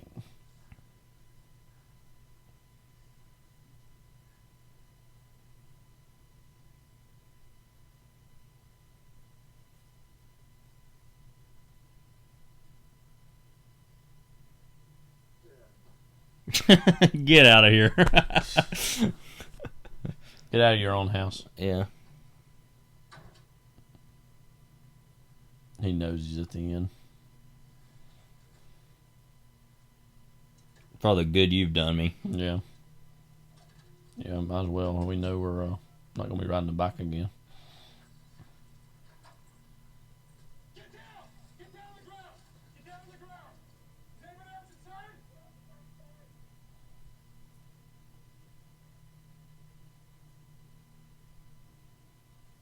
Chewing that gum. Mm-hmm.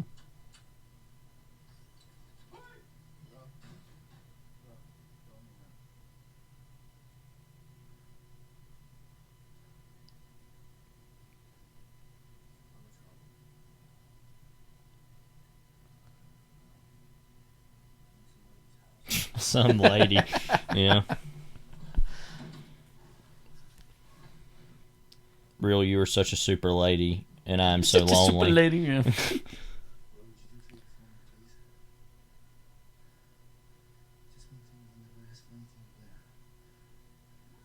Did you want?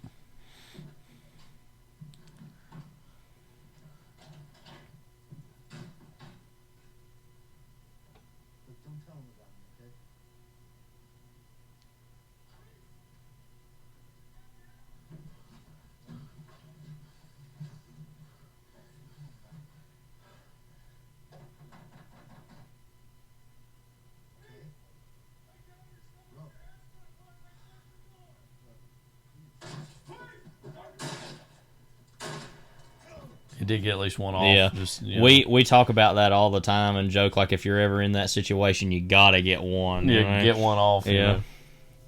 If you're ever in a crime drama. If your life is a crime drama. If your life has devolved to this point, that's the last thing you have. Yeah. Like, wow. Again, it's not even about hitting anything. It's Yeah. just like, just for the spirit, But yeah, this is 50 minutes into the movie. And it's Yeah. like, okay. But I remember when I first seen this, like, wait, so he's dead now? Like, what?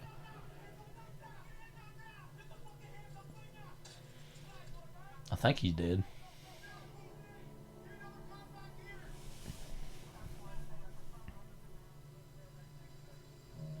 Again, we found a little like junket interview with Cooper and Gosling, and they were kind of laughing and basically like, yeah, we only got one scene together, basically, and it's not much dialogue isn't exchanged really there.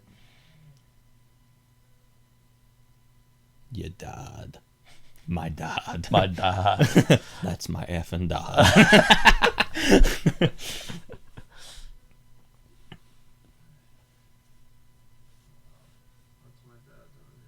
My dad. Yeah. What's my dad doing here? That's Yeah, a like- very weird pointed thing to say.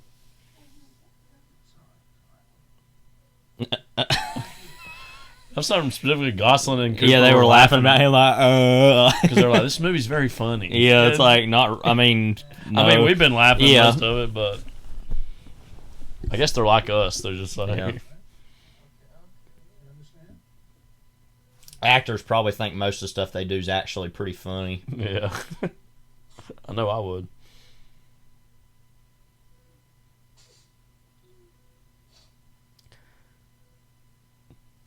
They probably also, when they watch each other, they're like the little mannerisms they decide to do. Oh, like how you picked up this coffee cup or the, Yeah. you know, this little thing. Like, Yeah.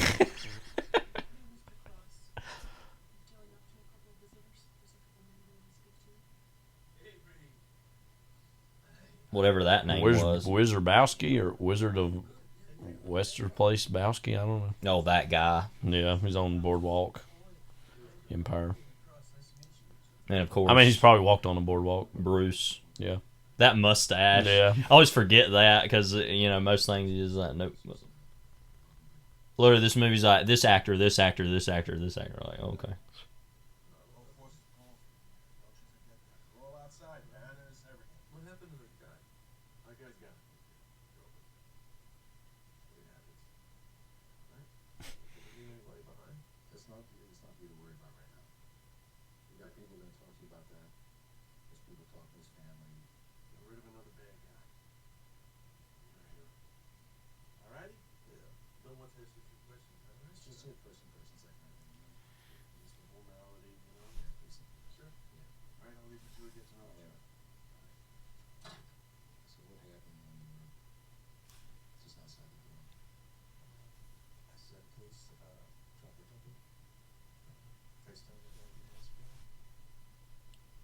So obviously he looks very, very clean cut early on in the movie Yeah. here, and it's gonna look more. You know, he's when he ages, he's. I guess that's a way to portray that.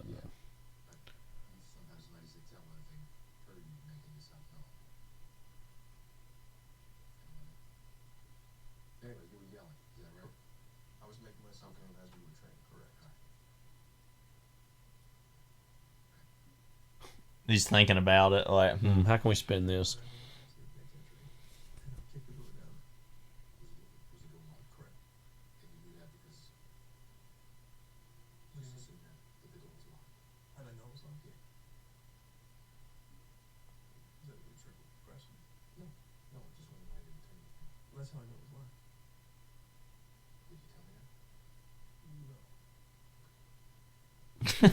Okay. Okay.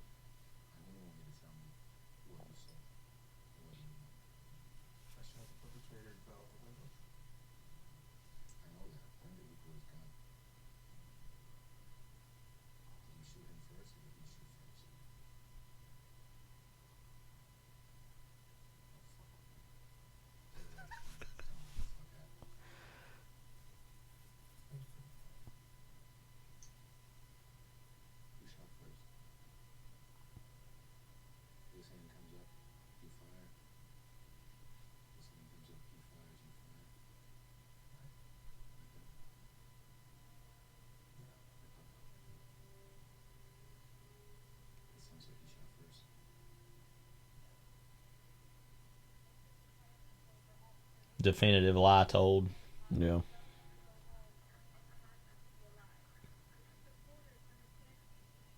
I love earlier he's like, "Did you tell me that?" No. Okay. Okay. Okay. I keep thinking of Alex Cross. Every time Yeah. I see his names like that. Avery Cross.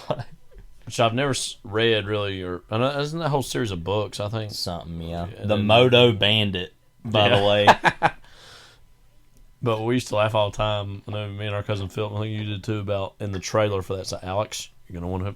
You're gonna want to hear this. Yeah, you're gonna want to prepare yourself. Or for you're this. gonna want to prepare yourself. Yeah. But. I think they did something to his girlfriend or wife or something. I don't remember. Of course, Matthew Fox was like the serial killer villain in those. In that movie. Hadn't even been here a full month.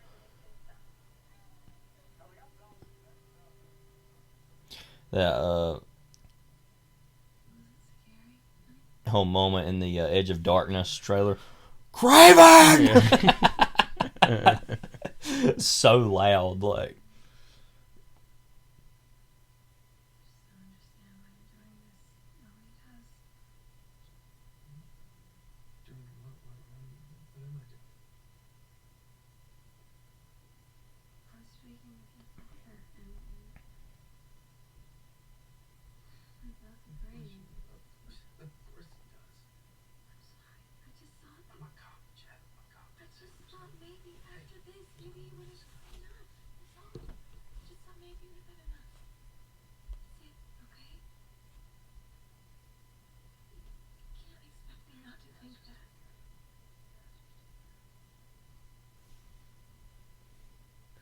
Y'all ain't about that hustle grind mentality. Yeah.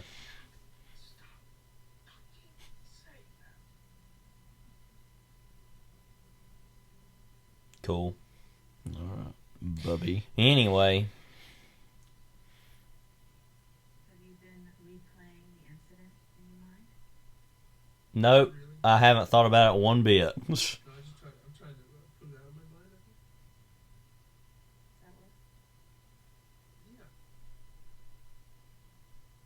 think you're ready to go back to duty? Yes. Would you want yourself as a partner? Absolutely. What have you been thinking about since the shooting? Not much. Not shooting? Everything's been so crazy, you know, with the rehabilitation and the work and everything at home. Everything at home? What's happening at home? Well, I'm there now. This is much different. Wow. I'm actually having to be a father and a husband. Yeah. It's kind of crazy. I just wasn't really signed up for that.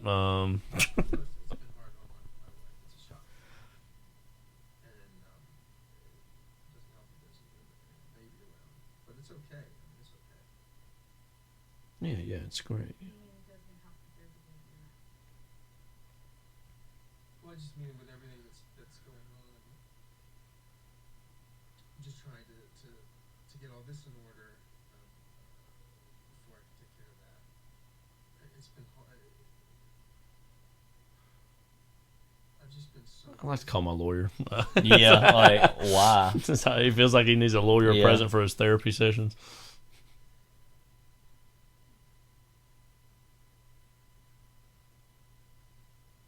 I have a hard time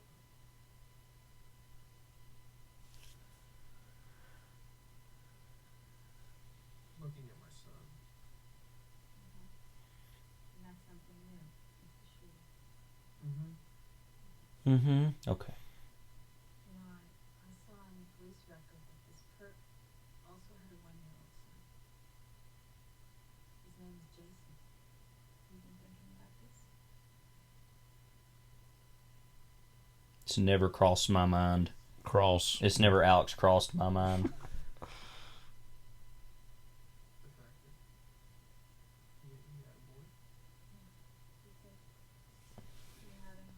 No, I think he's having a hard time looking at his son because it's the one who will eventually say, "You died." You died.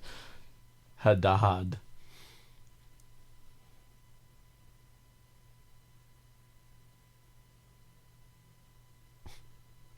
Well, speak up.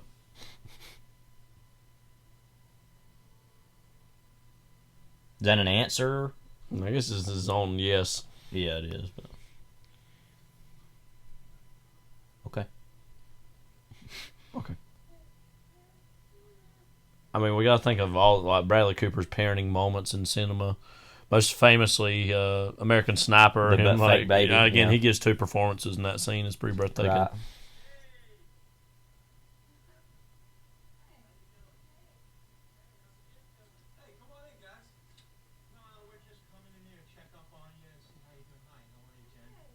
That guy. Yeah.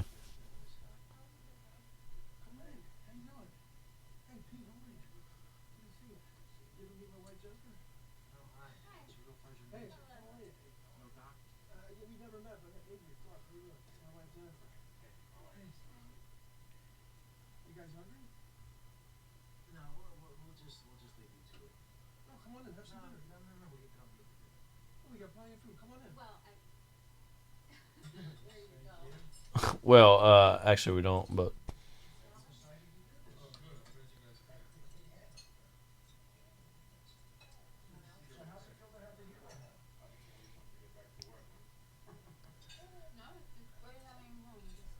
Anybody with any modicum of class, the moment that they see that the wife would say even, well, they'd say, no, we're going. But, of course, that's not who these people are, so. DeLuca, as you said earlier. What a name.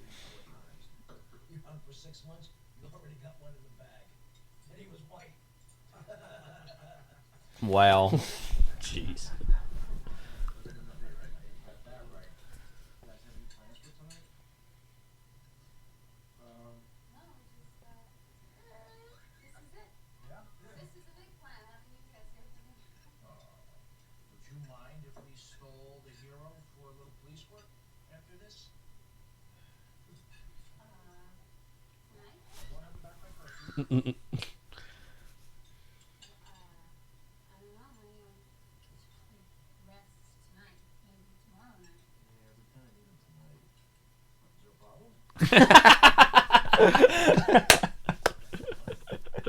Is there a problem? That's his big line, like you said.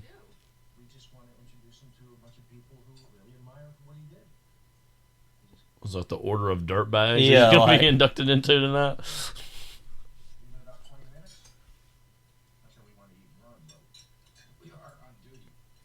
Wow. He's not just finding new ways to just be... He reminds me of somebody that we know, that's all I'll say. You might could figure out who it is, but we'll talk about it later. If you're interested in us spilling the beans on who that is, please email us at HuffmanBrothersProductions@gmail.com. Yeah, and he's not a cop, but that's all I'll say. HuffmanBrothersProductions@gmail.com. Yeah.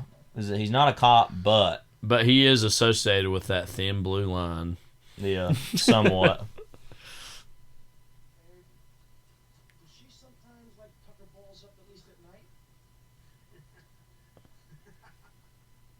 Okay.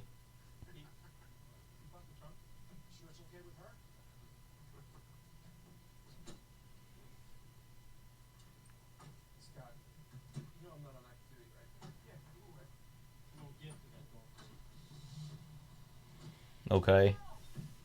Don't you love little gifts? Little goodie bags, like, you know.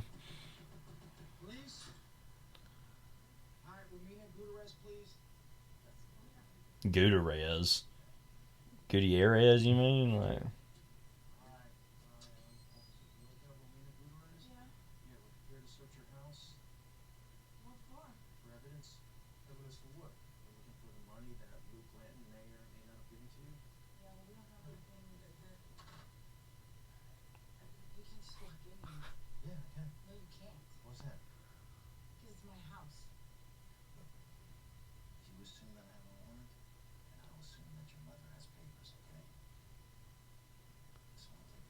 Also, let's add that into the mix, too.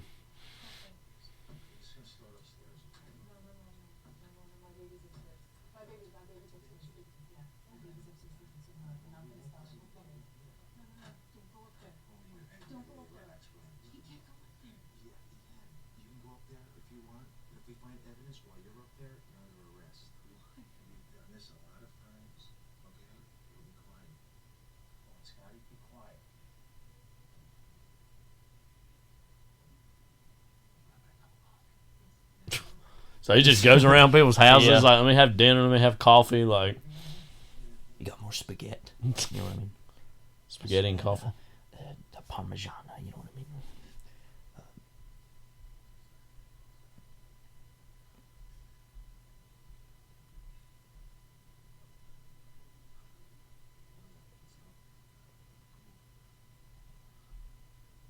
The thing is too about this section of the movie is that obviously police brutality and police corruption have been kind of timeless topics in a lot of ways, but over the last 10 years has been even more of a talking point, especially following a lot of police shootings and whatnot. Well, and this would have been a little bit before. Would have been after Rodney King and some other stuff that happened in the 90s, but still, like I said before, it was a really big thing. In the 2010s, it's later on.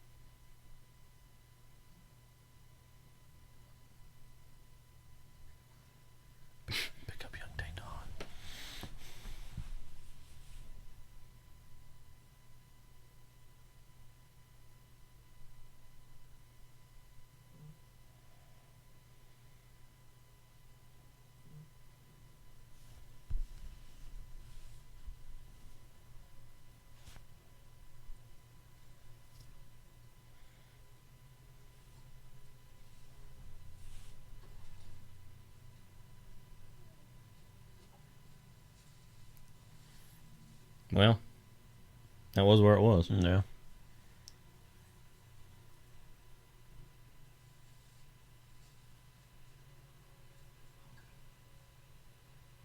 Are you good? More like I'm bad is what you mean. I'm bad. Yeah, that'd been the needle drop to have at this moment, you know. Wow.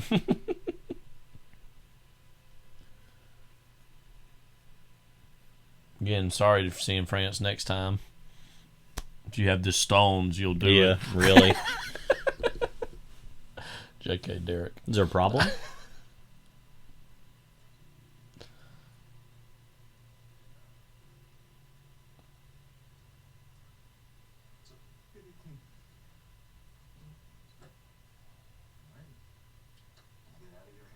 Please do.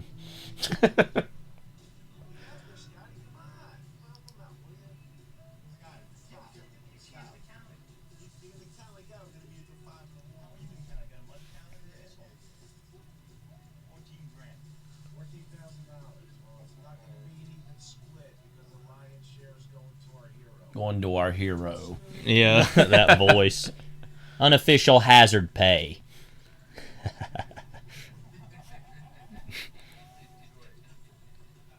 Take the money. No. What, is there a problem?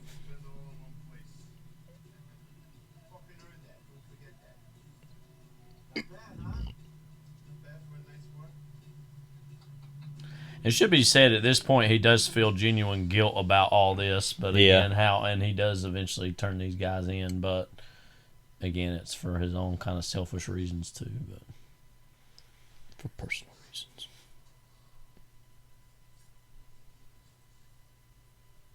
I'm going to take this moment, take a bathroom break really quick, so I'll be right back.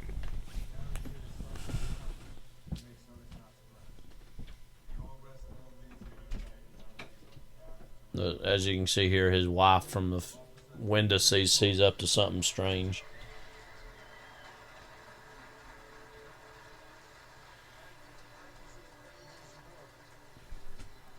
When I was in law school, we used to always talk about justice. We'd have discussions about justice. That's just what they were. And another thing too, just as a point of contrast, I think between we hinted at this in our introduction, that first and second parts or portions of these movies is how kind of, you know, the first, a lot of the stuff with Luke is taking place in diners, is taking place at kind of fairgrounds, fairly working class, you know, locations. But then of course here, this is taking place in like a little bit nicer homes, press conferences, therapist office, all places that would be a more upper middle class, just locations or locales, which that alone right there is inherently setting apart this points of comparison between who these men are as people,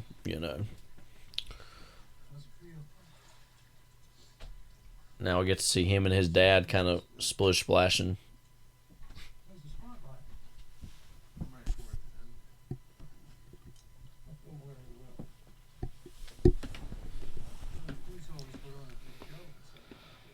Yeah, I heard what you were saying about different locations. And then at the end of the movie, it's like really nice house, a school. It's like a lot more domesticated as the movie goes on.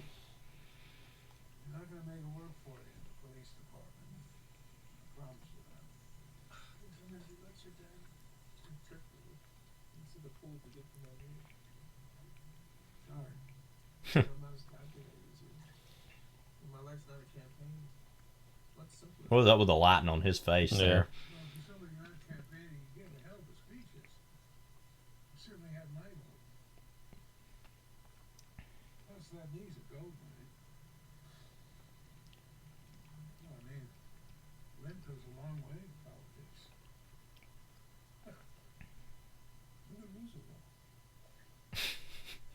Yeah, but people didn't know that. It's like...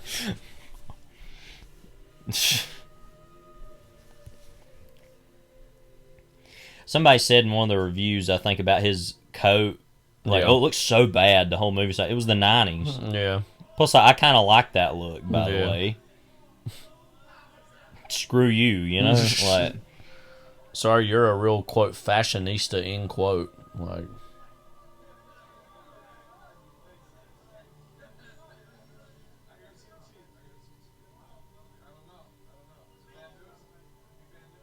So you say everything twice? Is he related to Jimmy 2 times? Like,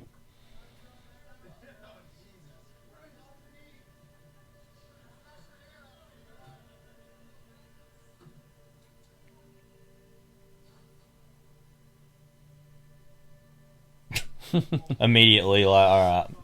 Facade.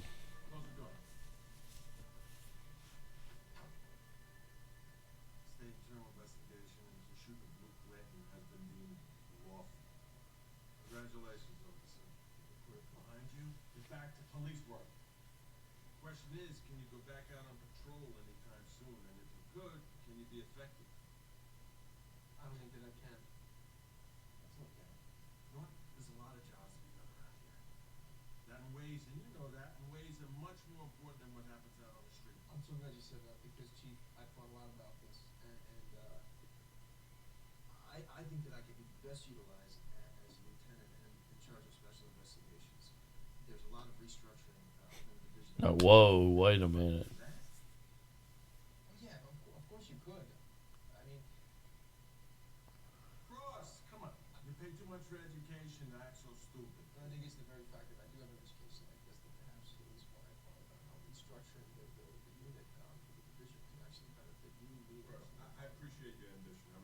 People's reviews of the movie.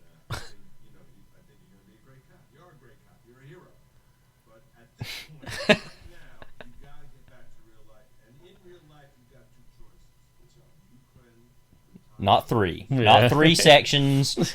Maybe 2. Like...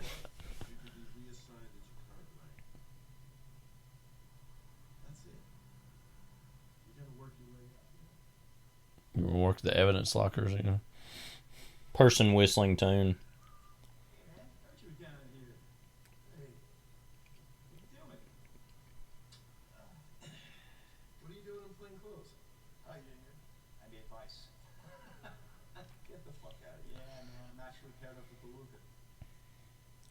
Schenectady have a new vice, big vice problem, Yeah, like, really. This doesn't have to happen. You can just walk away. I'll take care of your drugs. Like, I'll snort them right here. Nobody has to know. Like, it's not the kind you snort. Okay, I'll do it anyway. We'll make it work. It'll happen. Don't worry. We should have reprised that. You know, Yeah.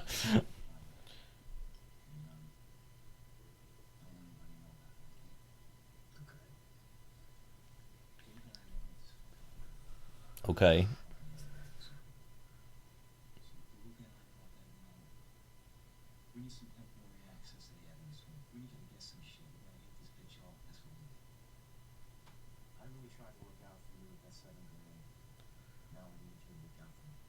That money I didn't want. That now you're like, oh, we helped you. This is how it works.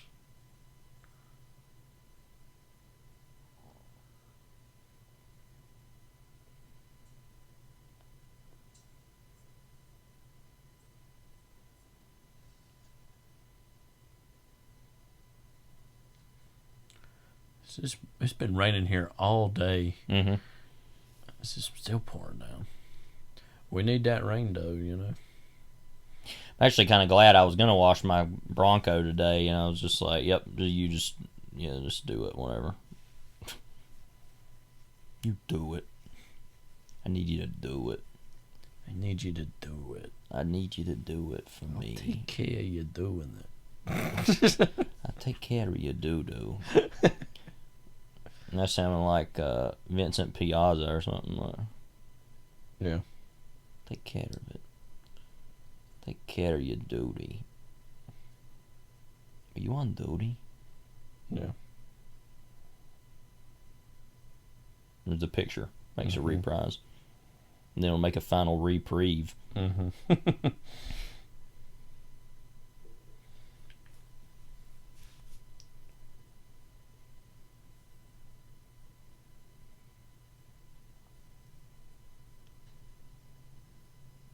I love every man has their shed where they hide things, you know? Yeah.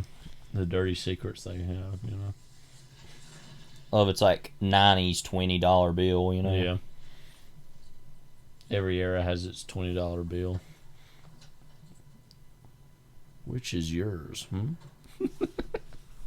Whatever that means. Yeah. Hey, don't worry, it's okay. I didn't mean to startle you. I just want to give you something. Alright? Listen. This is the one. We're coming from your house, okay? I want you to have it. I don't know what that is. You don't have to ever even see me again. Just take the money. We heard this before in the same parking lot. Yeah.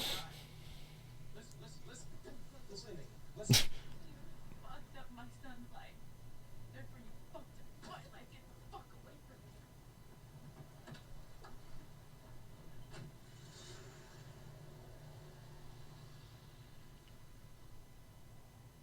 Well, she just slammed into that red car back there and kept going. Mm-hmm. Just like, oh, yeah.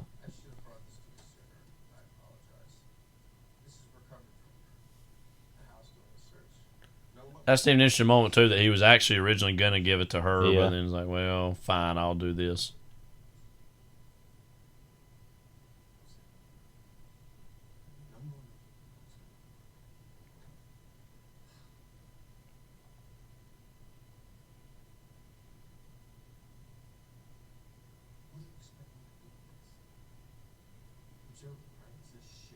Chief, this ain't my problem, alright? This is your problem. This is our problem of the fucking police department, and I'm bringing it to your attention because that's what I should fucking do! Oh yeah, is that right? Yeah! Is that what you should do? Rat out other fucking cops? This is unfucking believable, right? Get the shit out of here! Rat out other cops. Do the right thing. That's what you're going to do. That's what you're going to do. What's ethically, the right thing to do. He was screaming. What the F was I supposed to do? Like, you know.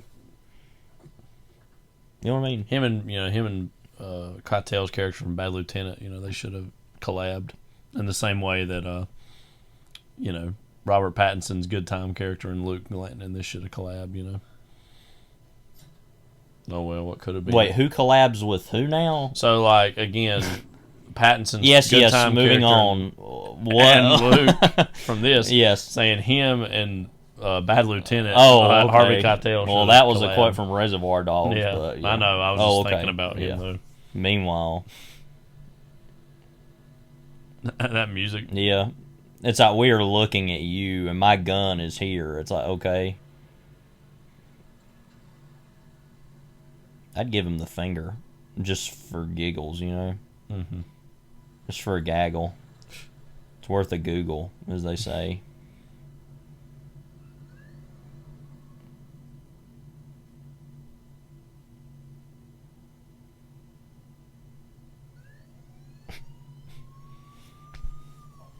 Yeah.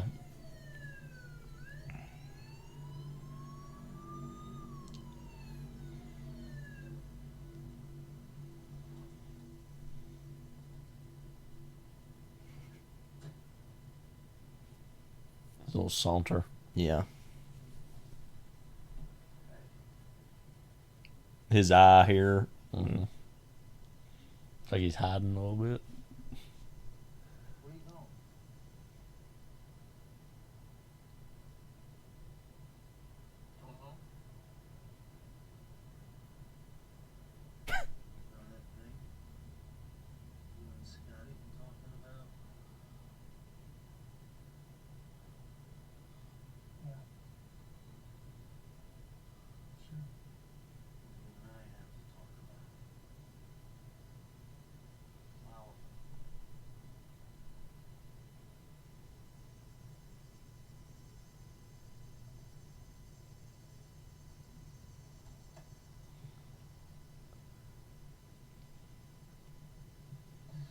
So where we going, to the arcade? Yeah.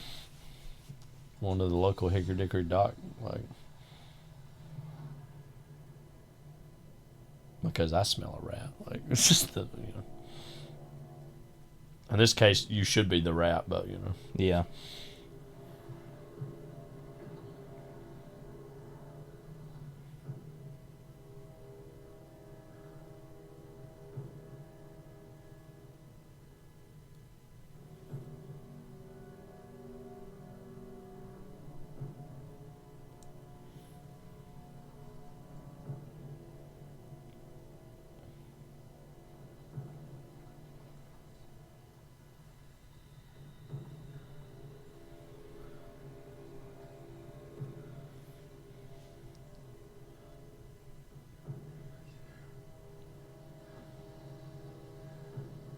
Had the window down, Mm-hmm. like.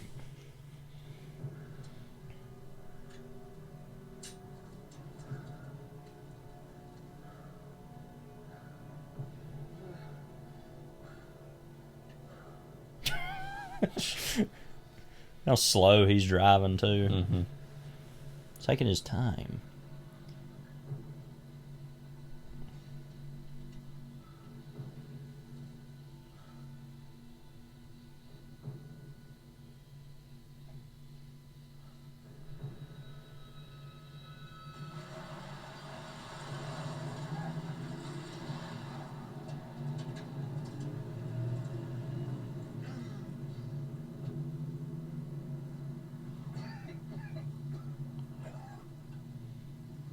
It's interesting too that like the decisions that both these guys make are almost to the point of vomiting. Like, Yeah. you know, what brings them to that? You know, talk to Pops.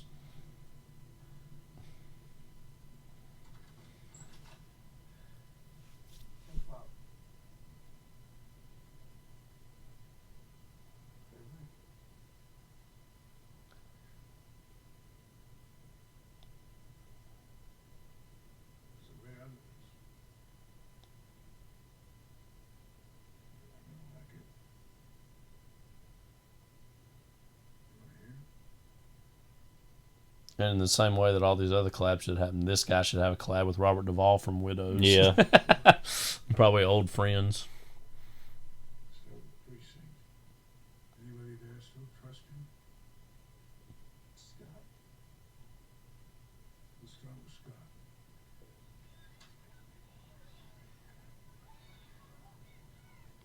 Classic, like, up north somewhere, two cops who are maybe not good meet to talk about bad things at Little League games. Like, you know.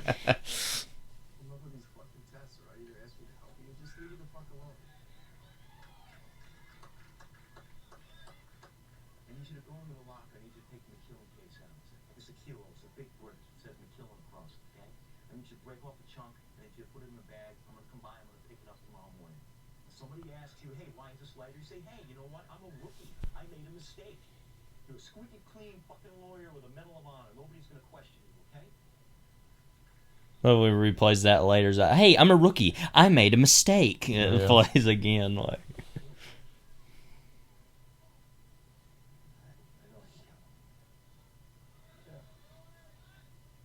Yeah.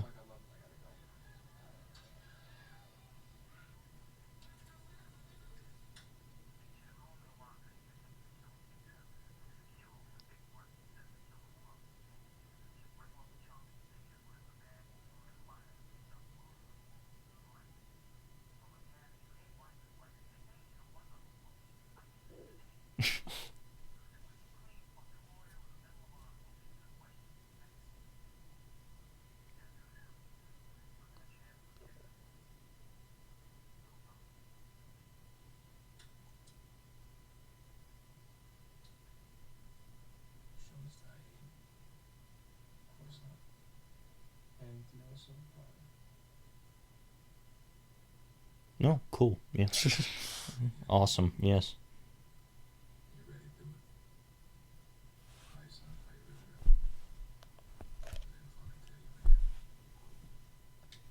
I'm going to need your instruments. You're going to thought through. Yeah.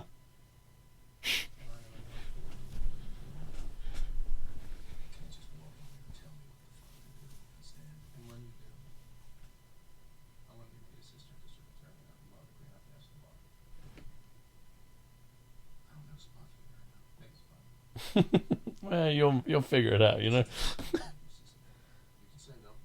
You can say no. I'll walk out this door. I'll walk over to these ends. I'll tell them everything I know, including this conversation. No, listen. Put it back on the table and fucking do it. Oh, it's like, you're not going anywhere. It's like, watch me. Like, hey, watch me. Yeah. All three things? All right. Yeah, what? Yeah, whatever.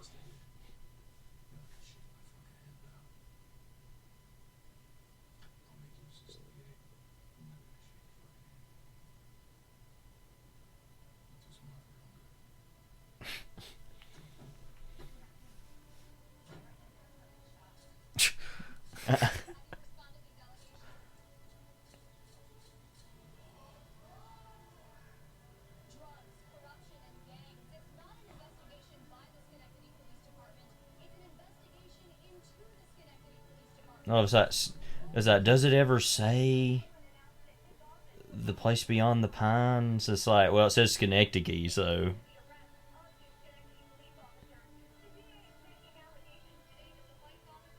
the music.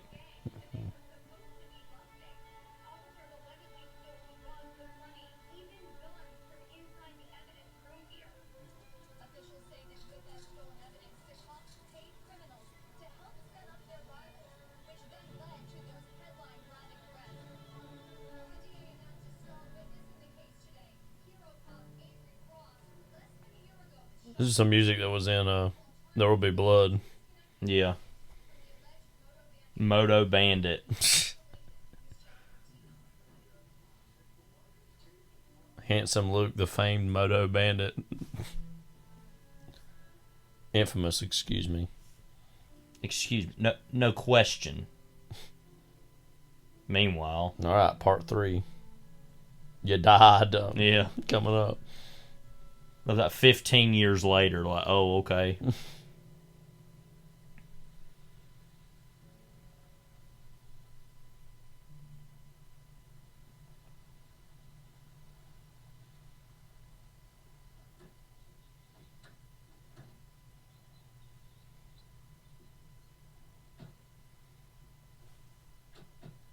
There he is.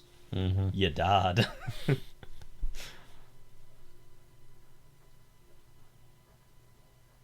when that moment happens, what are we even gonna do? I mean, we're just gonna sit here, I guess. Like, we'll laugh. We'll have our little moment. We'll move on, and then we'll keep saying it and saying it and saying it. Like you're already annoyed. I will not be. We will not be stopped. Like. They're also ferocious at the same time. He wasn't afraid of making enemies. I think that's probably why he had so many friends. I had the chance right before he fell into the coma to tell him that I was dedicating. Wow. Before he fell into the coma. He's become a Yellowstone stooge. No, I didn't understand why. So I leaned in close, and he could whisper, and he said to me, "I'll take the win, not the run."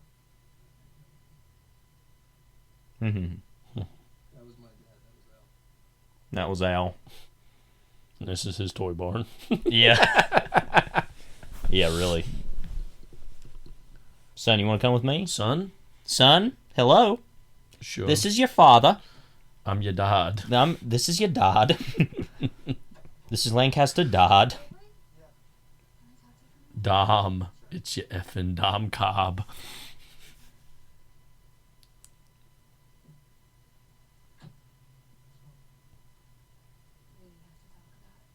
What about him?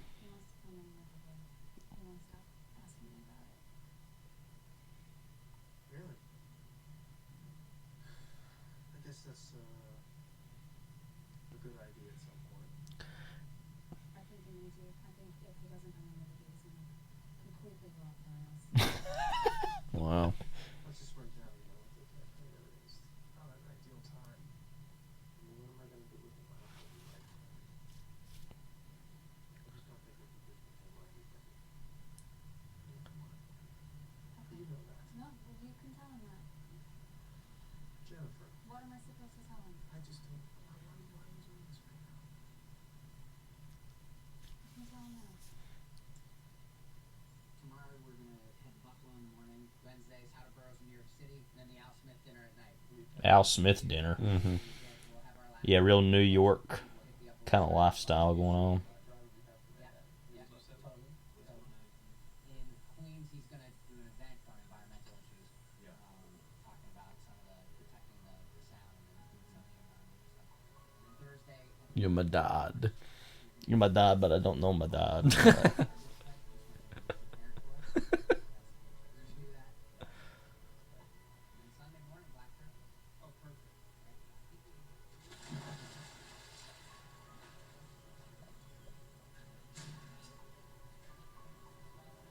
It's interesting too that he's the new school. Yeah. Or he's the new school. He's the new student. Yeah. Not the other way around. Well, also his dad was the old school. Now Right. he's the new school. He's placed beyond the pines, the next generation. Mm-hmm. Do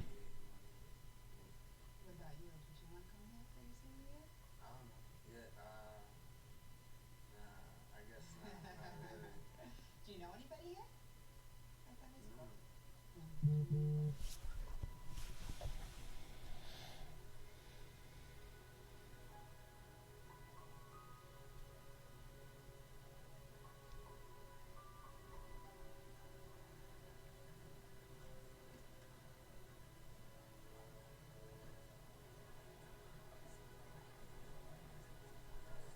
Meanwhile, this is where the coincidence happened. Yeah. I should have had like also Mendelsohn's son. Like, Yeah. he had a son. You know. Maybe that was like the whole other hour of the movie that they didn't add. Yeah.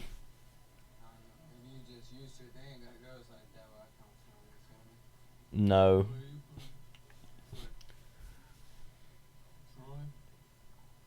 That city that doesn't exist. Fucking right next door, dude. Right next door. I would have guessed you were from Long Island. Where's that? It's where people that talk like you come from. I'm bored as a motherfucker. Dude, I've been here for like fucking 3 days. I'm bored out of my fucking mind. I'm disconnected. What you dudes do for fun? Nothing? This is it? This is what I got for a year? No, we got some things. What? Kind of reminds me of Casey Affleck.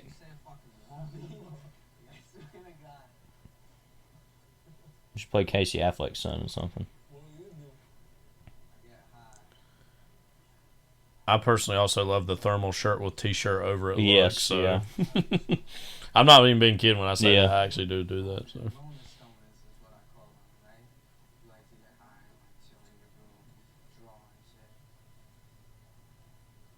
What? Yeah. What is this, Bully by the game? Yeah. Where it's like, oh, you got to go to class? Like, yeah. All right, let's go. The reprise of this music.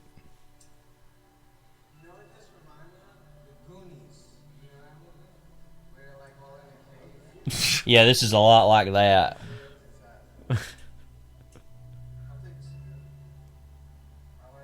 Give the anarchist a cigarette kind of I like situation. smoking cigarettes when I'm high.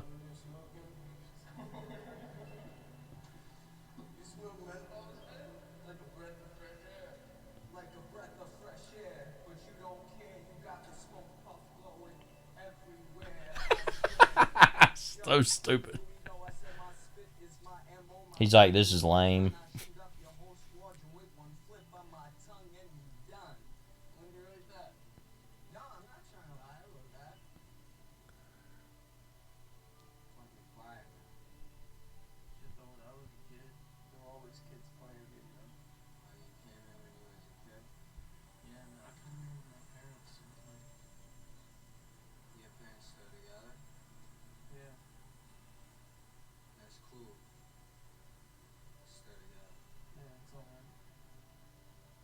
Not my real dad, but... Where's your real dad at? He died, actually, like in a car accident or something.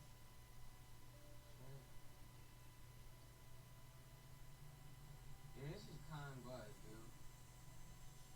But, you know where I can score some X? So I told him that his dad was dead. He's like, oh, man, well, I want some eggs. You got him? What, the Playboy kind? Or like Malcolm? What kind? I don't know. Malcolm Little kind? Anyway.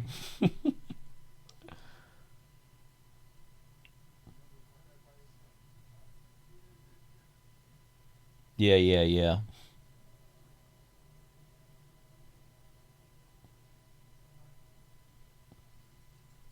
Where wholesome things happen, you can tell. Yeah.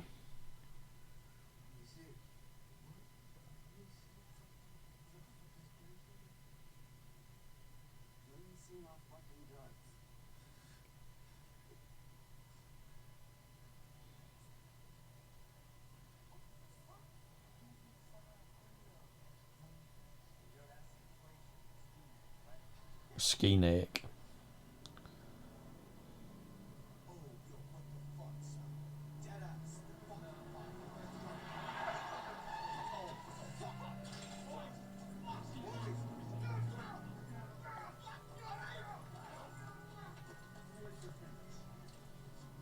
Cool.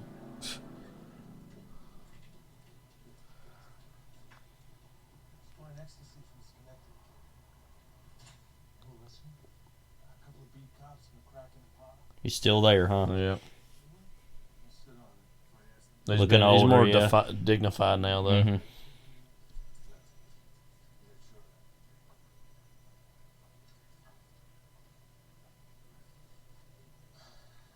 you get any sense of youth? Friends? Just the two of them? Yeah. Campaign advisor.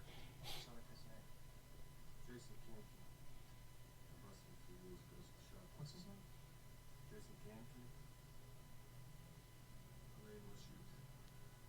name? An aimless youth.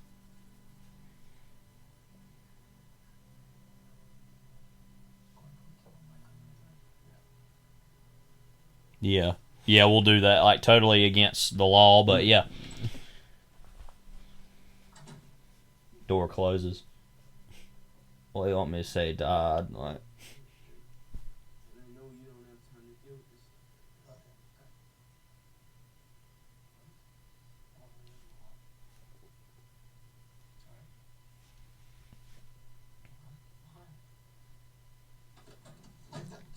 perk off your face. You hear me? Ow! You Slammed his head against that doorstop. Yeah. Look at me.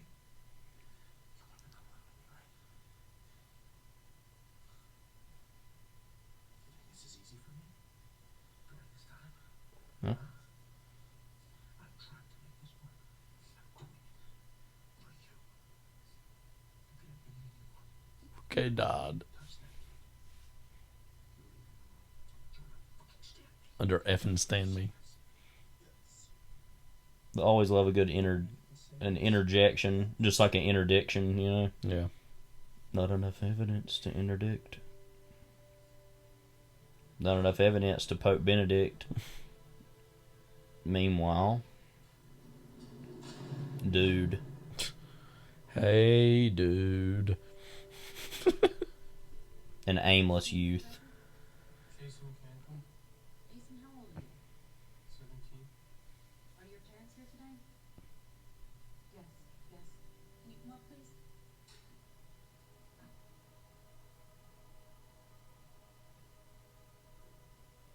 You're Jason's parents? Yes. Jason, you've been charged with criminal possession of a controlled substance in the 3rd degree.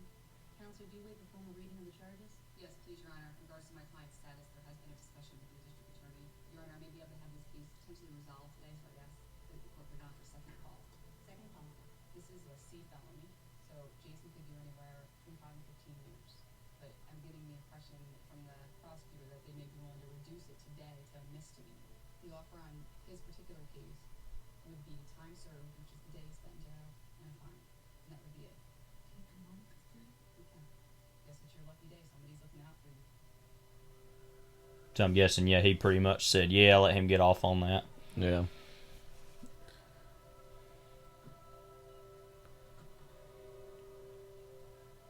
Got to update. Yeah. Car update, you know? No, I'm going to do not what I'm told. I'm not gonna do what my dad I'm going to go against what I've been told. by my dad. From my dad.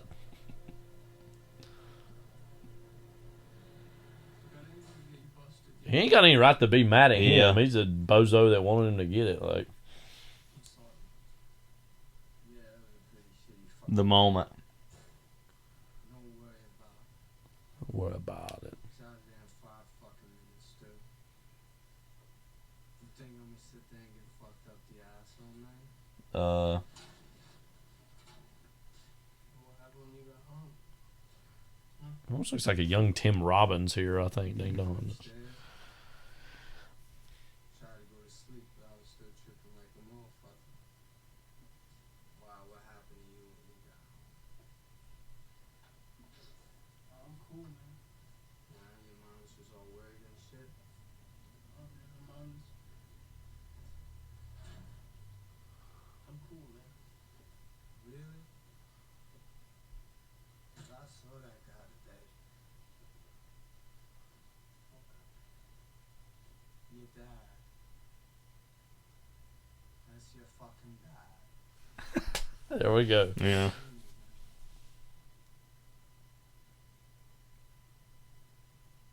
What the fuck you talking about, AJ? Huh?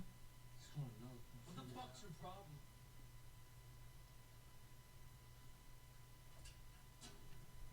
What the fuck's your problem? Chill, dude. What's your problem? Chill. Just fucking around. Effing around. With your dad. You got a fucking temper, dude. You need to watch that shit. B. His name is Jason Can. Like, there's no B there. Yeah. Like, Hey, what's the deal with my dad? My dad.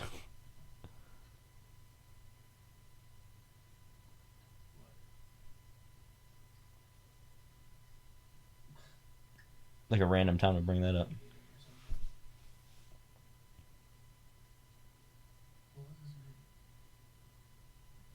What was his first name? I always forget there's a sister, Yeah. another girl they had, I guess. My dad. I can't hear that word Yeah. now anymore. Not like,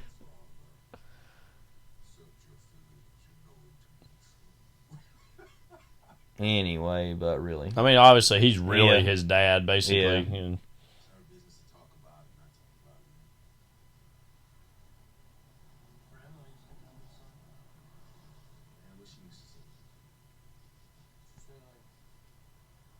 It's fun. Something I never thought about. Oh, he's taking him out for ice cream now instead of him. Yeah. You know?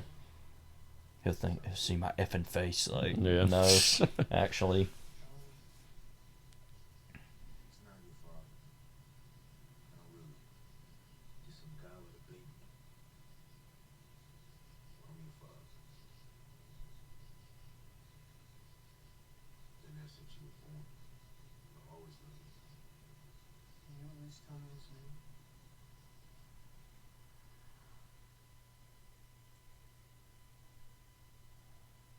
I'm gonna do that. I'm feeling today. lucky. That's like, yeah, what if he did that? Yeah. I'm feeling lucky. I'm gonna try that out someday. Just type in Luke Glanton and see what comes up. Yeah, we'll do Moto that. Bandit.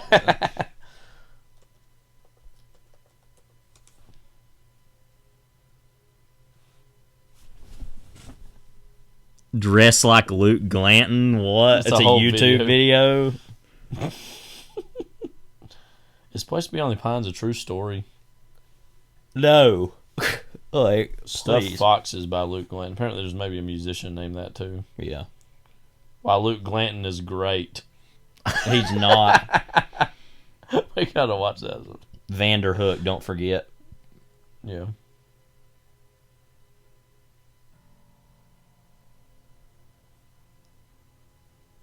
Memes There he by Luke goes. Glanton.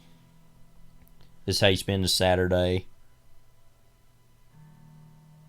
So there's apparently an Instagram page called Memes by Luke Glanton. Oh, okay.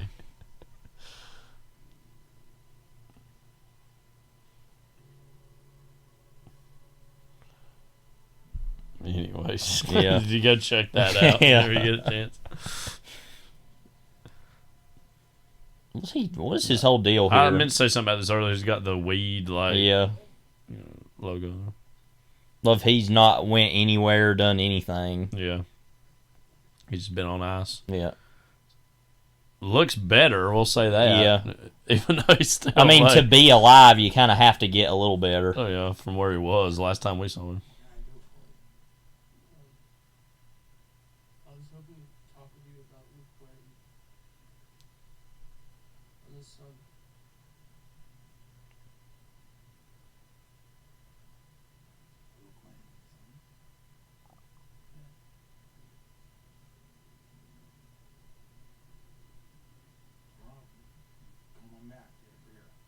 Yeah.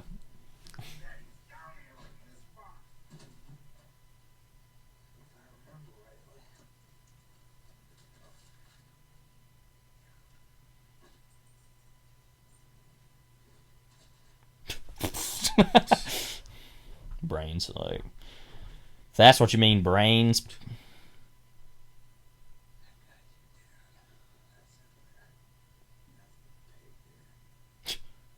Okay.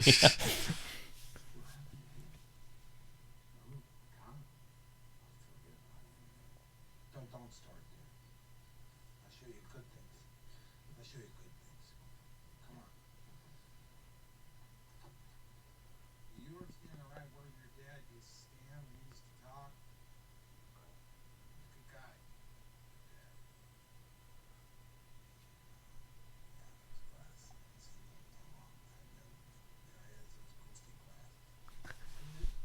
They're not that goofy. They're just Not kind of. really. Was he good in anything? Yeah, he was the best motorcycle rider I've ever seen in my life. Best. Yeah, best. Never seen in all my life. Best. He was like, you guys good friends?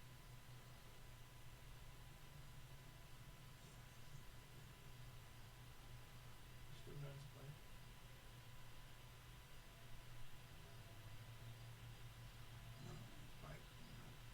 I kind of destroyed it.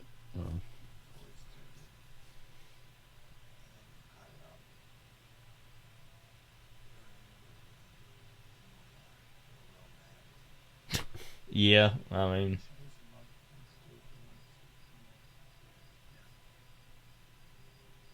So he just kept that camper the whole time. Yeah. Well.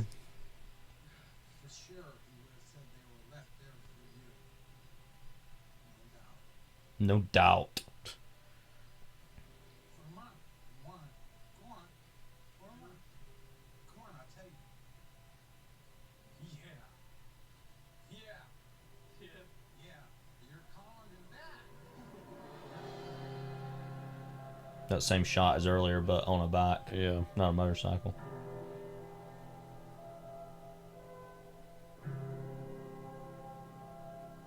Yeah, he said I had forgot. It was like such good friends. Like, yeah, the last conversation they had was like pretty one-sided with a gun in his mouth. But you know, yeah.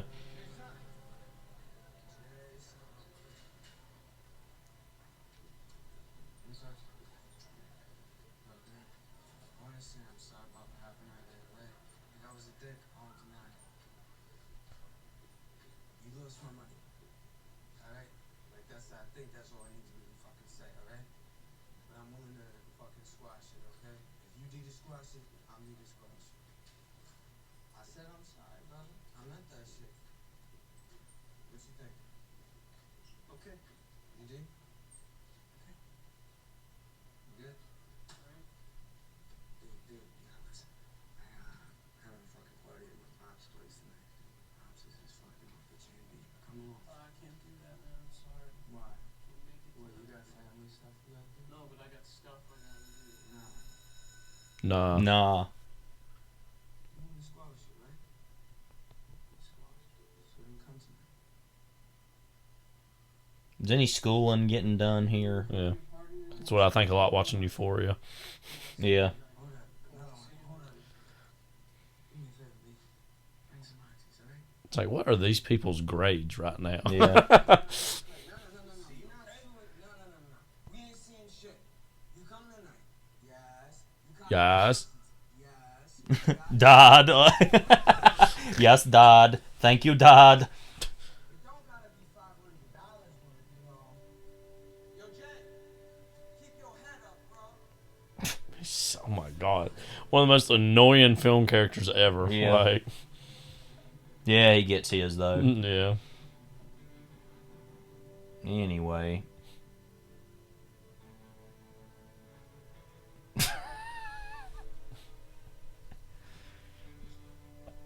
Tonight at my dad's.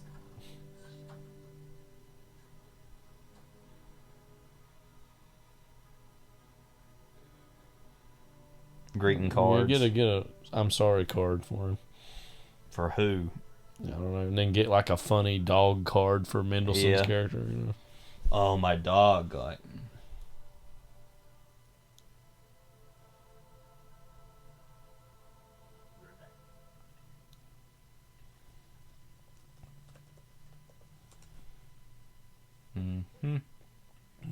honey.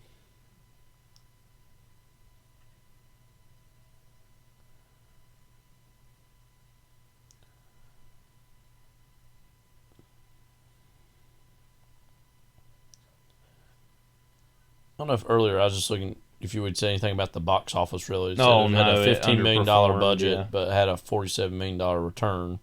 or no, that's right. Yeah, Yeah, it did so make it its made a money back. nifty Never look. mind. I got that opposite when I looked at it earlier.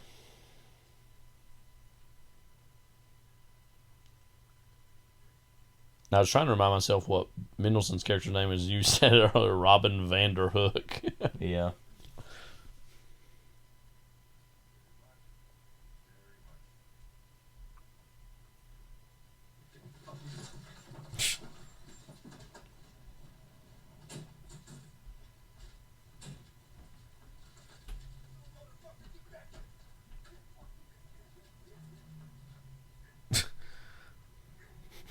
Very unsuccessful.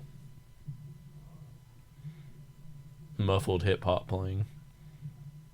That's the only kind I ever want Like, to yo, you know that hip hop you like? We're gonna muffle it a little bit. Put a muzzle on it. Muzzled hip hop.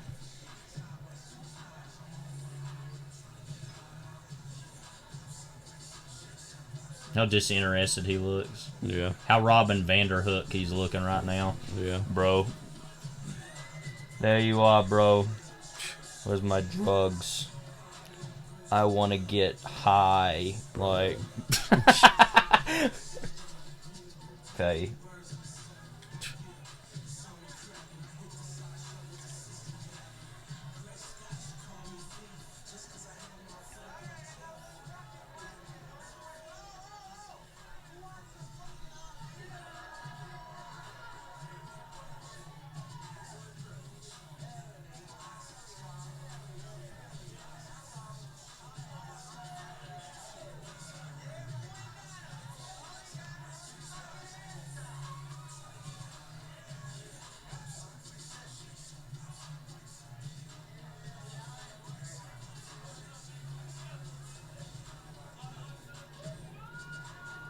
I don't think it's a good idea to take those with alcohol. No. There's a lot of not good ideas in this. The whole movie. In this feature film, though. Yeah.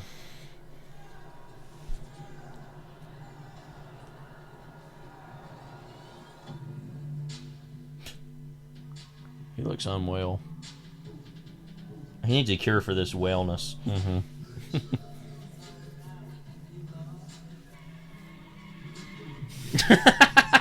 Okay.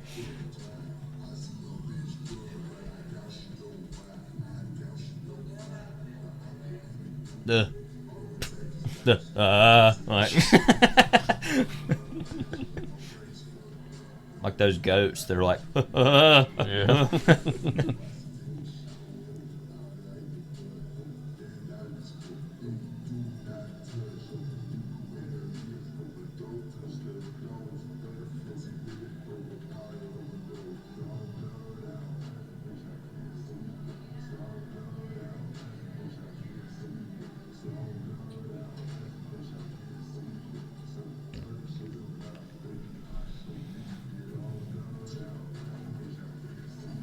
huh? You get all over the, yeah, okay. The picture. I guess this is the first moment he realizes Yeah. the whole deal.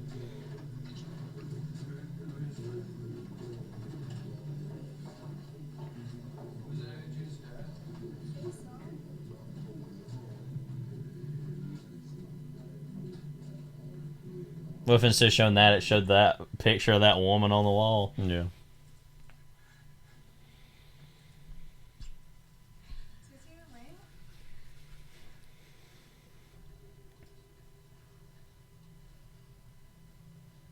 It's F and AJ's dad.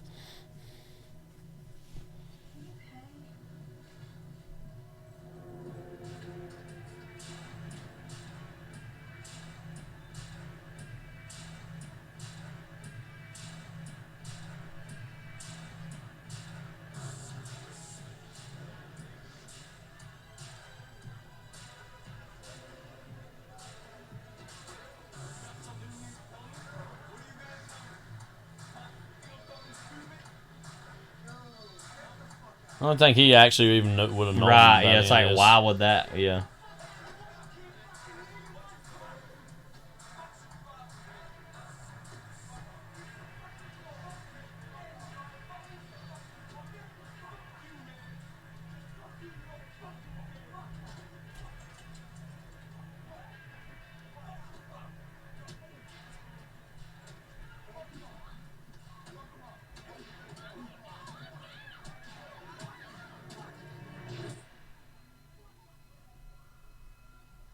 Real street spirit fade out situation.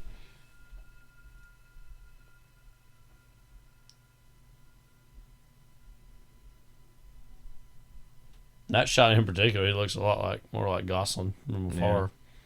I guess it's that whole kind of sort of effed up look, just kind of like, oh, I've been beaten almost to death. Yeah, I look like trash. Yeah, look. Yeah, right. That whole veneer.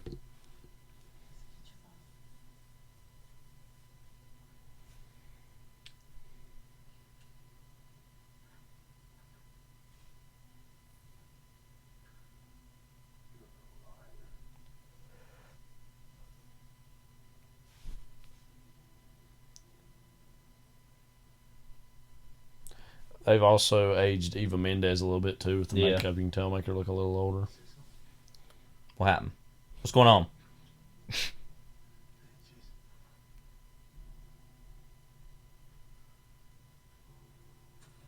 A little balloon.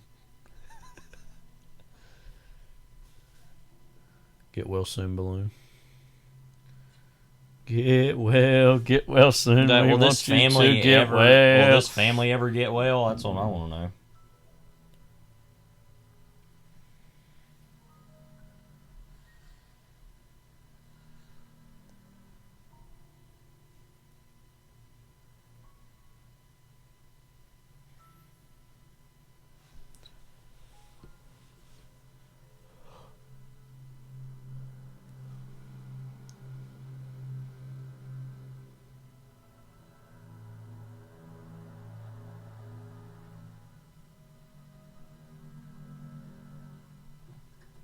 I always love that, like, first look around, like, what's going on? And then it's like, wait, what? OS, what up?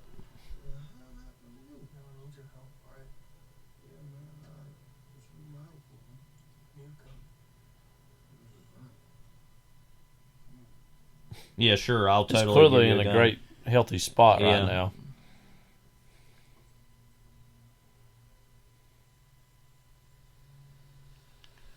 I was like, yeah, we'll definitely do that. We'll definitely collab. I would never want to drink anything after that, man. No. Well, at least that was it. Okay, yeah. good. Well, at least he was nice enough to know that was muffled hip hop. He actually made a good decision there. Mm-hmm. He was like, yeah, well, that's it. I'll just drink the rest of it. Okay. Throw it away. But he was due for a good decision. Yeah. So awful person. Like, it ain't that big a deal. I never thought he looked that much like Bradley Cooper's No. Emory Cohen, but it's fine. Meanwhile.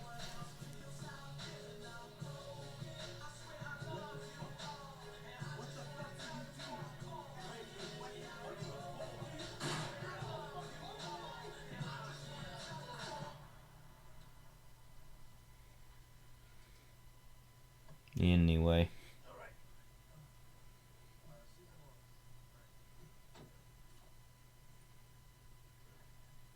Don't you love it when your day's going a certain way and then, like, and all of a sudden the guy who you killed's son comes back to 15 years collect, ago, you yeah. know? Well, I mean, we've all been there. Yeah. Who among us, you know, hasn't? I mean, those without sin cast the first stone. That's all I'm saying. Yeah.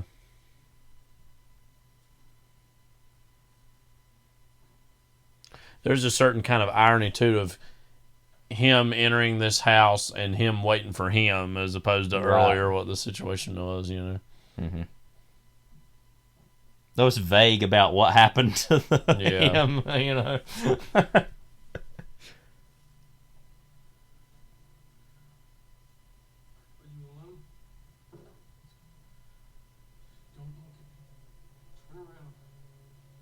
Okay.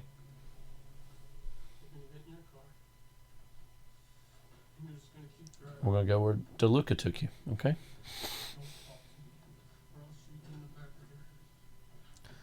What if, like, DeLuca's son's like an honor student, like, yeah, you know, just like actually turned out really good despite who his dad was. He's trying to organize a Quidditch club. And he's getting bullied for it. Like that searching look, that Tony Soprano gonna kill Ralph look, like, huh? Like, is there a problem? This is the place, I think. We're gonna go to the place, yeah.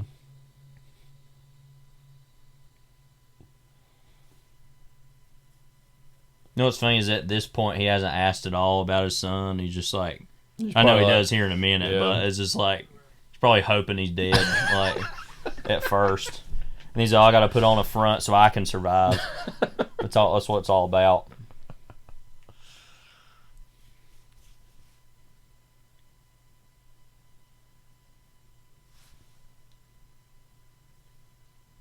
That's Steve Carell. Yeah.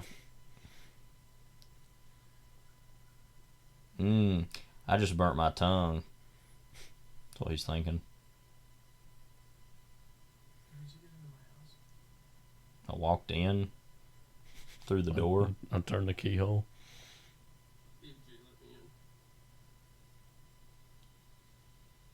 It's not exactly true. I'm asking a question. Give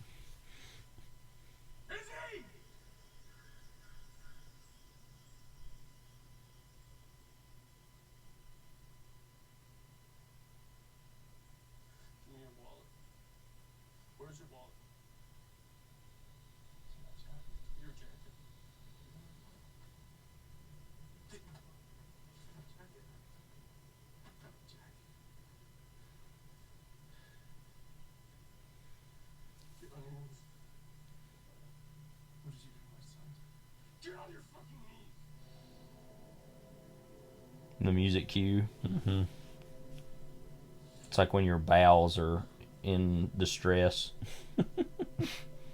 Like kids are about to be. Close your eyes.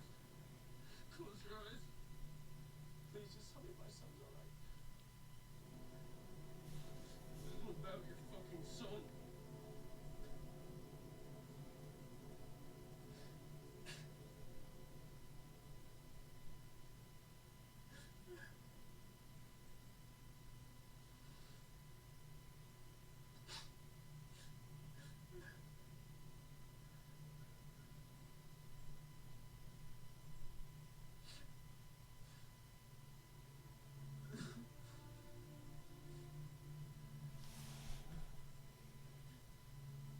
I'm sorry, please. I'm sorry.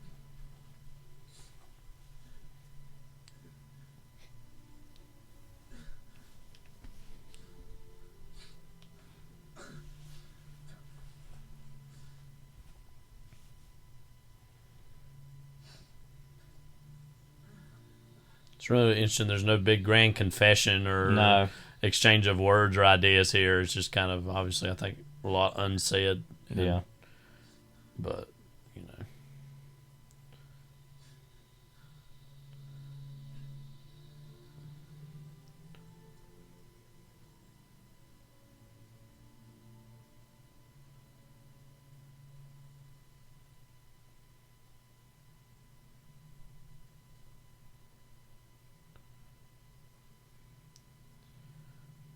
You kept that with him all that time. Yeah.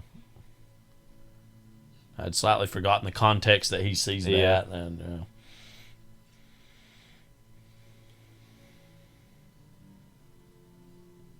Grand Theft Auto. Love the windshield wipers were still going. Yeah. Yeah. It's kind of, you know, randomly fast for it not raining at all. But it was a different time.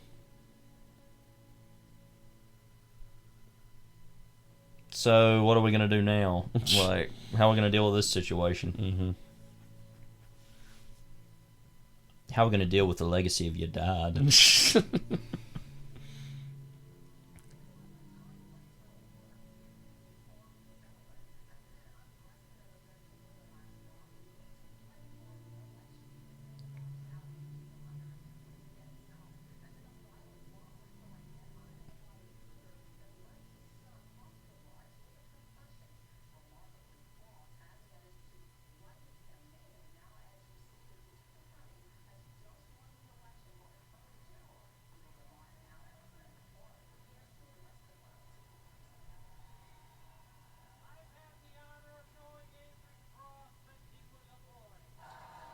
Strange also, I've never thought about that. This whole situation also helps him again to win, and just how kind of perverse that is. Yeah. Like, but he's doomed to succeed.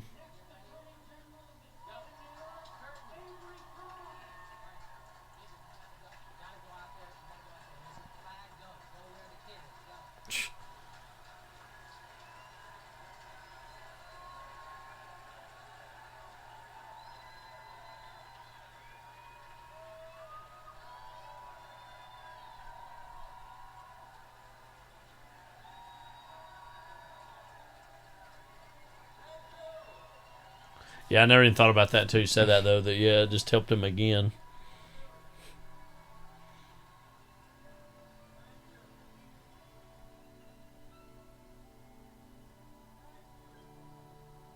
But of course, the implication is that he's going to be more of a father Like, Yeah. you know, but.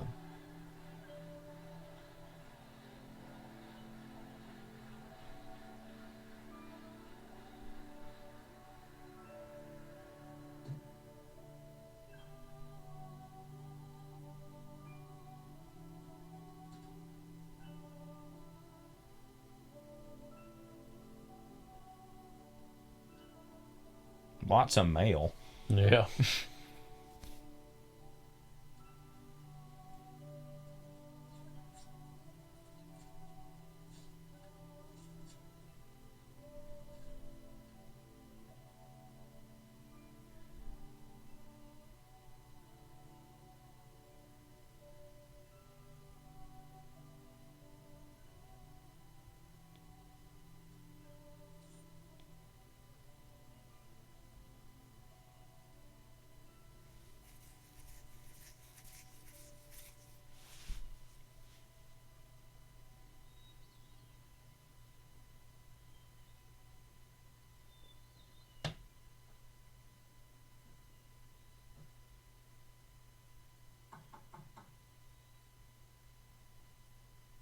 Got that meth head vibe. Reformed meth head. Yeah. Meth head with a purpose. Yeah. If you got meth, you got a purpose. So you got a pulse, you got a purpose. Like it could be Jesse Pinkman's long lost brother or something. Yeah.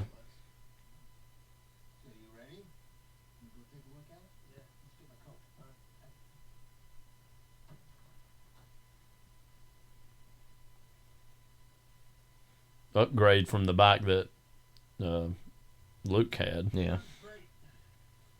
Luke DeLuca.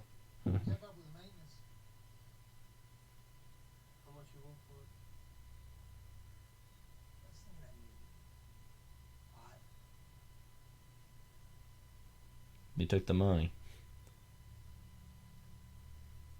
And it's funny, this is so obvious, I didn't think about it either, is that that money eventually did like go to him and that he bought that with it. Like, yeah.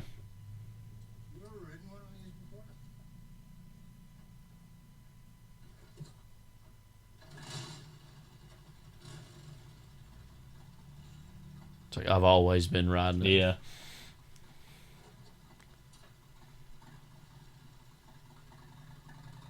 Didn't even answer him, so whatever.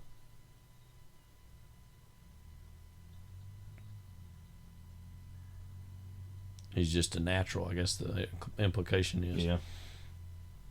It's a very autumnal movie, actually, by the way, too.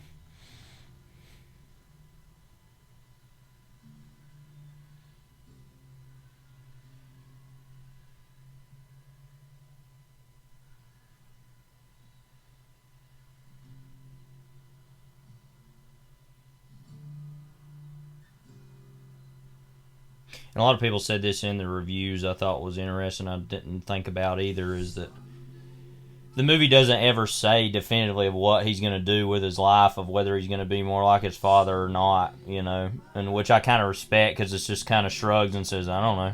Like, okay. Yeah. The Bon Iver song here. Yeah, and I guess just we're naturally more optimistic people. That my reading is, I'd like to think he's going to become more positive, but you know, again, that feels appropriate for the movie though. That open-ended question, because the whole idea of can we break the cycles of the legacies that we're born into and whatnot. You know, do you think there could have been more development at all with Cooper's son? A little more, so that feels like that is a little shortchanged. Yeah, I think there's kind of a scene missing there, I think. I mean, there's the shot of him standing up there on stage that it has a lot of implication, I think, about that. But yeah, I mean, there could have been more of that, I think. Because it does feel like the whole last third really is more of Dane DeHaan's story. Yeah, right. More definitively so than his. But, you know. If the movie would have been a little longer, yeah, they probably could have had a little more of that. But yeah, because it's interesting that section of the movie begins with Emory Cohen instead of Dane DeHaan, which is not how I remembered it. Yeah. It's like he just kind of comes up in the movie, like, you know. Any new thoughts or impressions from the movie as a whole by the end? No, I mean, I still think it's great. I mean, I think that watching it this time, I was just thinking about the movie a lot, and watching it is kind of weird when it makes those time differences of the different sections, but then by the end it always reinforces itself to me, I think. Yeah. So, well, I mean, part 1 and 2 happen pretty quickly after one another. Part 3, it does do the time jump more. That's larger time, but yeah, I mean, like I said, this movie to me is everybody has their own definition of it or what typifies it, but for me, this is the kind of blueprint or the default setting for me when I think of the term the blue plate special of flawed masterpieces. Flawed masterpieces. And again, flawed's a strong word because flawed implies that there's certain things about it that pull it down. I wouldn't necessarily say that. It just in terms of the imperfections of it. And again, a movie of this ambition, it doesn't really matter if it doesn't quite hit all of its marks because the fact that it just tries to do what it is. Like, again, it was compared to a novel in some cases. Like a great novel has just such a scope to it, and you feel like, frankly, that might be too strong a thing to say, a different person from the beginning of it than you were by the end. Yeah, and like just how it's not a long movie, really, but it really, watching it just this time, it feels like hours have passed to me watching it, which is a good feeling, I think, to pack it in a movie like that. Yeah, but thanks to the Schenectady Police Department, which is not corrupt, but it's like, who did not die, kind of, you know. But yeah. Yeah, it's still great. So again, get on my hype. You could tell from earlier, I'd say we're big fans of Cianfrance, and hopefully would love to see him make more and more, The Wolves. Act 1 and 2 was the name of that Bon Iver song, by the way. Filmmakers like to think there's a lot of names there. Altamont Fair. Altamont, yeah. I bet that's where they had that fair at. At Altamont. All the terrible things that have happened there. Yeah. Oh, well. So, yeah, again, that's Place Beyond the Pines. So, pause it there. That nearly wraps up our podcast. However, and also, we've got one more film in our 10 film crime saga of crime sauna of crime. Yeah. So, might as well be. Jeff, what have we got next week? Stay tuned for scenes from our next episode. So let me ask you something. Do you think I look like Humphrey Bogart? No. Well, you see, that's interesting because I'm a big film buff. Bogart was the best, the king. When I was in the joint, there was a movie producer who was in there with me, and I says to him, do you think I look like Humphrey Bogart? And he says, well, yeah, you do, but a stretched out version of him. It's a fantastic story. So where are your boys? I don't bring them to stuff like this. No? Nah, they just know what they need to know. Okay. Shall we order a bottle of wine? Yeah, that sounds good. So, Greco tells me you're a heavy guy. I'm not referring to your weight. I mean that apparently you are a gentleman of some power and influence. Well, I try my best. It is a shitty economy out there, so we all gotta work overtime all the time. I heard that. The king. The best. The king. And, I want to say about... That was, by the way, Dog Eat Dog by Paul Schrader. I do want to say about that, I think... Schrader. I do think it's interesting that we actually are ending this movie, or ending this series of movies on this movie, because we didn't start with a Bogart movie, obviously, with Each Don't I Die, and that feels like forever ago now since we did that, with the George Raft, James Cagney movie. But there is, obviously, I think it is interesting, that movie, Dog Eat Dog, makes such a big deal about the whole,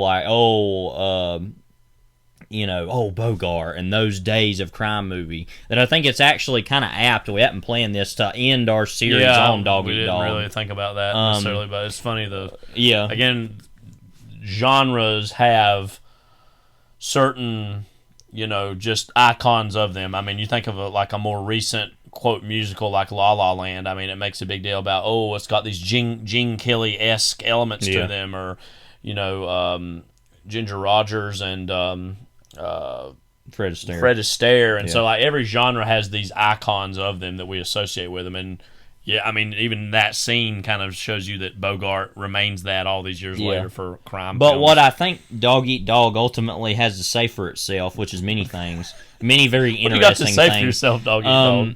is that it pretty clearly is like, oh yeah, but none of these people are that.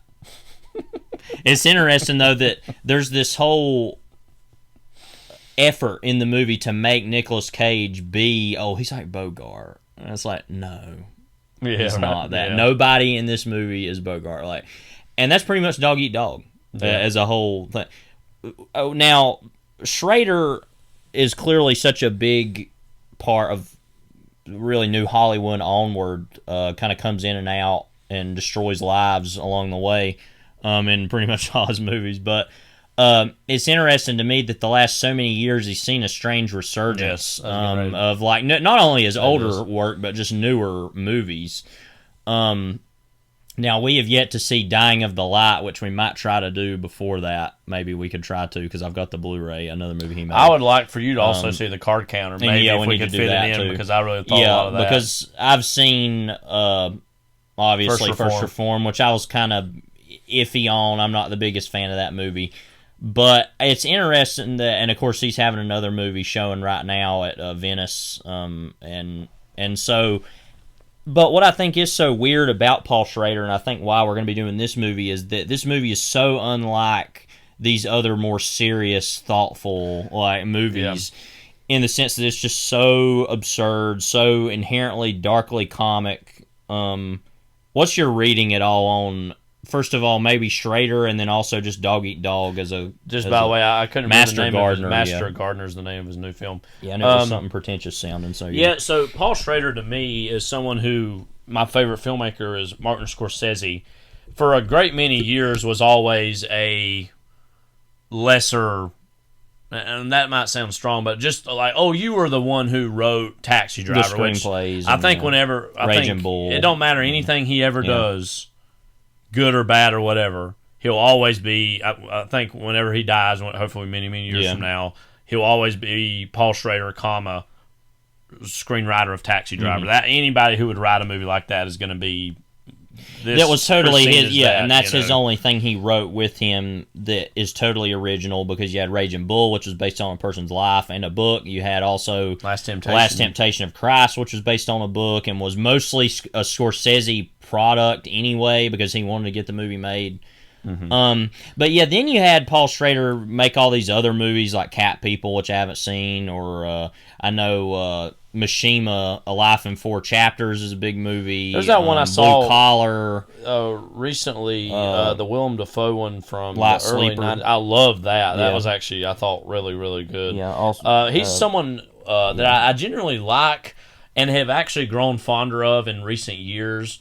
I think it is interesting, though, like you said, that Dog Eat Dog kind of comes at seemingly the tail end of him making these more B-genre-y movies, and though they share a DNA with, like, say, First Reformed or The Card Counter, these more recent two are really maybe him trying to do a little bit of a turn of the page. It should be said, like, a lot of the main characters of his movies, a lot has been written about this, of almost spiritually the same person in some ways. I mean, especially when I look at The Card Counter, the First Reformed, I think, which was his big, a lot of like people who had not paid attention to him in some years were all of a sudden like, oh my God, Paul Schrader has made this return to form thing. I mean, they're journaling in many ways. It's like, oh, this is Travis Bickle in a new setting or a new context. But I think his new movies are, I guess, an attempt for him to kind of do a little bit of a reckoning and a little bit of a clearing of the slate of maybe a certain type of movie he's made a lot of in the past, and is trying to do something new while also working within the tradition of narratives and stories he's done in the past. Right. Dog Eat Dog, again, is interesting in this with, because I've only seen it once. You've seen it twice. I think you're like, oh my God, you got to see this movie, Dog Eat Dog. Yeah, because no, we had watched it together. No, that's right. I think Philip, our cousin, had maybe recommended it to us. And then I took it down to college and was like, hey, y'all got to see this movie. Like, Yeah. and they were like, okay, because it was some friends of mine. One of them who's a big, I think, kind of Schrader fan, and had seen. I think he was a big fan of First Reformed and some other stuff. I don't think he was really all that into it. I remember it was just kind of like whatever, and I was like, no, this movie, like, and I don't genuinely think it's all that great, but it's just so insane of a movie and so unnecessary too. It's just the whole opening of the movie is just like, what? And so disgusting, depraved, provocative, weird. And it's just that it's a perfect opening to a movie. Like, I mean, it's kind of reminds me of this a little different, but we always talk about the opening of Nocturnal Animals. It's just like, what is this? Like, Willem Dafoe's been in several of his movies. Yeah. He's arguably the antagonist, if there is one, of the card counter, too.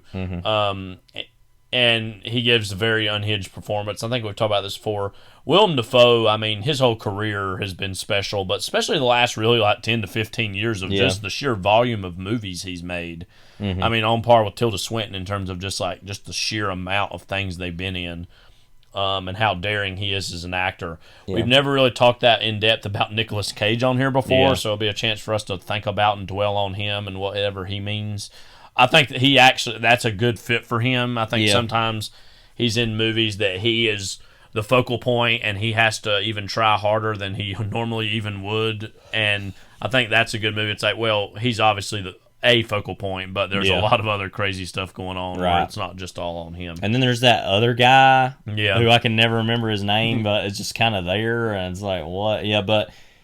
The whole movie's just like a lot for no reason, it seems like. And so, which is strange because for his other movies, that have been out, it just feels very much like, okay, these have this certain kind of pretensions to them or about more things. This is just very much like, nope, this is what's going to be. Christopher Matthew Cook is that guy's name, who is in movies as vaulted as Escape Plan, Two Guns, and Billy Lynn's Long Halftime Walk. Yeah. So there was recently it's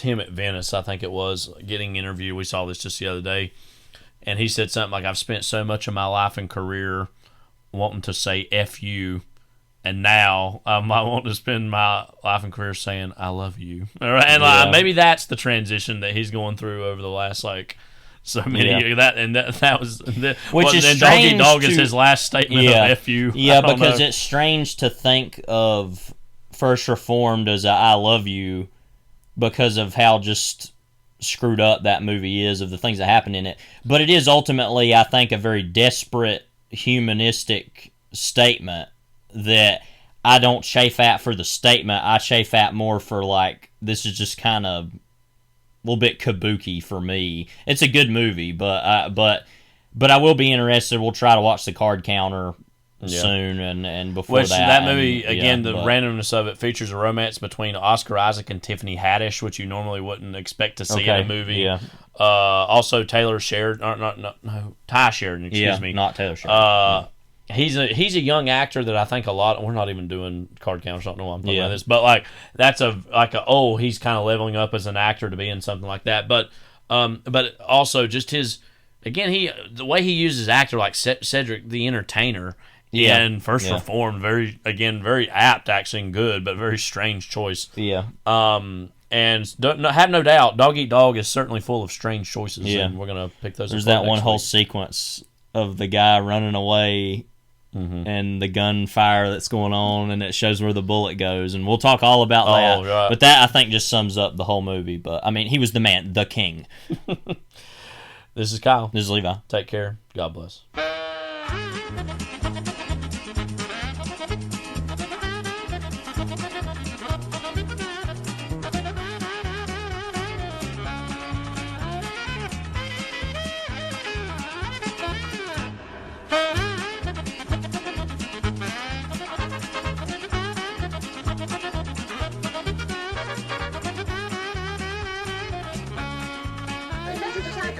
Thank you very much.